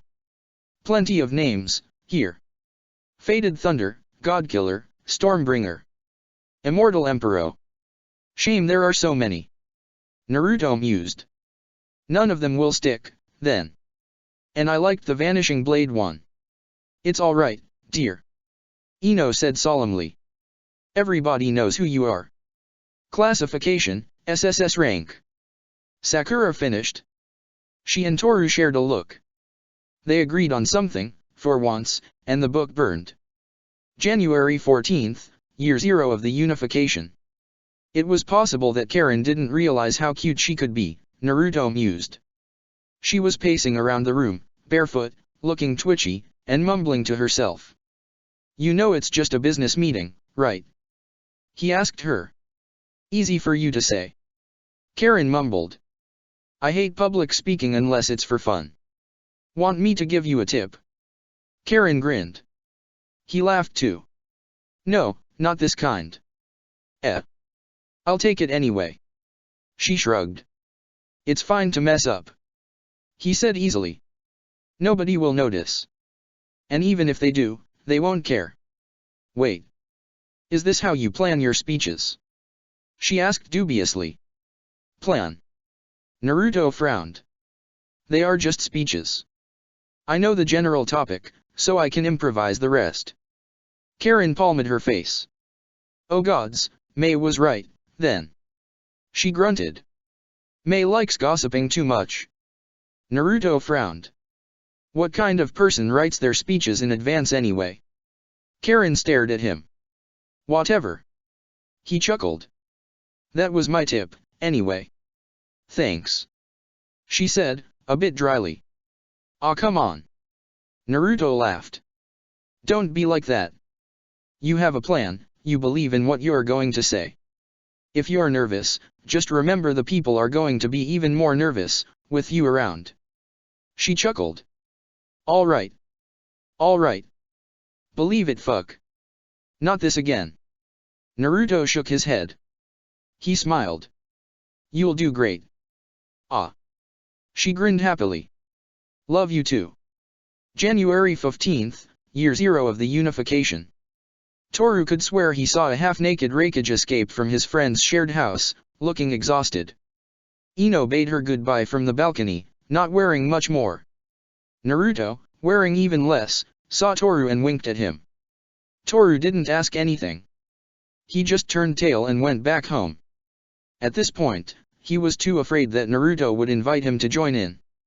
Sure, Naruto and his fiancées had never shown any interest in men, but Toru considered himself pretty attractive, and he didn't want to give Naruto any ideas about his nice little ass. Better the rakeages. Because this just wasn't a risk he was willing to take. January 20th, Year 0 of the unification. The first chakra academies were set up. The schooling system was designed to allow people to learn things both chakra-related and unrelated, whether they signed up for the full course, or only specific classes. The end goal, of course, was to encourage people to learn about both, in order to avoid glaring holes in their knowledge. The sort that Naruto himself had found in his own, once Orochimaru had made it a point to demonstrate that he knew, basically nothing about the world, early on.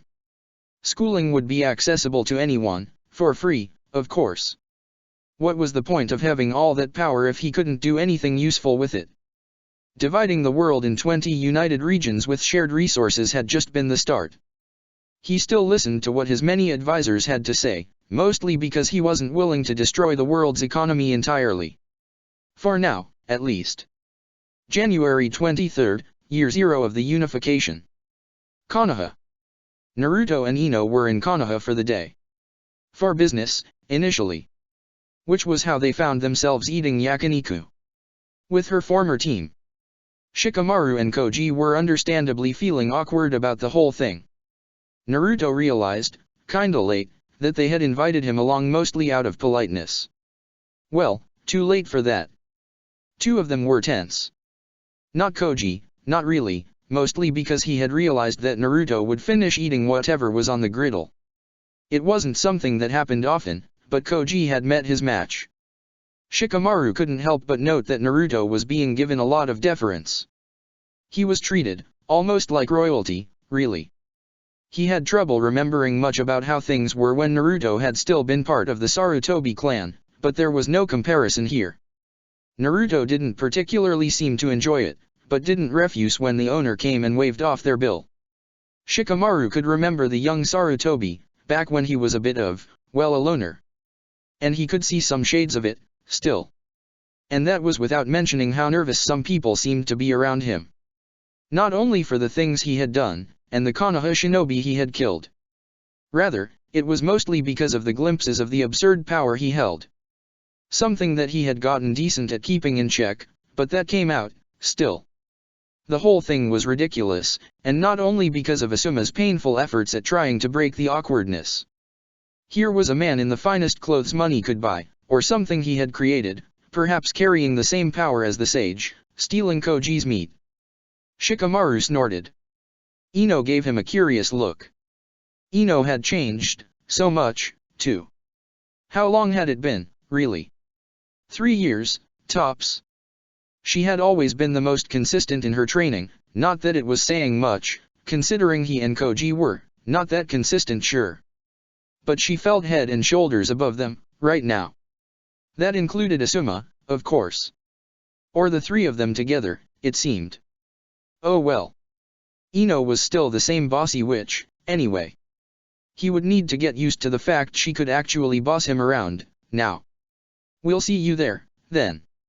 Ino smiled at her former team, once they went their own way. Sure. Asuma chuckled. They bade each other goodbye. Thanks for coming. Ino told Naruto, as they walked the streets of their childhood. He just smiled. It wasn't too bad, overall. They were terrified, though. Of course not. She punched his arm lightly. Why would they be scared of you? Naruto just gave her a dry look. I can't possibly imagine. You're about as scary as what's a big fluffy animal? Ino frowned. Perhaps this is more true in UMI. Naruto chuckled. Well, no matter. Ino smiled at him, wrapping her arms around his. I know you guys were never that close, but they're my friends, so.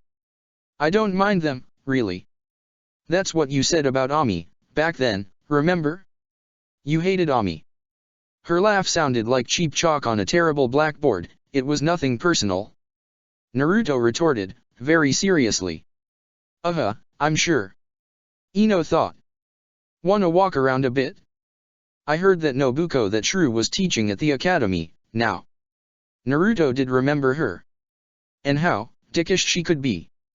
Are you trying to show me off? Naruto snorted. No. Ino looked at him, batting her eyelashes. Maybe. Well, if you insist. You're the best. She grinned. Of course. February 1st, year 0 of the unification. UMI. Make it larger. Hanabi said.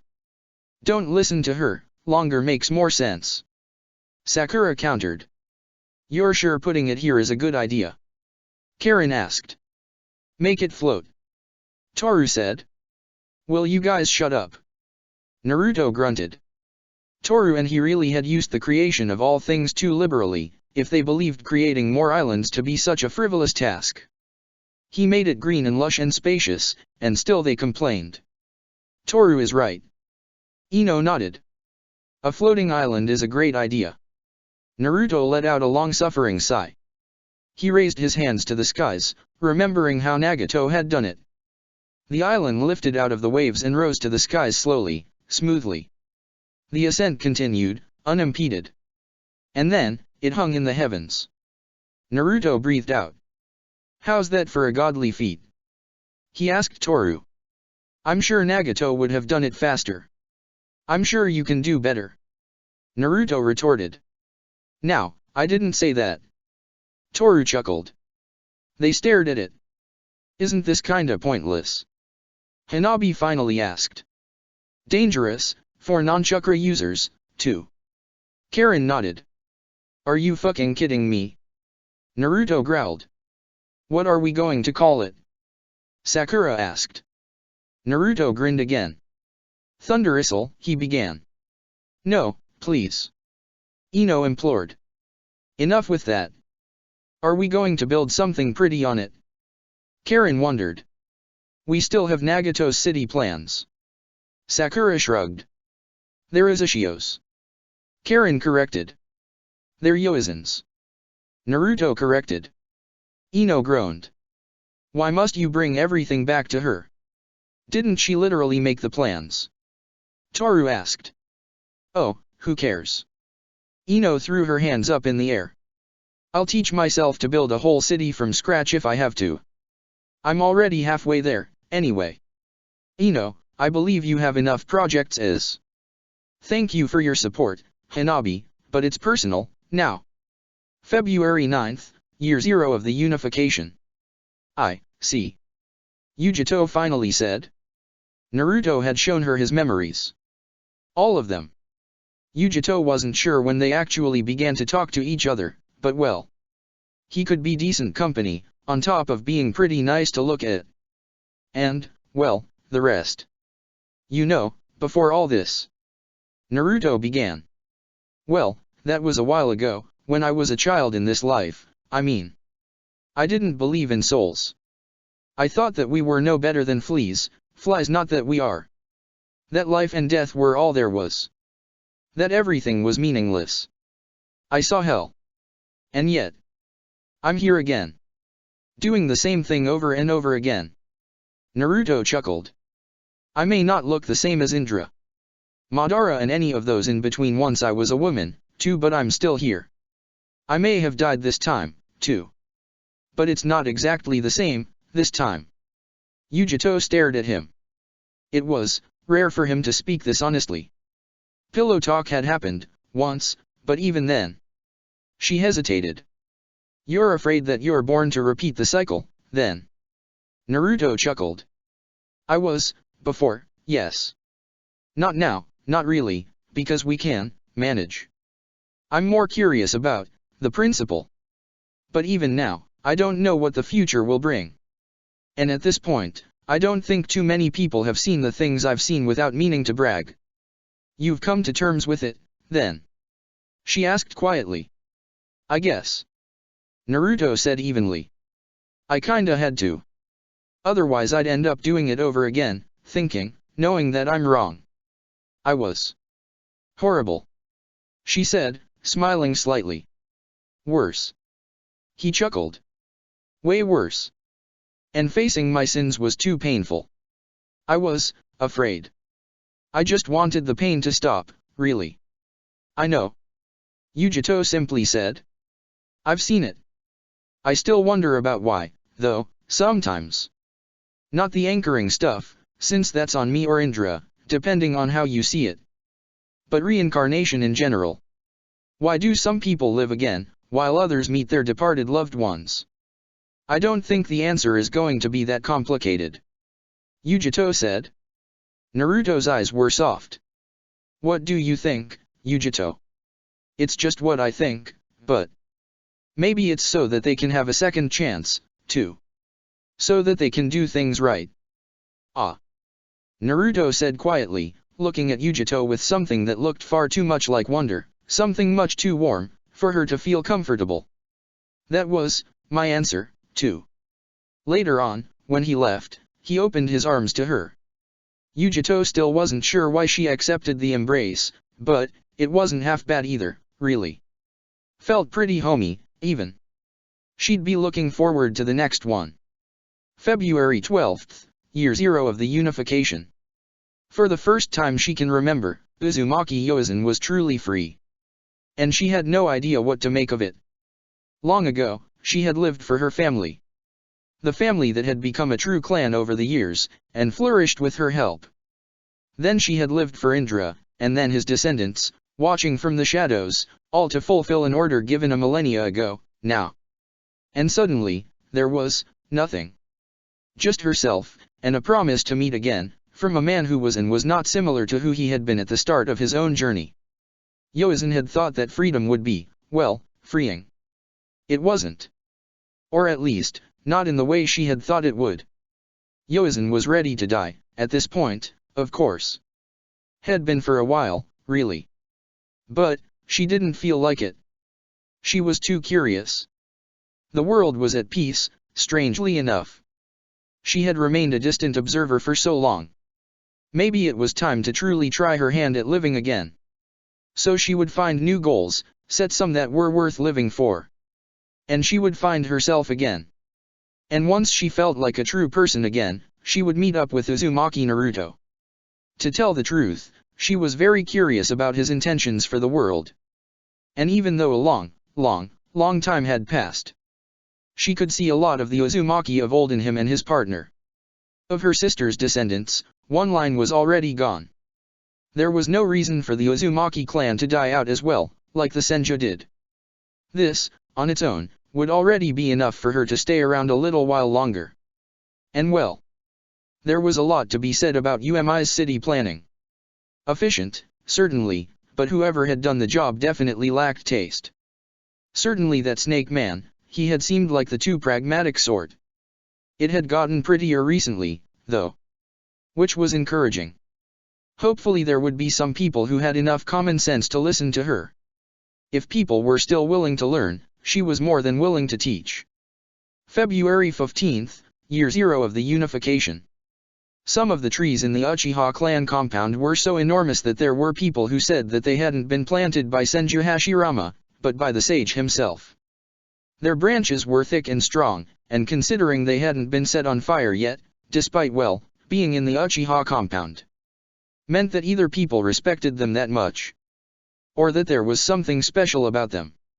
Or maybe Senju Hashirama knew Uchiha Madara and his pyromaniac clan a bit too well. But Sasuke didn't come here with his 2 sons to wax poetry about trees. He did find himself with a newfound appreciation for them, though. Sometimes, it felt as though it was shared, as strange as that sounded. The tree he was currently sitting under had seemed smaller when he first came, weeks ago, and he came to sit under this one pretty often, now. And it had felt less sturdy. Little flowers were blooming on it, too. Well, it was probably nothing. The scent of oak, mahogany, and cedarwood filled Sasuke's nose as he tried to sing a few melodies his wife usually sang to the terrible twins at night. It wasn't working. Though, to be fair, Itake or their mother were much better at this than he was, so it wasn't a twin problem. It wouldn't prevent Sasuke from trying, though. For all the qualities his father had, he could be a bit distant. And that was the polite way of saying it. Sasuke swore to try his best to avoid doing the same. And he was still better with kids than Shisui. He pitied Anko, for the kind of things she would have to deal with in the near future. Well, at least Naruto didn't have kids. Just picturing that guy around babies made Sasuke nervous. And he would probably have 40 of them, calling it the Emperor's prerogative, or something. Typical Indra, really. Sasuke blinked. February 16th, year 0 of the unification. Yujito was lying down under the sun, humming, along with Madatabi.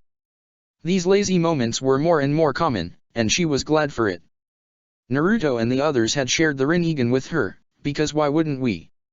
There was no more path for her to access fully, but the simple chakra absorption linked to the Preta path and shadow clones, meant that she suddenly had a lot more free time. Well, she was never going to use this as frivolously as the others, but it sure came in handy. Naruto was still a bit of an ass at times, of course. But not nearly as bad as she had thought he would be by now. He was kind of gorgeous, too. She wouldn't say it out loud, but she actually enjoyed his company. And was looking forward to seeing him and the others, even. She seldom felt lonely now. And as for boredom, there were days she missed being sure none of them would drop by her office with a harebrained plan. Just days, though. And as for Madatabi, for all that she said about hating water, certainly was not in any rush to leave for the mountains. Madatabi, who was looking at her strangely. Madatabi took a sniff.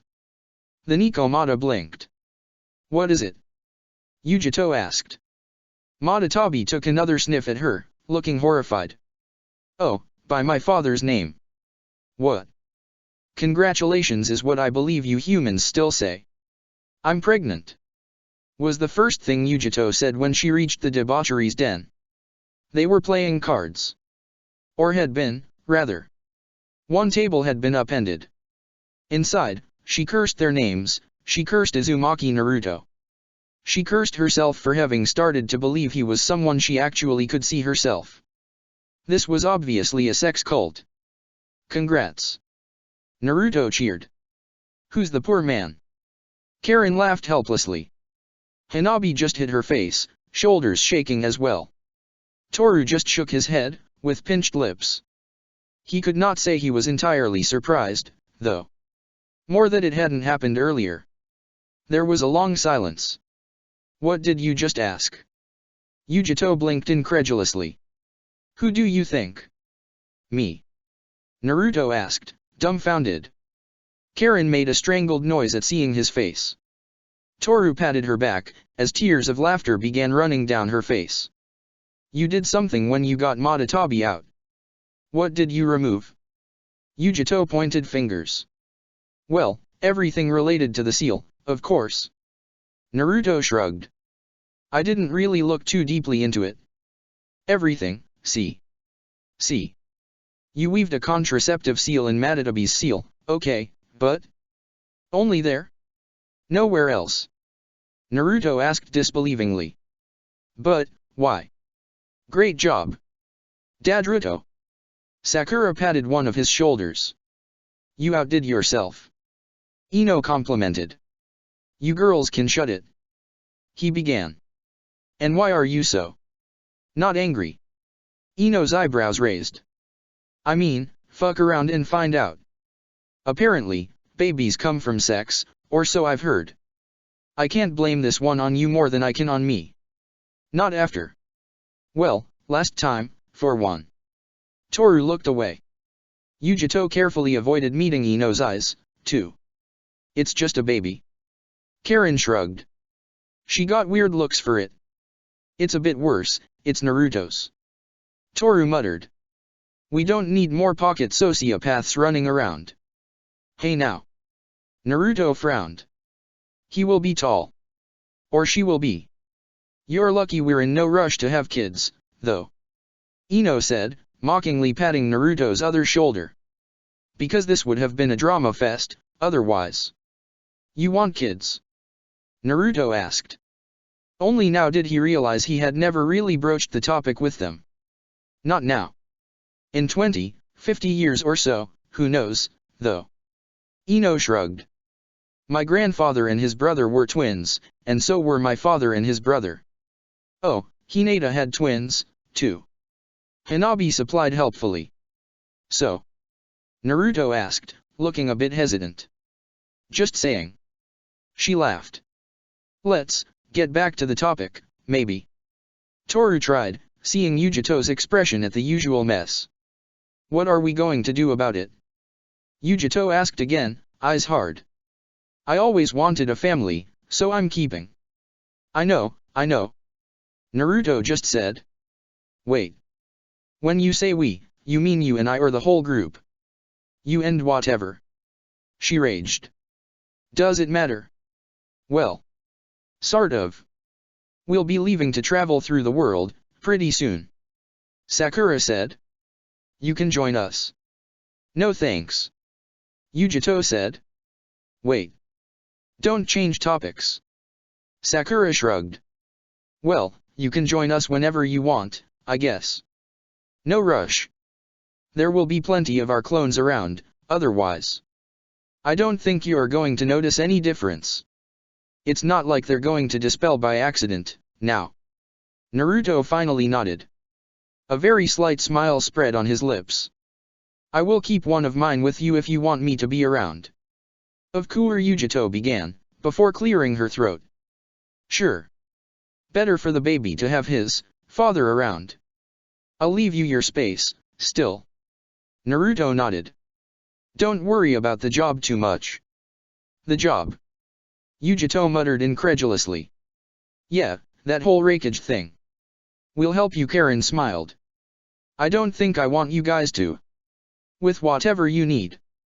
And the same thing goes for Enko as well, as you may already know. It's also a good time to see if there's anything we can do to make pregnancy less shitty in general. Great. Karen finished. Oh, okay. We'll be around for the kid. Toru confirmed, something wistful passing through his eye.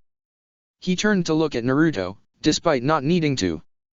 Great job, Harem Lord. It was bound to happen. Toru thought. Fuck off, Toru. Naruto chuckled. Getting a Jinchuriki pregnant? Really? You have to try actively for this to happen. Former Jinchuriki. Besides, it's a family tradition. You wouldn't get it. Yujito was glaring at them both, probably guessing what they were talking about. Naruto stared back. The child our child, I guess, then won't grow up alone, far from it. Naruto said. That's a promise. And again, please feel free to come with us, leave a clone behind, that's more than enough. I know you're pretty bored. Using the gates is safe, and we're not planning on doing anything dangerous, really. That was what shadow clones were for, really. That's Yujito hesitated. She let out a long exhale. You sure? Of course. He grinned, and the rest of the group voiced their assent. Didn't I tell you that neither of us would have to keep running away? It goes for this, too. Yujito sniffled, looking a bit touched, despite herself. Yeah. Okay. I'll think about it. Thanks. Wanna marry us, while you're at it? Karen asked casually. Naruto rolled his eyes. No. Yujito laughed. Too permanent for you? Unlike a soul bond. Karen, please. Naruto sighed. February 17th, year 0 of the unification. Konoha. Naruto had hesitated about doing this. But the whole thing with Yujito had made him reconsider. He still felt like an intruder when he was in Konoha. It had felt like home once, and so had the Sarutobi compound. Not so much now. But there were a few things to say. Hello, Kano Amaru. N.A. Naruto. The teenager gaped. Sorry I didn't come here earlier. There were lots of man, you really need to work on your punching technique. Naruto caught his attack easily. When I was your age, I was already an A-rank ninja, maybe S-rank, hard to remember. You're the worst fucking cousin in the world. The teenager growled. How could you? Worse than Sora. Naruto frowned. By far. Unless he pretended to die thrice, and decided to destroy Konoha, maybe. Did he? No. Kano Amaru roared. You wound me, Little monkey. To think I crafted a fancy little staff as a gift to you. Kano Amaru breathed out, still looking angry. You can start making amends by showing me. By Wako. We have to talk. Naruto called. I didn't expect you to come. The old woman said, a touch of nervousness in her tone. It was no wonder either, considering he might well be a stranger to her, now. One that had a decent reason to feel a bit pissed at her. One that was the strongest man in the world, in every way. One that had very possibly killed most of her late husband's former teammates. A pretty complicated affair, really, even by shinobi standards. I'll get right to the point. That's very much like you. She said. You've done a lot to help me, in the end. You made sure I learned all that I could, fed me, and helped me, even though it was for your own reasons. For this, I thank you. This was invaluable. Wako blinked. You and Hiruzen are also shitty parents, and probably left most of your children with various issues. And you also taught me how to be selfish, and rely on myself too much. I thank you for that too. Wako said nothing. It felt honest, more than angry. Now. I don't really care about maintaining any sort of relationship with you. This is goodbye. But. She hadn't expected anything else, apparently. Here's yours. Naruto finally said.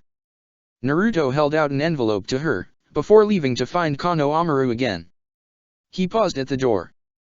I didn't give anyone cancer, by the way. Not yet, at least. Umagakur. Shisui slammed his hand down, hard enough to shake the table. This is bullshit.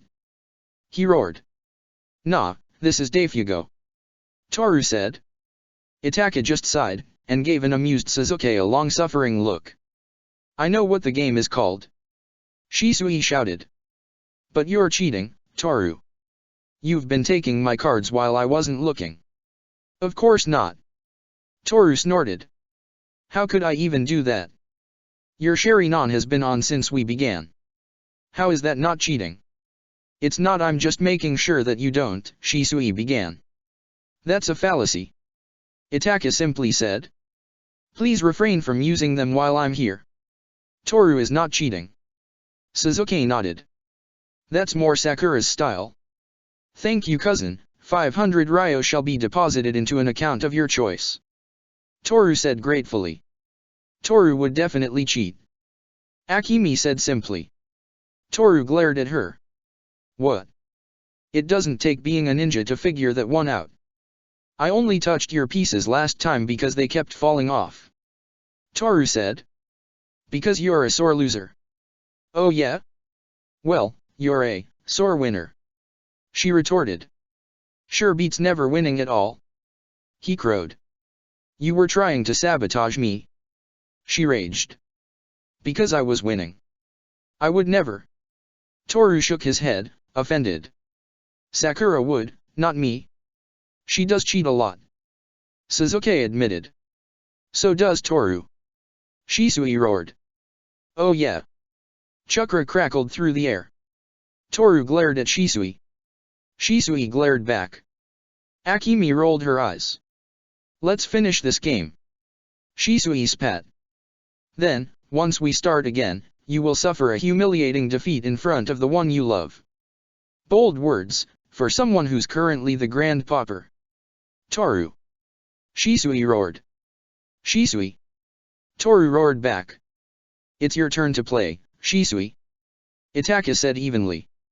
What a waste of his day off. Truth was, he was definitely cheating. Itaka knew it, too. But if Shisui couldn't figure out how, that was on him. February 19th, Year 0 of the unification. The group went back to improve the intent-based barriers. Their clones kept an eye over the world for the time being, but this was a temporary measure. There were plenty more things that they could do with barriers. And more efficiently, too. Emotions and intent were linked directly, so the general idea was to set systems in place, all across the world, over time. Something to locate clusters of specific negative emotions, emotions far out of the normal range. Having people monitor them. In order to do something to address the problem, directing the people in question to get the help they needed, for one. It would prevent a lot of problems over time. And it sure beat removing dangerous people from society in a more permanent fashion. Better to aim at fixing the root cause. Well, once they managed to get the whole thing running how they wanted it to. March 21st, year 0 of the unification. Yamanaka Noriko sniffled.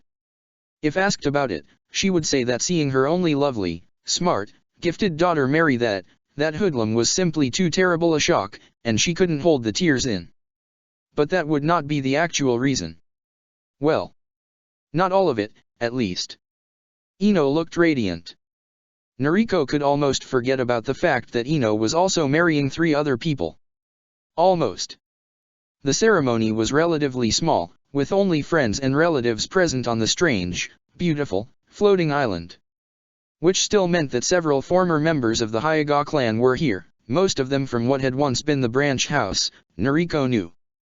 Their foreheads were bare, and despite the complete breach in tradition, maybe because of it they were cheering loudly for their unofficial leader.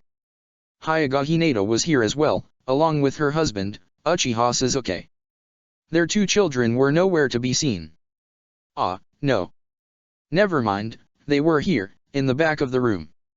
In the arms of Suzuki's older brother, and pretty quiet. How the Hokage could manage to keep them this way, she didn't know.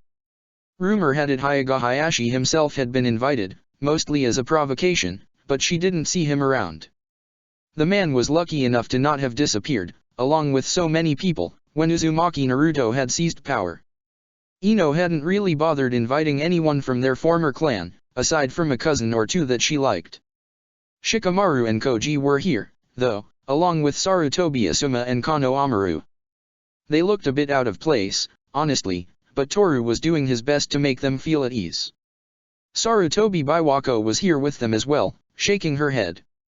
There was something wistful in her eyes, too. Noriko could only guess. Uchiha Shisui, next to a slightly pregnant Anko, was not at ease. He definitely had been roped into coming here. There were the 3 sailors whose names she couldn't remember, too. Cheering and waiting for the celebration part, she assumed. Rowdy bunch. Noriko saw Sakura's parents, looking like they didn't know what to think about the whole thing. They cheered hesitantly, though. She understood the feeling pretty well. The Mizukage was here as well, giving the Hokage, who was currently tending to the 2 babies, a lingering look. Uchiha Itachi looked back, his curiosity piqued. The Raikage watched the ceremony, looking vaguely exasperated, and somewhat amused, too. Then again, maybe it was just her face. For a second, Noriko thought she saw a white-haired woman, smiling. But there was nothing to it. The dozens of others were people that Noriko knew were friends of the newly married group. What did you even call this? People that Noriko didn't really know herself, anyway. Noriko sighed. Maybe Inoichi had been right. Ino was an overly romantic goof. At least that hoodlum could clean up decently well. Not anything like Inoichi, of course, but not too bad. Whatever. Ino's new wives were beautiful, of course. The wedding was considered very unusual, and Hinata could see exactly why. Hanabi had left her village and her clan, and joined this strange bunch of revolutionaries. Now she was getting married to Uzumaki Naruto and 3 women. She had stolen most of the branch house away, too. Father was angry. Hinata couldn't be prouder. Hanabi was happy, so Hinata was happy for her, too. Next to her, Suzuki only let out a long-suffering sigh. Hinata let out a noise that might have been a snort. The wedding celebration lasted well after midnight. Thank you all for coming. Uzumaki Naruto called. My wives and I won't be around for a little while, so if there's anything, please address our clones. You won't notice a difference, anyway. And the clones would filter through the information for them, as well. As far as all 5 of them were concerned, it was more than time for them to take a vacation. The last few months had been a period of adjustment. Settling things, planning for the future, more worldly matters. Wrapping up projects. The 5 of them decided they would travel across the world for a while, see how things were, what could be improved, and take a dim breather. Toru would join them in a while, he had said. Once you all get this honeymoon thing out of your system. He had said. Well. See ya. Naruto left with his wives. Chapter 160, The Wind's Call. They were not seen or heard from for a month. April 25th, Year 0 of the Unification. Region of Katami, formerly known as Northern Land of Wind. Sakura swept through the corridors of the place they were staying at with the grace of a queen. Naruto knew her well enough, though. Her anger was obvious. He didn't even have to see her to know. Footsteps, almost as light as ever, in the hallways were enough. You. She snarled, entering the hot springs. Naruto blinked. Did you take a page out of Yujito's book, perhaps? He asked innocently, from inside the water. Nestled against him, under his heavy, tattooed arm was a half-asleep Hanabi. She mumbled something about a pipe. Yes. Sakura roared. What she said? The pipe. Is there anything wrong with it? Naruto asked, tilting his head. Well. Sakura gritted out. Imagine my surprise when I bought some local great quality tobacco, bought a small, specific pipe for it, inhaled the smoke, and found myself having a coughing fit. Naruto didn't smile, but a little glint of amusement shone brightly in his eyes. I really don't see what this has to do with me. He said blandly. Your pipe doesn't work. Sakura threw her towel aside. Because you made it so that it destroys tobacco, yes. Naruto nodded sagely. Told you smoking was a bad habit. With a roar, Sakura threw herself at him. Hanabi just disappeared in a flash of white light. Naruto! Sakura screamed, diving into the water. Some of it rose around her, shaping itself into dozens of snarling creatures. I'm sure I told you not to strong-arm me into doing shit for you. He cackled, dodging her leap. I'll strong-arm you into asking for forgiveness. Sakura retorted, trying to wrap her legs around his neck to put him into a chokehold. Oh. You're in that kind of mood, then. He laughed. Not at all. Karen's long, beautiful red hair fluttered in the wind as she went barreling through the streets. At least she didn't take to the air, where Ino was admittedly much slower. Ugh. Ino muttered. You're such a child. Karen turned around, grinning. Perhaps. She laughed. But you're too slow. She taunted. Give it back. I'll do so when you stop ignoring me. Karen laughed. It's important research. Ino tried. Nah, it's not. And you promised to take some time off anyway. Karen stuck her tongue out. Fine, I'll take a break, hand it over. Nuh-uh. Karen chuckled. I won't fall for that one again. Catch me if you can. Karen. She was already gone. Ino gave chase. She couldn't help but smile a fond smile, though. Later, after a shower, Ino stumbled upon Naruto and Sakura.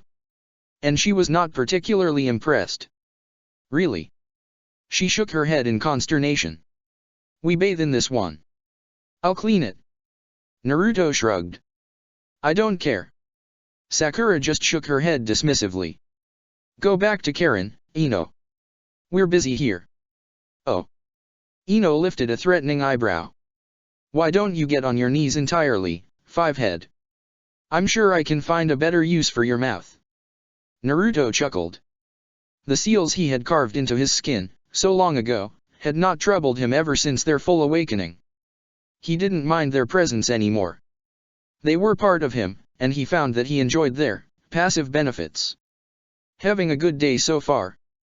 Naruto asked a smiling Yujito through their connected scrying glass. She pinched her lips. Your clone well, Yujito began. I know what he said, yes. Naruto nodded sagely. The clones only transmitted the important information, after all. And, what do you think of it? She asked, sounding like the storm, well, before more storm. Naruto hid a smile. Yuruto is a great name. He said evenly. A bit of both parents. This is the dumbest fucking thing I've heard yet. Naruto nodded, with the slightest quirk of his lips. The day is still young. I can outdo myself. Nagito. I think it's going to be better for everyone involved if I name the child HMPF. Naruto rolled his eyes. I know of Kumo's traditions. You're going to name him Y or something? Of course not. Where did you even get the idea? An adjective won't cut it either. Naruto said pointedly. No Warui, Dasei, Hiroi, or whatever. This time, she said nothing. Hits too close to home. He chuckled.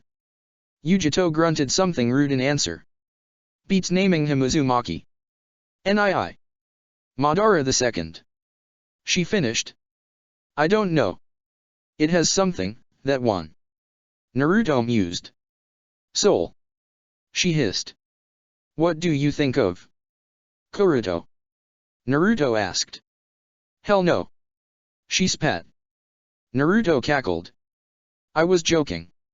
Same thing for the other names. We don't even know their gender yet. She sighed in frustrated relief. But please, tell me about your day.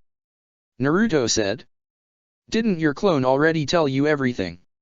She muttered. He grabbed Dash. The rest, I mean.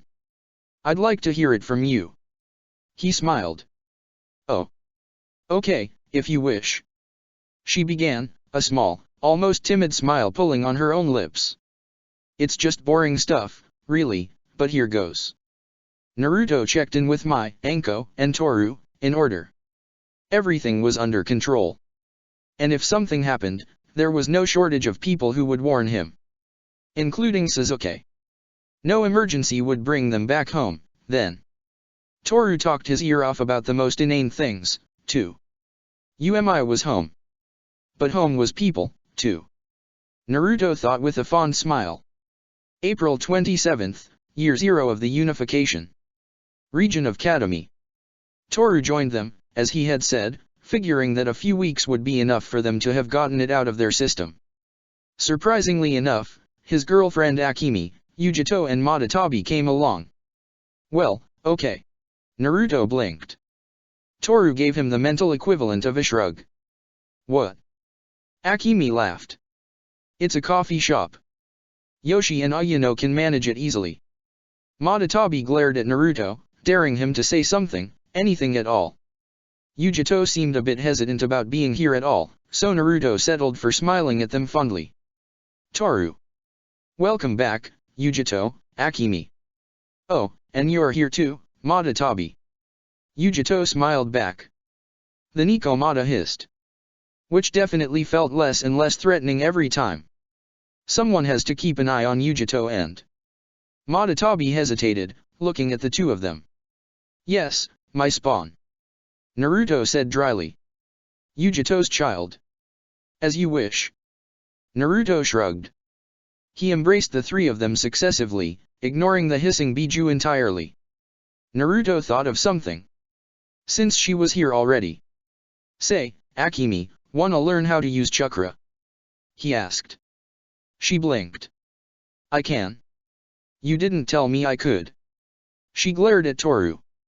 How was I supposed to know that? He shot back. Does it look like the Sai comes with a handbook? Well, the sage gave chakra to men, or something. I'm sure I can manage to give it to a friend or two. Naruto shrugged. He would teach her the basics, and if he liked teaching, maybe he'd find himself a few apprentices, across the world. Okay. Akemi nodded. Yeah, sure. Not right now, though. Hanabi somehow roped Sakura and the newcomers into following her to the city of Enzaki. Ino shrouded them in one of her latest creations. An illusion to make them look like other people. One that only the Rinnegan could see through, unless they decided otherwise. Naruto quickly lost sight of them. Strangely enough, Hanabi and Yujito got along like two peas in a pod. Enzaki, region of Katami. The city of Enzaki used to be the fourth biggest in the Land of Wind. Today, it was Katami's capital. It was situated on a plateau, a little over 1,000 meters above sea level on the river of the same name, near what had been the border with Earth, until Naruto messed up the whole world's borders.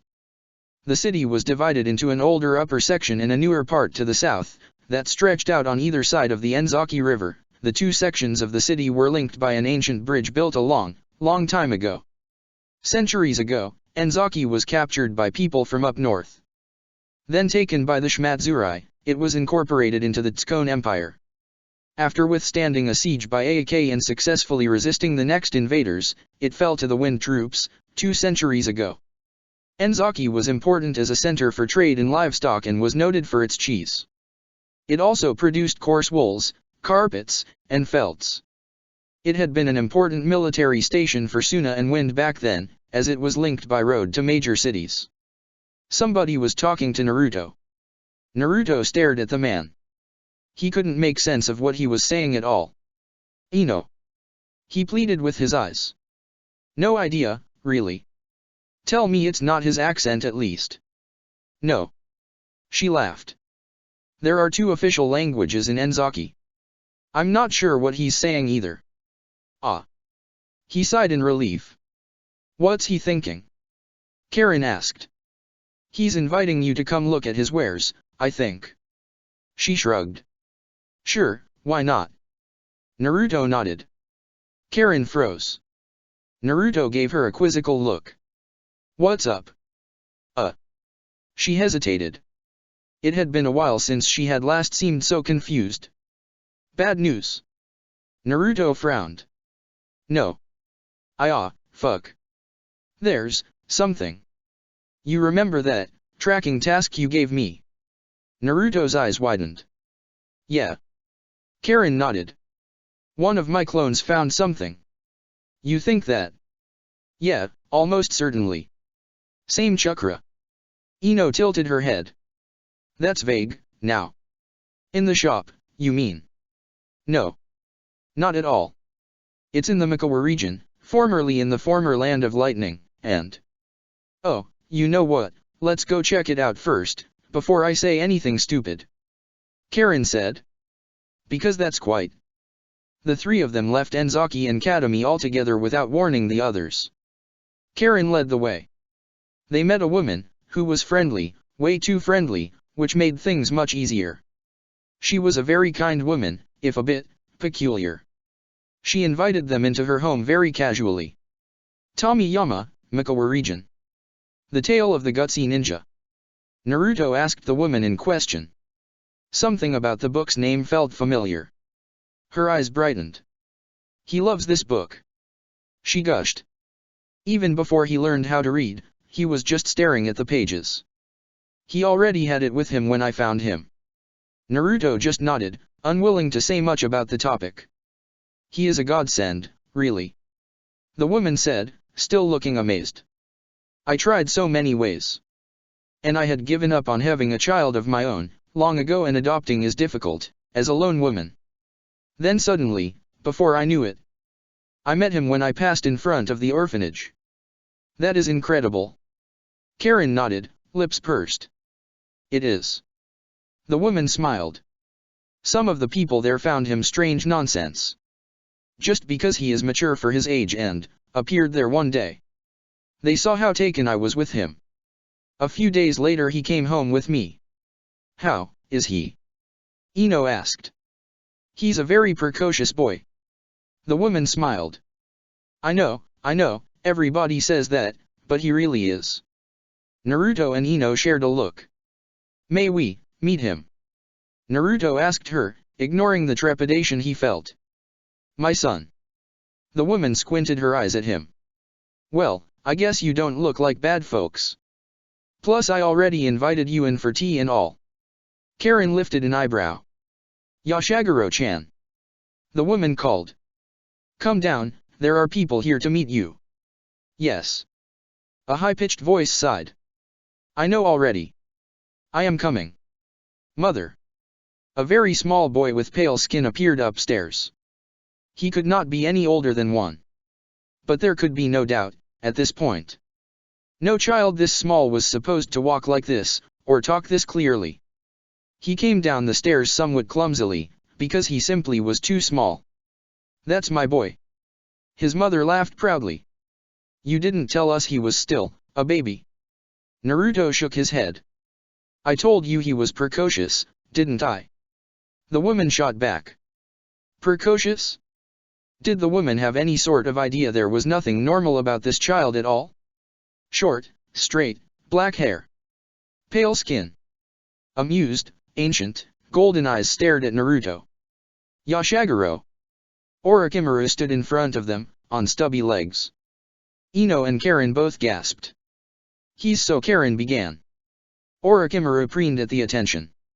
I was wondering when you would figure it out, or find me. He said, in a high-pitched voice. It was obvious he was proud of his achievement. That's nice, dear. The woman nodded. Cute. Ino lifted him in the air with a squeal. Please put me down, Ino.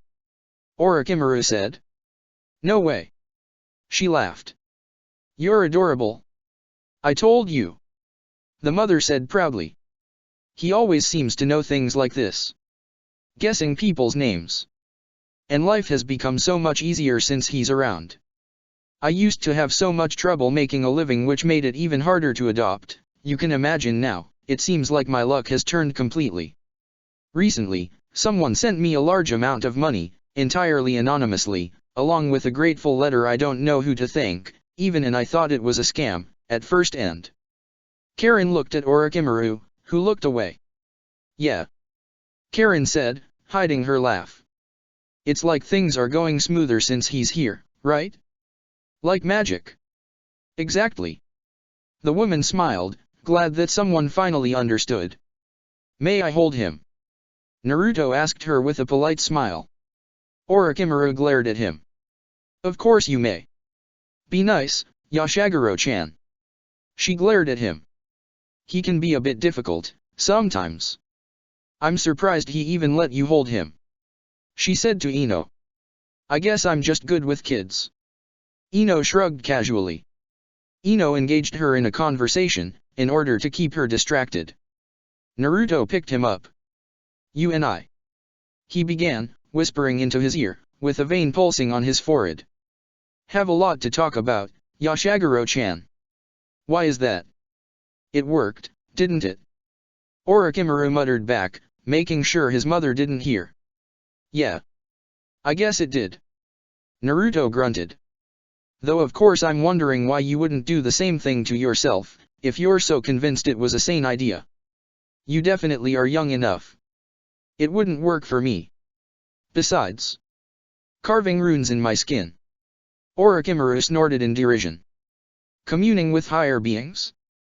Now why would I do something this risky? I'd rather wait 20 years, now that you took care of my little Nagato problem. Of course, of course. Naruto gritted out. Bastard. Well. Now that you're here. Orochimaru began. Naruto applied the Thunder Gate seal on Orochimaru's shoulder wordlessly. Thank you. Orochimaru said pleasantly. I shall come around while the woman is sleeping. I was getting a bit bored around here. You stayed, though. Orochimaru shrugged. She wanted a child. I can be a dutiful son for a decade and some. I have a lot of projects to complete. Besides, she leaves me in peace, mostly. Good boy. You don't have a curfew, then? Orochimaru hissed. Naruto chuckled. You can do that. Or we can just offer her a place in UMI as well. Naruto shrugged. It's worth asking. Orochimaru shrugged, the motion looking strange on such a small thing. I heard you were up to a lot of different things, weren't you? We've been busy, yeah. Shogun. Orochimaru laughed. I didn't quite think you were this ambitious when I first met you. Me neither, really. This was shaping up to be a strange day. Ino continued to speak, the woman hanging on to her every word. Well, thank you for teaching me, Orochimaru. Naruto said, more honestly. And for the rest. None of this would have been possible, without you. Don't I know this? Orochimaru smiled, waving it off. It was a pretty fruitful bargain for me, as well. You got your immortality. Even then, there's something I have to show you, later. Of course. I set plenty of contingencies, too.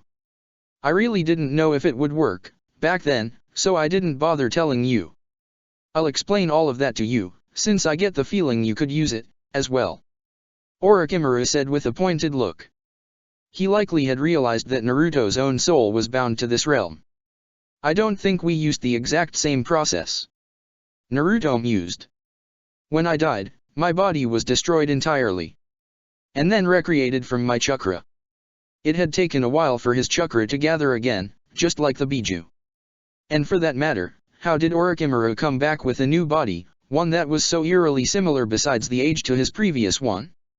It doesn't matter that much, but please, do tell me more about your way, later on. We can make better anchors for both of us. Now, no matter how you did it, immortality has to be managed carefully. You wouldn't want to live through things such as the heat death of the universe, trapped into a soul jar, or stay floating in space aimlessly until the end of time, I assume. Not particularly. Naruto said evenly. And I'd rather avoid spending days in the void of space again, too. Then there are a few things to take care of, still. Orochimaru said. And I'll help you fix yours. Naruto grinned. Unless you enjoy becoming a kid again every time things go wrong. Not particularly. Orochimaru said evenly. It's settled then. Now I guess you can explain to Anko why you never bothered explaining any of this shit to us. Yashaguro-chan. Keep in mind she's pregnant, stronger than ever and a bit difficult. Orochimaru winced. Of course, of course. Anko first. At first, Anko laughed, thinking it was a joke in bad taste. Then. How good it is to see you again. Sensei. Anko said, holding Orochimaru's diminutive form up in the air as though he were a bomb. An angry vein was throbbing on her forehead. It is good to see you again. Anko. Orochimaru hesitated. My apologies for not warning you, I had no real faith in this method and I was taken by surprise. Since it worked in the end, the fault lies with me. Anko gritted her teeth. What about after? Orochimaru gestured to his body. I was stuck, as you can see. UMI is hard to reach, when people don't take you seriously. And I'm pretty vulnerable, too. Anko sighed. Out of all of her sensei's bullshit, this was not as bad as it could have been. And he was here, after all. And I see that you're expecting. Orochimaru noted. Ah, yes. She seemed to calm down a bit. Bad for the baby. Yeah. I figured it was time to get my hands on the Sharingan somehow, you know. She laughed. Since you couldn't do it. Of course. Orochimaru chuckled.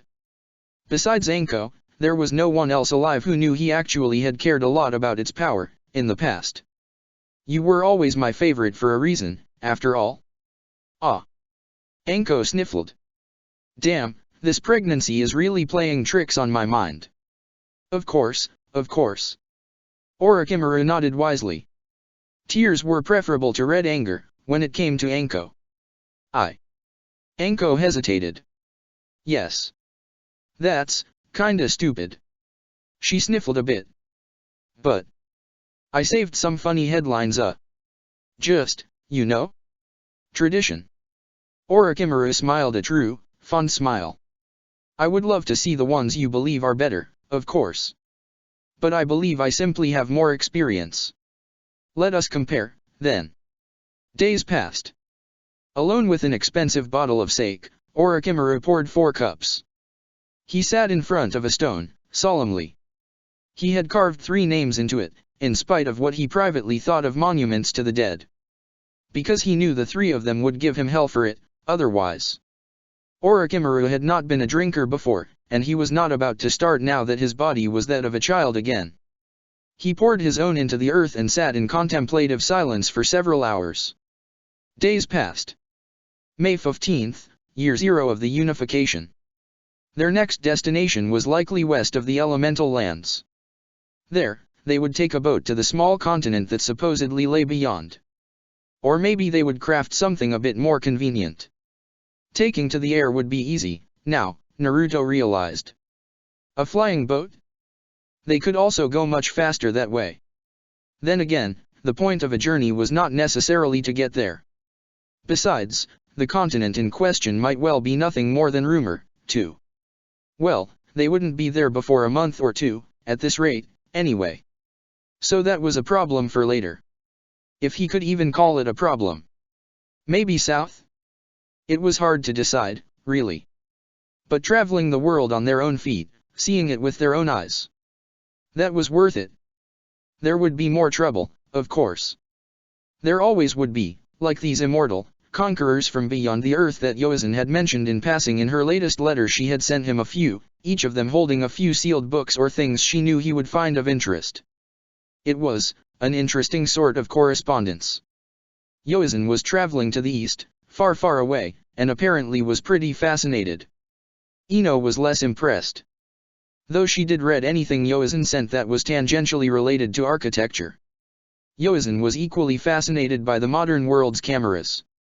Ino was less fascinated by the woman's sudden tendency to send pictures of whatever she found interesting. Even less so by the pictures of herself.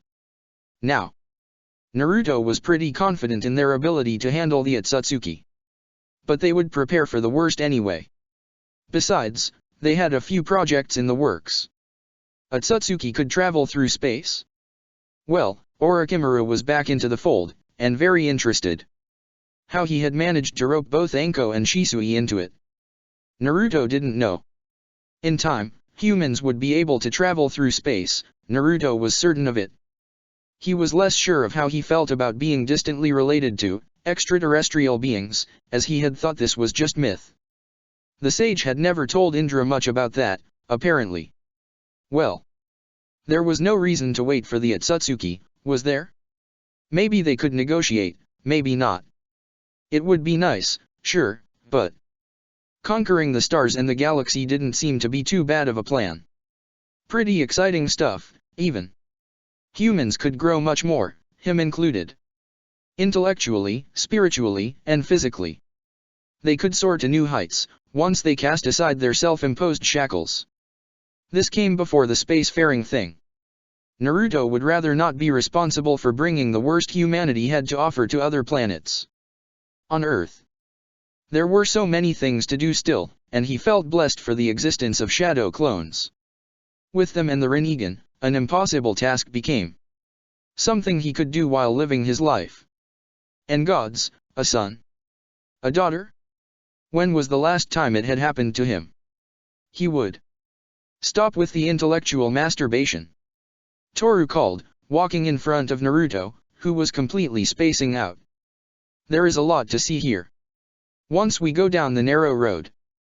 Sakura and Ino were arguing heatedly, undoubtedly about something trivial. Karen insisted that Sakura was in the wrong. She likely was. Coming. Naruto chuckled.